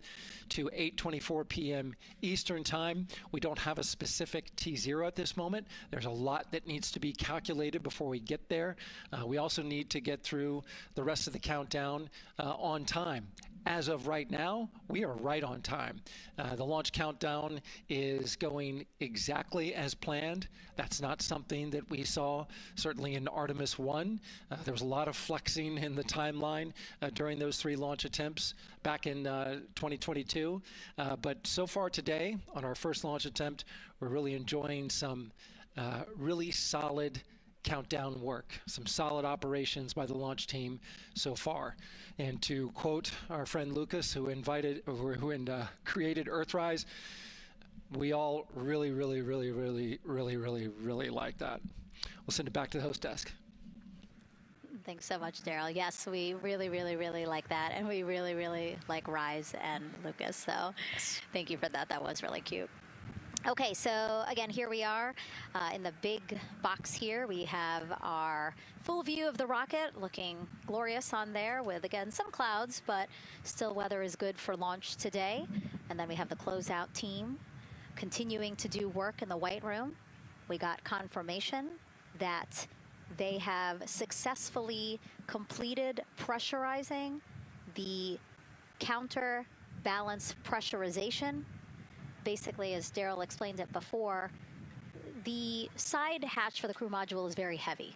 So in order to open it, there needs to be pressure applied to it, and that's what we just completed, right? Right, that's exactly it. So the CBA, that counterbalance assembly that we're talking about, has to be pressurized. It's a pneumatic system to help. So in the case of an egress, Christina's the one that has to open that hatch. So once she gets it unlatched and unlocked, then that pneumatic system will help move the hatch. It weighs a lot, and so the average human cannot open that hatch by themselves. And so that's why we want to make sure that the system is pressurized, that it's not going to leak, and that it is ready to go in case they need to open the hatch. So that is complete, and now what is happening are the seal leak checks. So that is in progress. Again, 2 seals go through the entirety of the hatch, and we will take the seals to pressure, hold it for about a minute, and just make sure that it is holding pressure. Again, we want to make sure that the crew has a safe, pressurized environment in any sort of situation while they're in Orion. Yep, that's right. So we're going to take a look at it. We're going to take a look at the starting pressure, and then after a certain amount of time, we'll take a look at the ending pressure, and then there are certain tolerances that we will accept for flight. 2 hours, 37 minutes and counting from the opening of our 2-hour launch window today at 6:24 p.m. Eastern Time. After liftoff, it takes less than 10 minutes to reach Earth's orbit. Let's learn more about today's ascent profile with Gary in Mission Control. Hey, Megan. We are monitoring here in Mission Control Houston. Flight controllers are looking at data from integrity in the Space Launch System during the countdown. We're looking at some of the events happening in the White Room now and just making sure that all criteria is met to commit to launch and ascent today. It's the team you see in this room that would be looking after ascent, which is a very dynamic phase of flight. And after solid rocket booster ignition of the Space Launch System, it's this team that takes over control of the mission. There are voices you'll hear upon ascent, calls being relayed between Stan Love, the Capcom you see here in this shot in Mission Control Houston, that's the voice from this room, and the Artemis 2 crew on a communications channel aptly named Orion to Earth. Here are the calls you may hear during this part of the mission. Capcom Stan Love, his first call after responding to the crew's successful roll pitch maneuver at 30 seconds is AMT high. This notes that should we lose just one of the main engines, an alternate mission in low Earth orbit can still be achieved. At 1 minute 25 seconds, you'll hear max Q on PDL. This notes that reaching the moment of maximum dynamic pressure on the spacecraft. This event happens to be in line with a communication switch to another ground station, the Ponce de Leon Inlet Tracking Annex located about 35 miles north of Kennedy. At 2 minutes 45 seconds, you'll hear SM primed, upper stage RCS ready. This means that the European Service Module propulsion system that's prepared for the next phase of aborts after the launch abort system jettisons, and the reaction control thrusters on the inner rim cryogenic propulsion stage that enable pointing and maneuvering are ready. At 3 minutes 50 seconds, you'll hear voice check on TDRS at the Kármán line. At this point, the launch abort system has jettisoned and revealed the Orion capsule underneath. This check verifies that the now exposed Orion antennas have a good signal over the tracking and data relay annex, tracking and data relay satellites rather, which is part of a geosynchronous satellite network and the same assets that are used aboard the International Space Station. This communication switch happens to be at the Kármán line, a widely recognized boundary about 62 miles, statute miles, or 100 kilometers above the Earth's surface, where the air is too thin for conventional aircraft to fly and marks the point where our astronauts leave Earth and enter space. At 5 minutes 16 seconds, you'll hear the call 3-engine press. This notes that if one of the 4 main engines on the SLS core stage were to fail, 3 engines can carry the crew to a nominal main engine cutoff and proceed with the expected mission timeline. This is an important call that gives more assurance of continuing today's moon mission. At 7 minutes, you'll hear expect nominal shutdown. You'll hear this call should the main engine performance be as expected up to this point. Shutdown plans can vary and may impact G-forces experienced by the crew or future burn plans, but a nominal shutdown is more indicative of continuing the mission on the expected timeline. At 7 minutes 30 seconds, you'll hear AOA open. This notes crossing into a new abort profile. At this point, an abort would use Orion engines to escape the core stage, and the altitude and velocity are enough to make it 1 lap around the Earth and aim for a splashdown in the Pacific Ocean instead of the Atlantic. And then, of course, shortly after 8 minutes, you'll hear nominal MECO.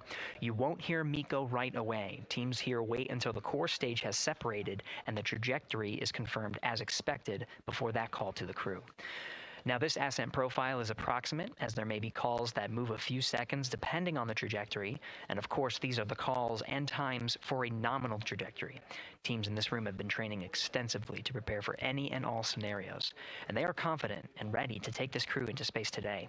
In today's pre-brief, the flight director, Judd Freeling, expressed his confidence to the team, citing the hundreds of simulations to prepare for this very moment. These are the calls you'll hear during ascent less than 3 hours from now, but now we'll turn our attention to the countdown to launch and send it back to you, Megan, at the Space Coast. Thanks so much, Gary. Now, one of today's 4 astronauts, of course, Canadian Space Agency astronaut Jeremy Hansen. Let's go now to Jasmine with her next guest.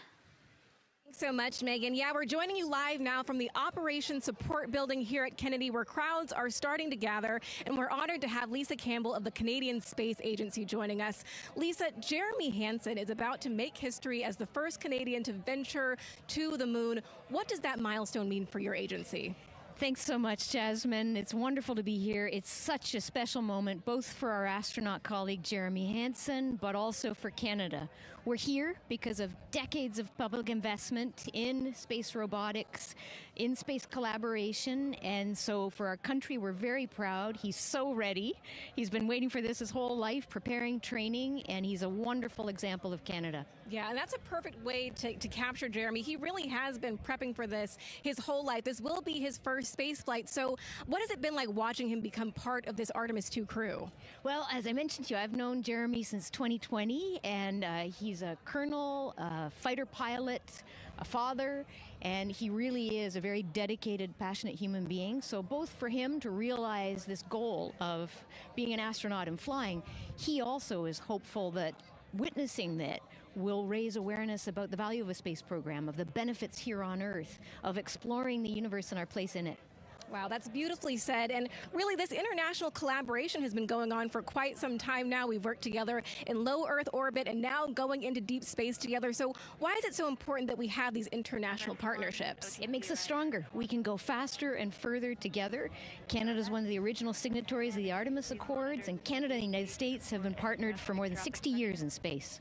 Wow, that is phenomenal, Lisa. And this really is a team effort in many ways. We also have Jenny Gibbons. Yes. She'll be listening in on Capcom. What is her role going to be like? So Dr. Jenny Gibbons has been training all along as the Canadian backup with the Prime crew.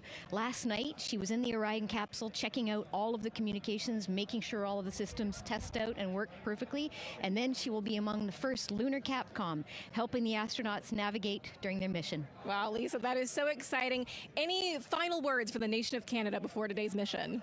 Just, we are so proud, so excited, and we can't wait to welcome Jeremy home. Fantastic. Lisa Campbell, thank you so much for being here today. Thank you, Jasmine. Of course. And with that, let's get back to NASA's Megan Cruz. And right now, Orion Earth 1. Go ahead. Ma'am, CBA press has been completed. Did you see any drop in pressure? And MS1, we saw just a little bit. It is just over 2,600 now. Copy. Thank you, ma'am. again, a call out to mission specialist Christina Koch. Again, it was her responsibility to monitor the pressure on the counterbalance system that will help open the side hatch. And she did report a drop in pressure, but it seems like it's within nominal limits. Right. They might have had a small drop, but you know, we have a starting pressure and an ending pressure, and as long as the difference isn't too high, then we will take that. And the engineers know exactly what they're looking for in terms of that delta pressure. And so again, that milestone on the checklist of things that have to happen before they launch today, that is complete. The crew, again, still inside comfortably as the closeout crew team work to close the side hatch. Again, a separate seal leak check, followed by a full cabin leak check, and then they will close the last abort system hatch. Lots to do still in the White Room and marching down the countdown timeline well. And so Bill, again, number 3 there, he is holding a silver flex hose. That hose is what will be connected to Orion in order to do that cabin leak check. So again, it does seem like we continue to march down through the milestones in this countdown.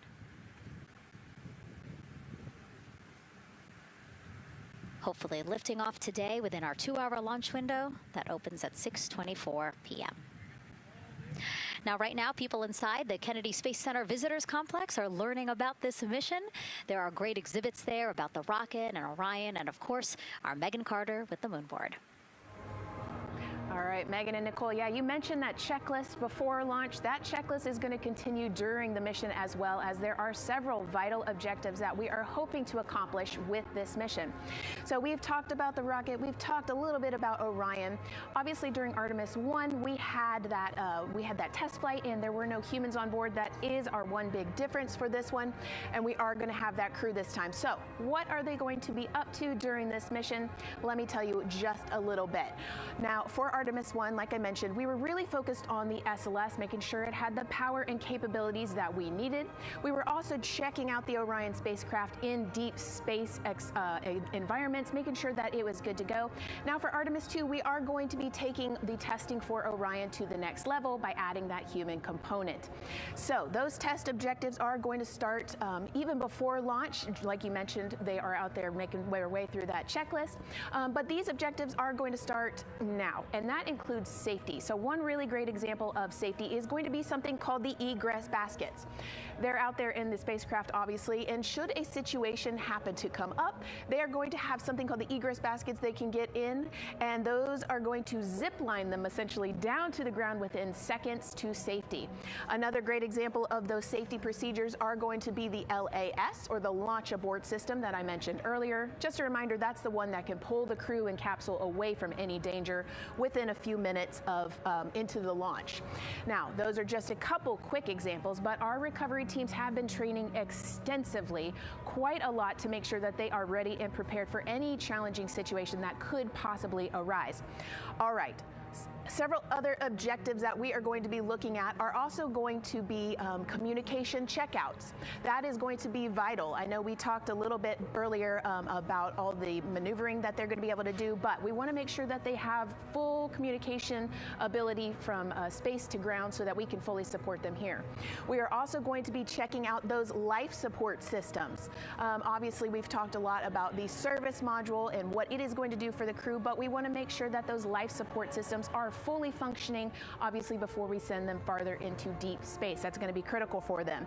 So on top of being able to maneuver the spacecraft and check everything out, we are also going to be making sure that everything is fully functioning. So as you can see, big part of this mission is to make sure that the spacecraft, the hardware, and all the operations are working and that the data is going to make sense. And speaking of recovery, we are also going to have the opportunity at Splashdown to recover that launch or that flight data, and we're going to be able to take that back, analyze it, and make sure there are if there are any enhancements we need or changes we need to make before our next missions, we'll be able to do so.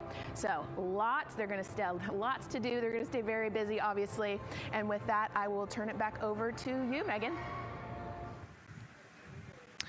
2 hours, 25 minutes and counting, and the crowd, check it out, continues to grow at our Banana Creek viewing location. They will have a great view of launch, and we will go back now to Leah Martin, who's standing with her next guests. Hey, Megan. Yeah, we're surrounded by thousands of people, some here local from the Space Coast, but we actually have quite a few people who have traveled a pretty far distance to be with us today. I'm actually joined here by a group from the International Space Station Ambassadors Program who have come from all over the globe. Saku, you're here from Japan. You've come, Val, from Mexico, and then we have brother and sister Cosma and Jesco here who are visiting from Germany.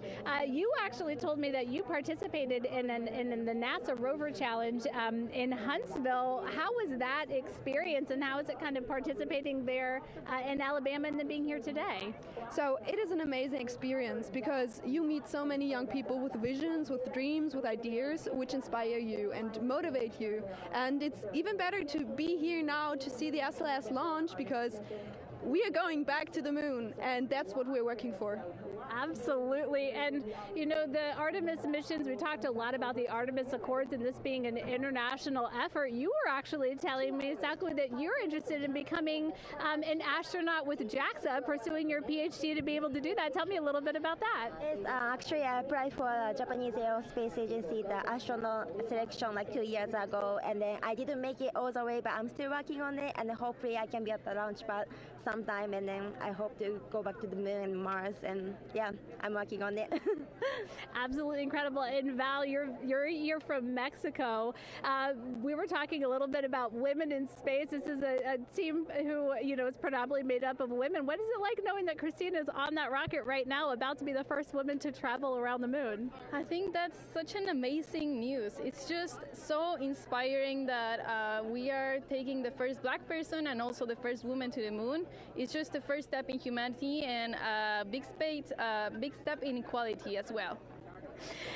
Megan, a lot of excitement here, not just in Florida, but from around the globe, and we're keeping our eye on that rocket, and we're ready to see it lift off. Thanks, Leah. Yeah, a lot of excitement, but also a lot of inspiration. Again, this is part of, or a big part of the reason why. 130.6. Good readback. Aux 1 voltage, 131.3. I copy 131.3. Again, those numbers you hear, they're referring to specific steps in the launch countdown that the crew have to step through in order to get us to launch today.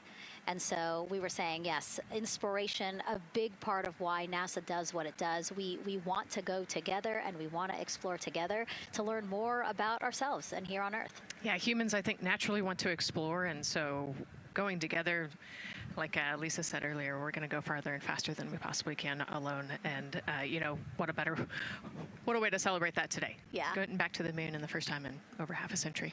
And we have that great shot there in our small box of the rocket on the pad. And at the very top there, our Artemis 2 crew. Right now, we know that the crew has begun the closeout crew has begun doing that cabin leak check. So they are currently pressurizing the cabin, and it sounded like it would take about 6 to 8 minutes for them to get to pressure, and then they have to hold that pressure for 5 minutes, right? Yes, that's correct. Yeah, so there's quite a bit of volume. You know, we talked about it being a 6-person tent. I think it's 330 cubic feet. Don't quote me on that number, but you know, they have to pressurize that capsule, and then, like we talked about, take that initial pressure, wait 5 minutes, and take the second pressure. Yeah, and then it takes about 6 to 8 minutes again to depressurize the cabin. So this process will take a few minutes. Ascent switch configuration complete. OTC copies. Thank you. And then after the cabin leak checks, then they will finally close the last abort system hatch. So again, chugging along in the countdown, really excited to, again, continue to hear the crew's voice inside Orion, stepping through all the procedures. Yes, it's exciting to hear them making progress, right? It's all good news hearing the crew talk to the ground and working together to get to the launch. And what I think is really cool is that this is the first time NASA is going to have astronauts in low Earth orbit, but also in deep space at the moon. So here's a message from some of the crew aboard the International Space Station right now. Hello, Megan, and a big hello to everyone around the world counting down together to the launch of this historic flight test. If we weren't in microgravity, we would also be on the edge of our seats. Here on the International Space Station, all of us are honored to have the chance to wish our fellow explorers Godspeed. Throughout human history, the moon has sparked our imagination, curiosity, and wonder.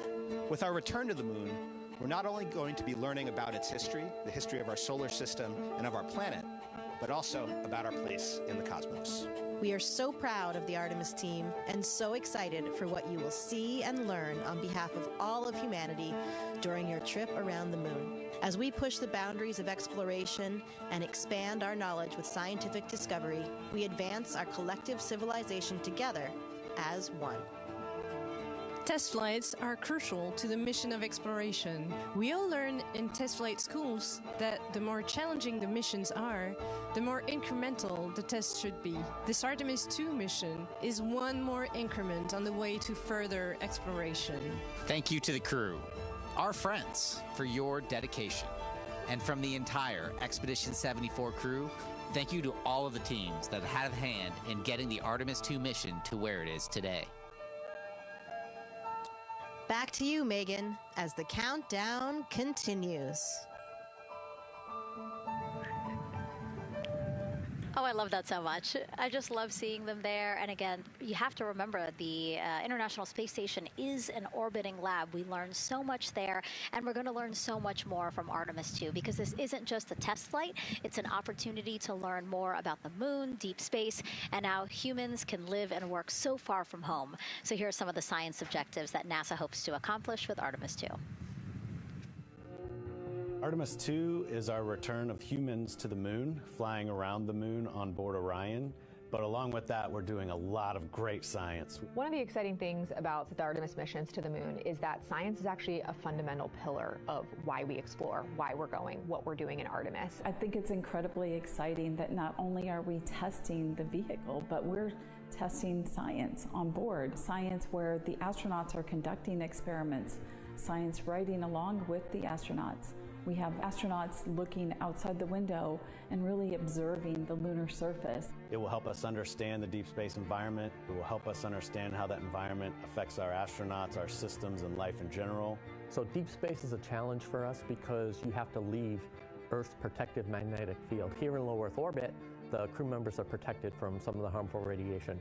Going to the moon, they'll no longer be protected, so they'll have a higher radiation exposure. Much like Artemis 1, we have so many radiation sensors and detectors that are inside the capsule so that we can fully understand and appreciate the radiation environment for protecting our astronauts. In my hand here, I'm holding a tissue chip model. This is the exact design that's going to be flying alongside the astronauts. We'll be collecting samples from each of the crew members, and we can make these organ chips out of the astronauts themselves. So every crew member will have their own avatar on board, and then upon return, we can evaluate that deep space radiation environment and what that compares to the astronaut themselves. Not only are they going to help change the course of medicine for the astronauts, but revolutionizing that on Earth as well. We're looking at sleep, we're looking at team dynamics, we're looking at how you interact with the environment. We're also looking at the immune system, so what are the biomarkers? We're using saliva as a method to study hormones and different things in your body that may change during a mission like this. And then finally, how do we function after microgravity, being close to the moon, then returning to Earth? Which will ultimately help us achieve our goal of getting humans to Mars. And then on top of that, we have an opportunity to look at the moon from deep space on the far side for the first time in over 50 years.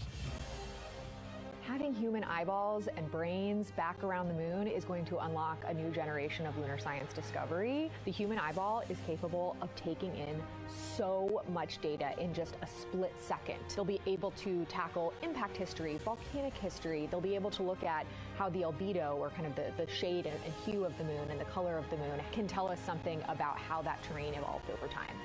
We're integrating science in ways that have never been integrated into human exploration before. We have a front room mission control flight controller position called the Science Officer. We have a brand new science back room where it's basically our brain trust of lunar scientists and geologists supporting the crews of the future. And Artemis 2 will allow us to really test how this works so that future missions are really set up for success. We'll also be deploying some CubeSats. They're small shoebox-sized spacecraft of their own. They're each provided by another country, one of our partners. As they conduct their research, they'll complement what we are doing at the moon with Orion. It is so incredibly exciting to be a part of this mission. And it has been, really one of the privileges of a lifetime. I can see the work I'm doing benefit crew members right now and benefit the crew members in the future. So it's incredibly exciting and it's very rewarding. As this rocket launches humanity off of the Earth, we'll be setting the stage through our science to prepare humanity to leave Earth and explore the solar system.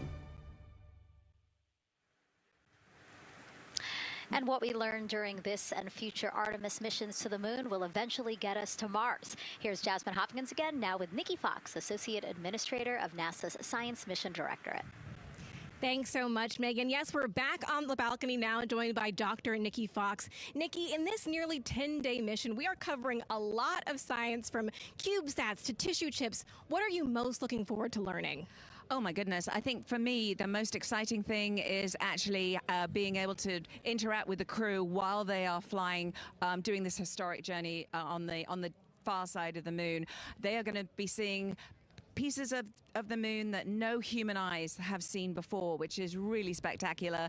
It's going to be an interesting trajectory. Some of it is in darkness. Then at the terminator, so in darkness, they'll be able to look for like impact flashes and things when micrometeorites pummel that poor moon. And then at the terminator, they can see shadows and interesting things, which kind of gives you depth perception. And then, of course, in the sunlit, picking out everyone's favorite craters.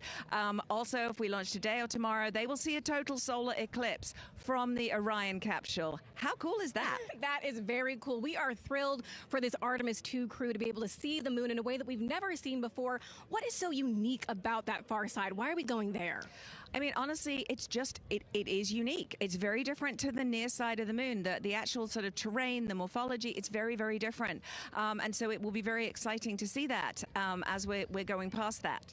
Absolutely. And Nikki, we are performing a lot of science at the moon this year, actually, not just Artemis 2. Can you speak to the commercial lunar landers we're planning to send? Yes, we are very, very proud of our commercial partners as they take our payloads for us to the lunar surface. And very excited. Next one up is Blue Origin's Blue Moon Mark 1 going. It's got some science on it. It's got the scalps that went on the Blue Ghost. So we'll be able to sort of look at that plume as it's coming down onto the lunar surface, and then also the laser retroreflector that will be the array that's up there too. So even on that first test flight, packing it with science as much as we can. Wow, Nikki, so much science. It's hard to keep track of everything. But the unique thing about Artemis 2 is we're sending crew. Can you speak to the importance of the human element of science? Absolutely. I mean, we can program, like we do with our beautiful rovers on Mars, we can program them to do certain things, and it's what we think we need them to do.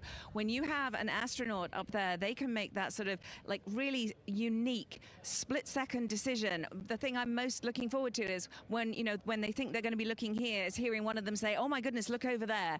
And I think that's just incredible about how we do that. Also, flying our tissue chips with the astronauts, our Avatar experiment. Here we go, Avatar. Wow, look at that. And that's got the tissue chips samples that matched to the crew, so we'll be able to monitor the effects of microgravity and radiation on that human tissue as we prepare for more and more missions to the moon for longer and longer durations, and then off to Mars. Wow, Nikki, so much science ahead of us, but first we have to launch. Thank you so much for being here today. Thank you so much. Go Artemis. Of course, go Artemis. And with that, let's turn it back over to the countdown with NASA's Megan Cruz. Nikki is so fun. She has so much energy and so much passion about the science. And again, yeah, it's just so important to remember that so much science is happening with this mission. It's not just to test out the hardware and the life support systems. Yeah, you saw the science video, and then we talked to Nikki. Man, there's so much going on, right? We talked a little bit about the lunar observations that we're going to do. And then, she talked about, made a really great point about, the human eye can pick things out that, that a camera or a robot can't necessarily pick out. And so that's why we're sending humans. But also, we're not just doing the lunar observations. The Avatar, that's a really cool experiment. They took blood samples from the crew, and then they used those stem cells to make bone marrow and create those little Avatar chips, which is feels like scientific, sci-fi movie stuff. But, we're going to look at radiation. We're going to look at all sorts of different scientific experiments. We got the little CubeSats. We're going to go look at space weather. Lots going on. Yeah, even collecting some of the astronauts' saliva. You can learn a lot about the body through the saliva. So just really a lot in a small amount of time in a small capsule. Yeah, scientific discovery. That's why we go back to the moon. Yeah. And so, again, her energy just so... oh my God, I can't find the word. So wonderful. Awesome. Yeah. I don't know why I couldn't find the word. So anyway, yeah, just really, again, thank you, Dr. Nikki Fox and Jasmine. And so, Nicole, what about answering more questions? Let's do it. Okay, great. First one, what was the word I was trying to get at? No, I'm kidding. Let's have the first question up on the screen now.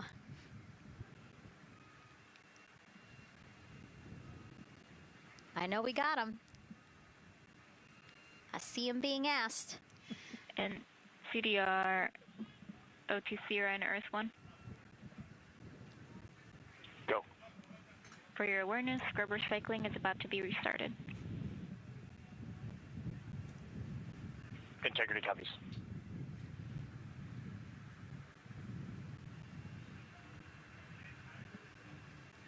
All right, let's try that again. Can we get the next social question, please? What are the G-forces experienced by the Artemis astronauts during launch and reentry? Ooh, these are actually pretty similar to, a Dragon launch or a shuttle launch. We have to accelerate to get out of the Earth's atmosphere, and then, we talked about the secondary burns that they will do to get away from Earth. But, for me personally, it kind of felt like we got slingshotted off the Earth is how I like to describe it. So, you get set back in your seat and the G forces are into your chest. CDR OTC Orion Earth 1.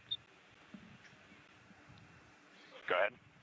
Moon leak check complete. The cabin is going to be vented to flight pressure momentarily.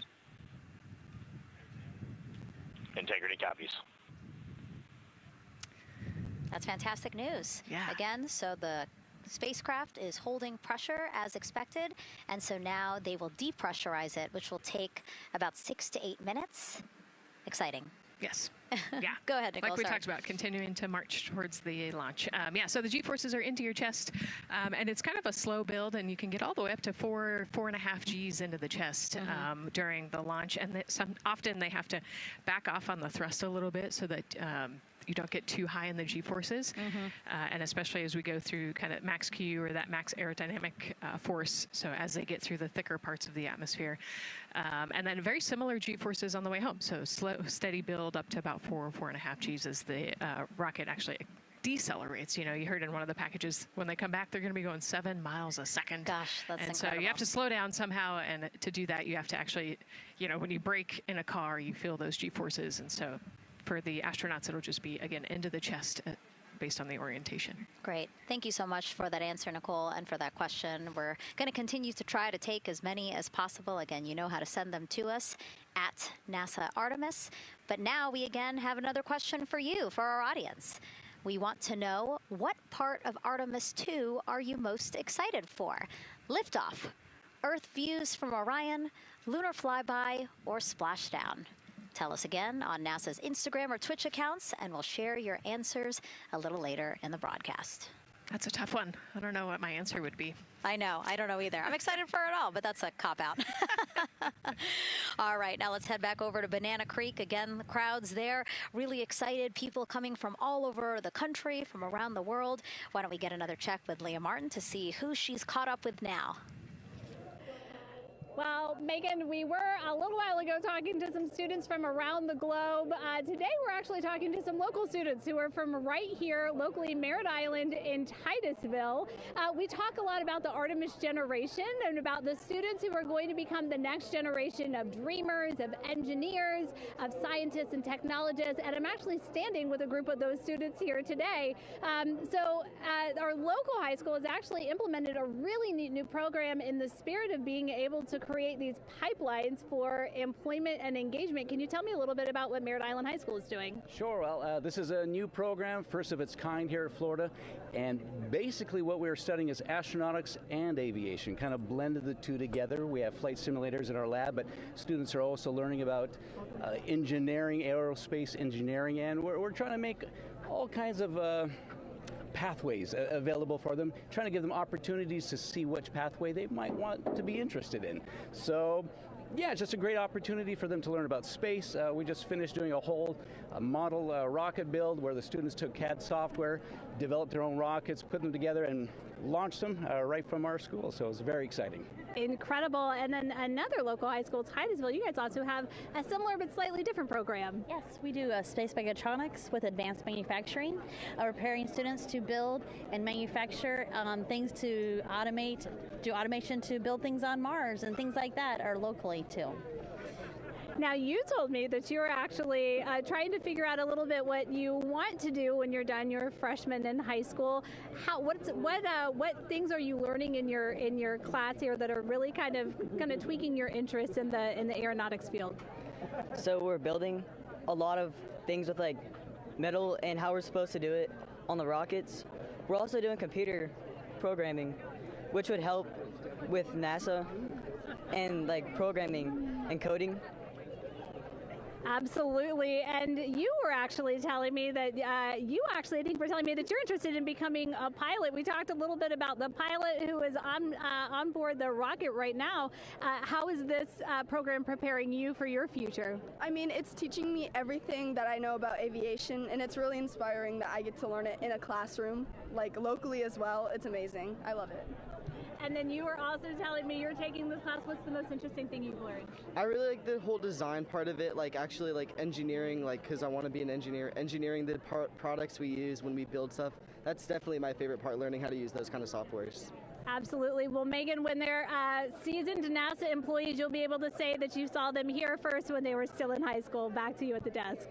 I can also say that they have fans. Nicole Ayers here. As soon as that girl said that she wants to be a pilot, Nicole went,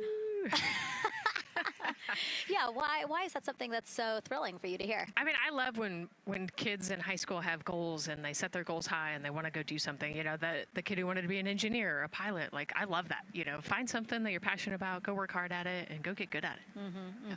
Yeah, and speaking of passion, I mean, we definitely have a whole bunch of people here passionate about what NASA is doing here. Again, the lawn behind us just filled with media from around the world, making sure that they can help tell our story to everyone who is interested in hearing it. So back here in Florida, of course, we have NASA leadership also keeping a close eye on launch operations. Let's go now to Jasmine Hopkins, who is standing by with Lori Glaze, Acting Associate Administrator of NASA's Exploration Systems Development.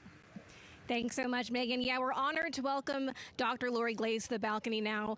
Lori, this is our very first time having crew on an Artemis mission. How does that feel, and how does that change our overall approach to the mission? It's a really good question, and it really came home today when we were watching the crew walk out, and then we saw them get into their van and go out to the pad, and we've been watching them getting into the crew module. And so we've really put an enormous amount of rigor into assuring the safety of our crew.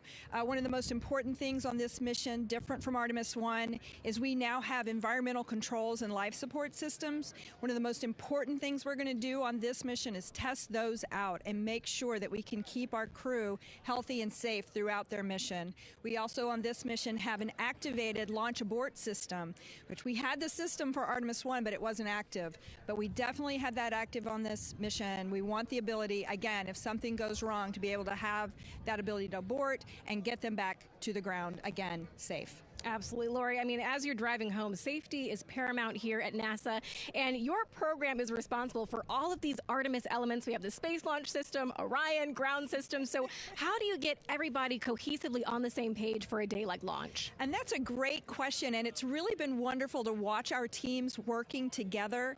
We have the ground systems, which are kind of the bookends of our mission. The ground systems help prepare us to get the rocket ready to take off. They're doing all of the loading of the tanks right now and getting the crew into Orion. And then at the back end, they'll be there to recover the crew when they land in the ocean. But they know that their job is to make sure that that rocket is ready to go and that the crew module is ready to go. And then the rocket itself, the space launch systems, they know that their job is to deliver the crew module to the right point in space so that they can conduct their mission. And then again, they have to make sure that everything is ready, that they set them on the trajectory that is going to bring them around the moon and set them up to land in the right place in the Pacific Ocean. And that's their job, and they know how important that is. And they have to work closely with Orion, which again, they also have to work with all the other teams to make sure that everything's working together. And then on top of that, our flight operations teams, all the people on the ground, they're all working together. They know this mission doesn't work unless every single part of the mission works. Right. Lori, there are so many things that have to work together today. We can't wait to see what happens next. Thank you so much for being here. It's my pleasure. Thank you. Of course. And with that, let's take it back to the countdown with NASA's Megan Cruz. Yeah, and speaking of the countdown, 1 hour, 59 minutes and counting until the opening of our 2-hour launch window at 6:24 p.m. Eastern Time. This is a shot of Jetty Park. It's a nearby popular viewing location of rocket launches, and it is so great to see how many people are here. I mean, this is a Wednesday. Like, people had to take time off of school and off of work, but it's something that they felt like they wanted to do, to be here. Yeah, you know, I think just based on the chatter on the airplane ride yesterday, half of my airplane ride oh, no here way, was, really? They were coming to see the launch. You know, everybody's excited and traveling from all over the world to come see this launch. And it really is a great day. We had some sprinkles here in the crowd, but for the most part, I mean, it's just a beautiful day to witness history. It is, yeah, you know, a little bit of sprinkles, but for the most part, the clouds are staying away, and you can see the blue sky behind us, so hoping for good weather in a couple hours. Absolutely. And so Dr. Lori Glaze mentioned what we learned from the Artemis 2 mission helps pave the way to sustained human presence on the lunar surface. So what are the objectives of this mission to eventually accomplish that? Let's check in with Gary in Mission Control for more. Thank you, Megan. Yes, the Ascent teams are here in Mission Control Houston, working through their steps to prepare for a go for launch. Right up here on the front board, we're watching the teams in the White Room work through their checklist and closing the hatch as we verify ours, working as one NASA team. What Dr. Glaze said about working across the teams throughout the nation is true. It takes one NASA team to bring everything together and accomplish the mission objectives. The Artemis 2 is designed as the first crewed test flight of NASA's Artemis campaign, sending astronauts into lunar space to validate systems, operations, and human performance ahead of a more complex lunar landing missions.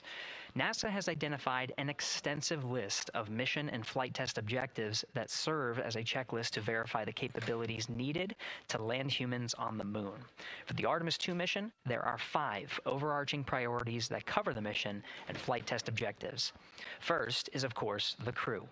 As the first crewed mission inside the Orion spacecraft, this mission serves to demonstrate the capability of safely sustain the flight crew throughout the mission, including launch, the deep space component, and return. Number 2 is systems. This mission brings it all together to validate the performance of all ground and flight systems needed for a long-term lunar campaign, from launch infrastructure to spacecraft operations in deep space. Third is hardware and data. We'll be gathering performance data as much as possible over the Deep Space Network, but we also aim to retrieve onboard data and hardware after splashdown to gather additional insight and improve future Artemis missions.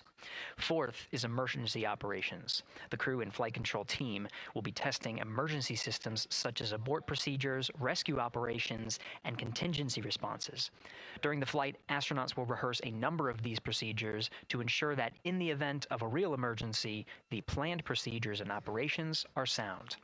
And finally, there's subsystem validation. Engineers will be verifying subsystems across the board to ensure reliability across life support, propulsion, avionics, and navigation systems aboard the Orion spacecraft. Human spaceflight is a complicated endeavor that requires precision and confidence across all disciplines. You may hear the phrase, human spaceflight is the greatest team sport, a few times in today's coverage, and it's absolutely true. Not only does it need mastery of specific components, but the integration extends across thousands of people and facilities around the world to come together and make it all work. A lot of the work from many people has led to this moment, a rocket at the pad with humans on board, ready to put everything we worked for to the test. I'm certainly excited about it. The teams here in this room are looking forward to supporting the mission, and I hope those watching are as excited as we are. We are following the countdown here in Mission Control Houston. Everything continues to look good, now inside 2 hours from the beginning of the launch window. With that, I will send it back over to you, Megan and Nicole. Hey, Gary, thank you so much. We are getting word that the launch team is working something that we would like to give you an update on, so let's get on over to Daryl. All right, thank you, Megan, and we are live in Firing Room 1 here at the Launch Control Complex. Yes, we are currently not working any constraints with regards to the rocket or the ground systems. But the launch team has been made aware of an issue that the range is working. And currently they're monitoring that work that is going on over at the range. We understand that that issue is related to the flight termination system. Now, the flight termination system, just to give you a quick explainer, every rocket has a flight termination system. It's the system that the Eastern Range here uses in order to send a destruct signal to a rocket in case it veers off path. So it's a very critical, important safety component in terms of how the range keeps the public safe here. We understand that the flight termination system, they're working an issue. And so as they continue to work that issue, they've asked for some assistance from the launch team to help verify some of the work that they're doing on their FTS system. And this is where it gets a pretty unique situation here. The assistance they've asked for is to verify what's going on with their system. They want to check it to see that the work they're doing is okay. And in order to do that, the FTS console operator inside the firing room has been asked to help them verify it. And the way that they're going to do that, and the solution that he proposed to check and verify the system with the launch director, and she gave the approval, is to go get a piece of heritage equipment from inside the VAB that was used during the space shuttle program. And this equipment is able to receive commands by the range through the flight termination system. And so with this piece of equipment, this console operator who works FTS was granted permission to go and go over to the VAB next door and get this equipment that he's very much aware of and used during the space shuttle era. And so that is in work right now. The bottom line of all this is, at this moment, the range is no-go. But that is not stopping us from moving forward in the countdown. We can continue to process and work the countdown. The closeout crew will continue to do their work, and the launch team will continue to do their work as well. But we'll keep you updated on what happens in regards to, as far as my understanding goes, a pretty unique situation here with trying to bring resolution and kind of help out the situation that we're seeing at the range right now. And that's the latest here from the firing room. We'll send it back to Megan and Nicole out the host desk. Thank you, Daryl. Yes, very unique, but I think it speaks to the ingenuity of this team, right? To say, hey, we have this equipment at the VAB. Why don't we leverage it to try to solve this issue and work it? Yeah, what a great example of human creativity, right? We know this thing exists. Let's go solve this problem. We have time, you know, like Daryl said, we're going to continue to march down the countdown. So we'll continue to get the rocket and the crew ready, but we still have that 2-hour window. So in the meantime, let's try to figure out what's happening with the range. And speaking of the range, what is the range for people who might not watch rocket launches with us often? Sure, yeah. So anytime that you launch a rocket, you have to clear the airspace, right, in the launch corridor. So where the rocket's flight path is going to go, you have to make sure that that whole airspace is clear. And so we actually have assets, you know, the Space Force helps us out with this one, but, you know, we want to make sure that there aren't airplanes in the way and there aren't other, you know, maritime assets in the way or things like that. So that there's a whole group of people. We talked about, actually, Gary said it great, right? It's a huge team sport, and so there's a whole group here on the ground that is monitoring that launch corridor to make sure it's clear and ready to go. And so if they're having issues, then we definitely can't launch this rocket. We don't want to launch blind into a corridor that we can't see. Yeah, because as Daryl said, I mean, it is very important, the flight termination system, needing to activate it in case of an emergency. So yes, something that we will closely be monitoring throughout the countdown, and hopefully again won't be an issue, that they can fix this issue by going to the heritage hardware that's in the vehicle assembly building. Right, what a great idea. Okay, so again, under 2 hours from the opening of our 2-hour launch window, inside of Orion, relaxing, getting updates from the team, but also just getting in the right headspace for hopefully launch today. Let's learn a little more about each of them now. The moon, to me, it's the thing that connects me together with all the other humans in my life. I remember being a little kid lying in bed at night and just looking out at the moon in whatever phase it was in, and I was thinking, man, my friends that live like 20 miles away, they can probably look out and see that same exact moon. And then when I was in the Navy and I would look out at the moon and I'd be halfway around the planet, and I would think, man, my brother can see that moon where he is, and he's halfway around the planet from where I am. To me, it's a connection of life on Earth. We can all look up and see that moon, and it's always changing. The moon is never the same 2 days in a row. I love that. My name is Reid Wiseman. I'm the commander of NASA's Artemis II mission around the moon. I grew up in a little town just north of Baltimore, Maryland, about 20 miles north of the city. There was a National Guard base nearby my house, and there were A-10 aircraft that would fly over every now and then. I just would look up at them and be like, man, I want to be up there. I want to go do that. And then my brother went to the Naval Academy, and I would go every year and watch the Blue Angels fly during commencement, and that just started to grow and grow and grow. For a while, I wanted to join the Air Force, and then I realized Navy flies as well, and they fly from ships in the middle of the ocean, and that was it, like, done deal for me. That is exactly what I wanted to do for my career. Flying is freedom to me, especially when you're in a jet aircraft coming off of an aircraft carrier in the middle of the Pacific Ocean.